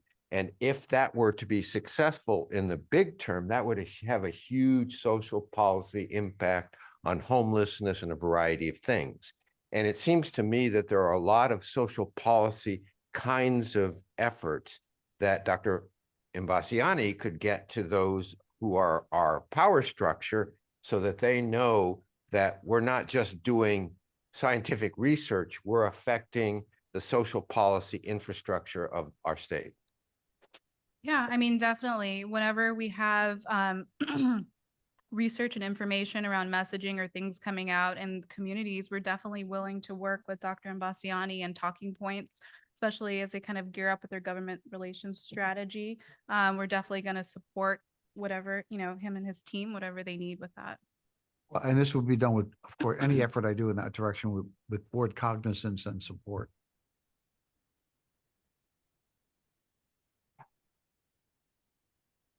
Thanks very much.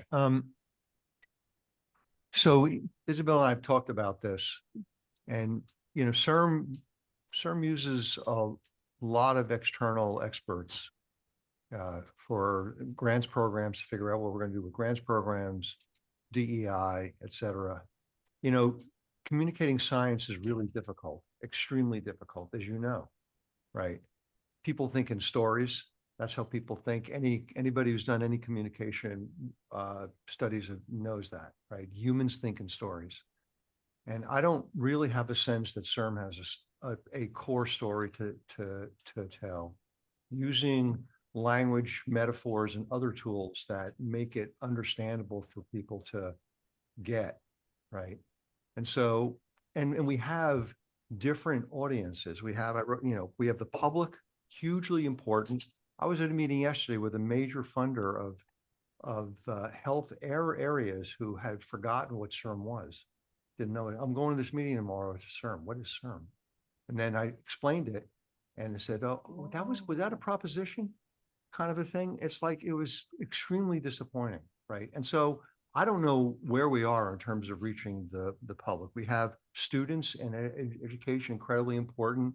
That's where I think we can engage those who receive our grants, right? Their responsibility to really connect there. And the message, the story that's told about CERM is overlapping, but not identical to the story we tell to the public. Policymakers, really critically important. And scientists are not expert at communicating science. Even to ourselves, we're not very good at it. Got to give yourself more credit than that. No, I can't. No. I've spent, and so I just think, we don't know how this story resonates.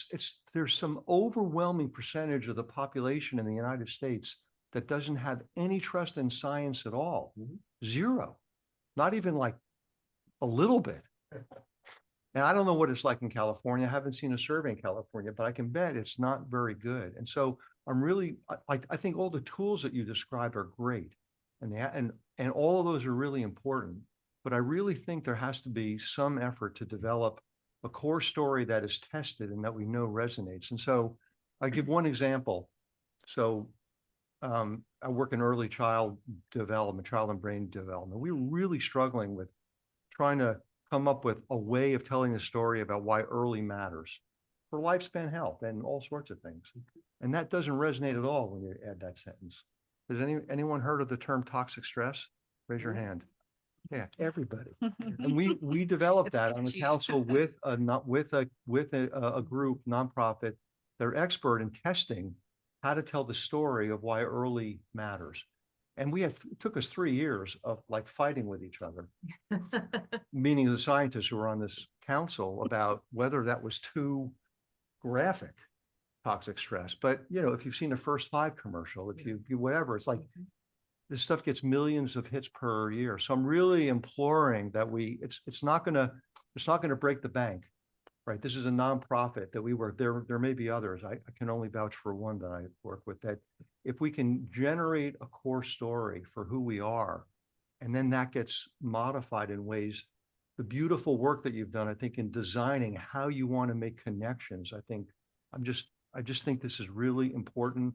To me, this is as important as anything else that we do, because ultimately, as people said, it's the taxpayers who are provided all these resources, and they need to know and understand we're not doing them justice by having them in the dark about who we are and what we do.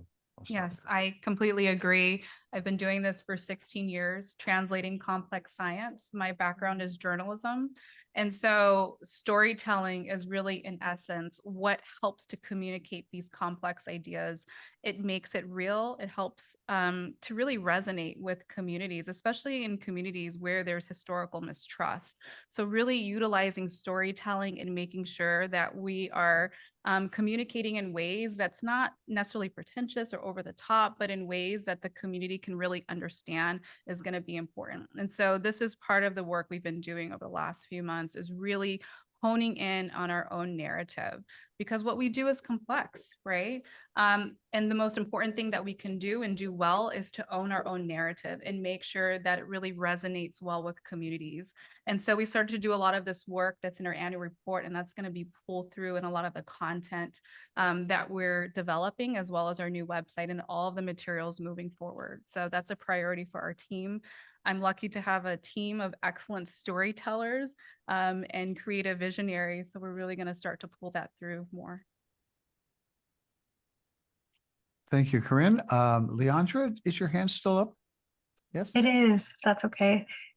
Thank you for the report. Really great work here. You know, I really want to piggyback on what one of my colleagues just said around, you know, what is CIRM and wanting that to be communicated through our logo.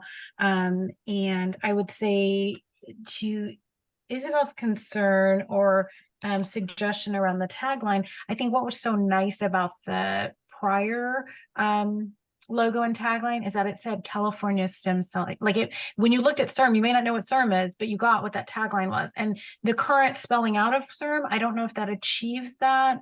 It's not, it's wordy, it's clunky, and it's big.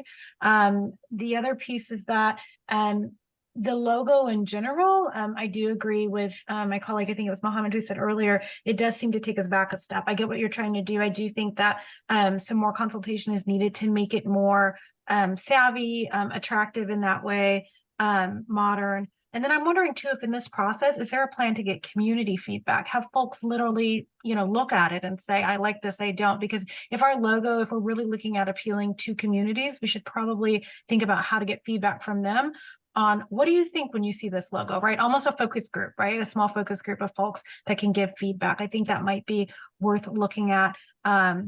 You know, and all, I hate to be so picky, right? But at the same time, this is so important. And I think when we have an opportunity to rebrand and to change things, that we really need to make sure that we do it the way we want it to, because hopefully this will be what sticks with us for many, many years. And this is not the type of thing where, oh, we don't like it in a couple of years, we'll come back. So I appreciate the conversation, the thought, and I think there's a little bit more work to do. Sure. And to answer your question, we really wanted to make sure that we're not going through a rebranding. We just really wanted to make sure that we were doing slight updates and tweaks. You know, we are cognizant of the change, right, throughout CIRM. And so we don't want to venture away from who we are. We just want to make updates where it potentially can make sense. And so some of the updates to spelling out our name were actually in response to some of the questions, the many questions that we do get at community events where there has been some confusion in terms of the acronym, in terms of it corresponding with California Stem Cell Agency. And so we made some of those updates based on that to kind of take away some of that confusion. We're open to doing more, you know, testing, but, you know, from a qualitative perspective, from what we've heard, this was the #1 question around confusion. Again, especially in communities where the, you know, English isn't the first language, there wasn't really that comprehension of how the acronym connected to California Stem Cell Agency. Appreciate that. And I also think, again, time and resources goes into this. So we want to make sure that we're doing that in just really a wise fashion. So if we want to wait to do a bigger rebranding and just do it all and really do it the way we want it, maybe we should wait till we have a new CEO. Just want to put that out there, but do appreciate the explanation and the good work that's happened to this point. Thank you, Leandra. Fred, I thought I saw your hand up earlier. Yeah, you did. And then I decided there's just way too much content here and time You're to on the move spot. on. But, okay. Cute. Is there any other comment from board members? Isabel. Yes. I'm Isabel. I didn't see you.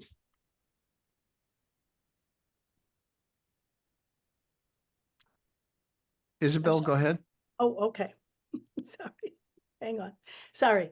I'm just simply going back to the phrase that Steve and I liked a lot and whether we should consider it, what we should do with it. But I think it's really critical for us to begin to really let the people of California know that we acknowledge their tax dollars are making this work possible. I think that creates also a better sense of ownership and maybe then they pay more attention. So I'd like to know, maybe I should motion. Steve, should I motion? Process or protocol or whatever. But I know that also goes with the branding piece. So I'm willing to work here with you, but I do think we need some way, somehow, to acknowledge that this is taxpayer funded money, California taxpayer funded money. Isabel, See my hand, Mr. Chair. I Fred, think go Fred ahead. wants to talk now. Yeah, I don't want to do that. I don't think it helps us, frankly, with California taxpayers. This proposition passed by the slimmest of margins, which means half of the state doesn't support what we're doing. So I don't think rubbing their noses in who's paying for it is really the approach that I would recommend taking. And given the complicated nature of the way CIRM is actually funded, is it correct to say that it's funded by the taxpayers? Because I thought it was funded by a different financial mechanism that was really in the investment community funding CIRM. If I may, Fred, it is the taxpayers that will repay our bonds, and especially future taxpayers. Meaning, the initiative was written with the idea that the generation that benefits from the cures that are coming out of all of our research dollars will be the generation to pay back those bonds. So maybe CIRM, paid for by your children or your children's children. And why not? I surrender. Your I don't posterity. know if I could fit that on one line. to be honest. Elizabeth, I'm sorry, Isabel, we'll bring this back in January and we'll work on it between now and then. Is that satisfactory? It looks like Joyce has a comment. Thank you, Isabel, and thank you, Vito. I just wanted to make a connection between several of the comments that have been made, and I think whether or not we decide to make it explicit that the California taxpayers are paying for this or not, I wanted to build on the comment about the need to tell our story. And it's not just telling the story. It's giving the case for why, because I completely agree with my colleagues that sometimes we have not been able to convey succinctly to the public why we do what we do, not just telling the story about look what happened today, look what we just did, but what is the rationale for it, so that especially in an upcoming election season, people can understand and come alongside us the reason why it is so important to continue to support what we do in science. Thank you, Doctor. So Vito, you asked me a question. And yes, I'm willing to put it out to a January conversation. I do want to respond to Fred that this has nothing to do with rubbing people's faces in it. What it's meant to acknowledge that people care and they've supported this. It's not to say anything negative to the 50% who didn't, half of who don't know about it, et cetera, et cetera. So I'm looking from the positive end of things, that we're simply acknowledging the money. We're simply thanking that they cared and they invested in their children's future, or, or in all of our health, but also just to raise awareness amongst those who didn't participate. Oh, I didn't know that. I'd like to know more. And isn't that great? We're getting benefit out of an investment. I'm a media person, and I just have a different perception about how you see this versus how I see this. So anyway, but yes, Vito, I'm ready. And maybe Stephen has one thing to say before we go. Before Stephen, Leandro? Oh, sorry. Just want to get some clarity. So a board member has put out kind of an amendment or a request for a vote. Where are we discussing in preparation to vote on what Isabel has proposed, or are we just okay? No, just want to clear. there is no motion on the floor, Leandro. Wonderful. good. I don't think there should be. I think this needs extra time. I think based on the conversation presentation and resulting comments, that we need to really, because we've talked about tagline, we've talked about what the logo looks like, font, like there's a lot going on here. I do hope that this can be sent back to committee to do some more work, and that some of the feedback that the board members have given will be considered by staff. I've heard a focus group and some other things too. So hopefully whoever's going to be looking at this, communications or whatnot, will really look at that, and more data and information and the recommendations will be reflected by staff in that meeting. Thank you, Leandra. Any other board members have their hands up?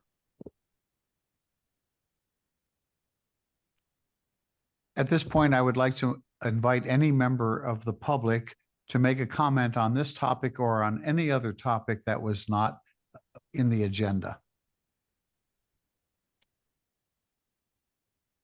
Sir. You certainly are.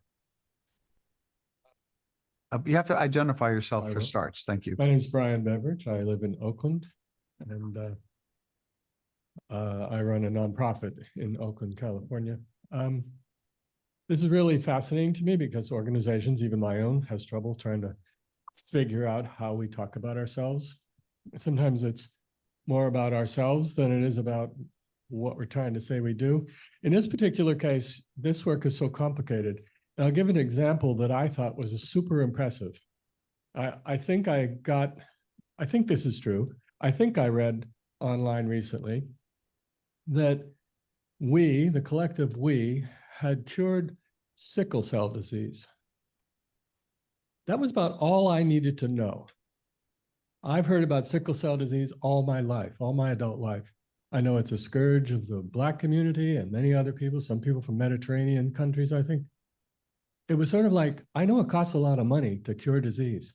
What I want to know is, which ones are you curing? And I think when you talk about storytelling, I want to know that that's happening for people.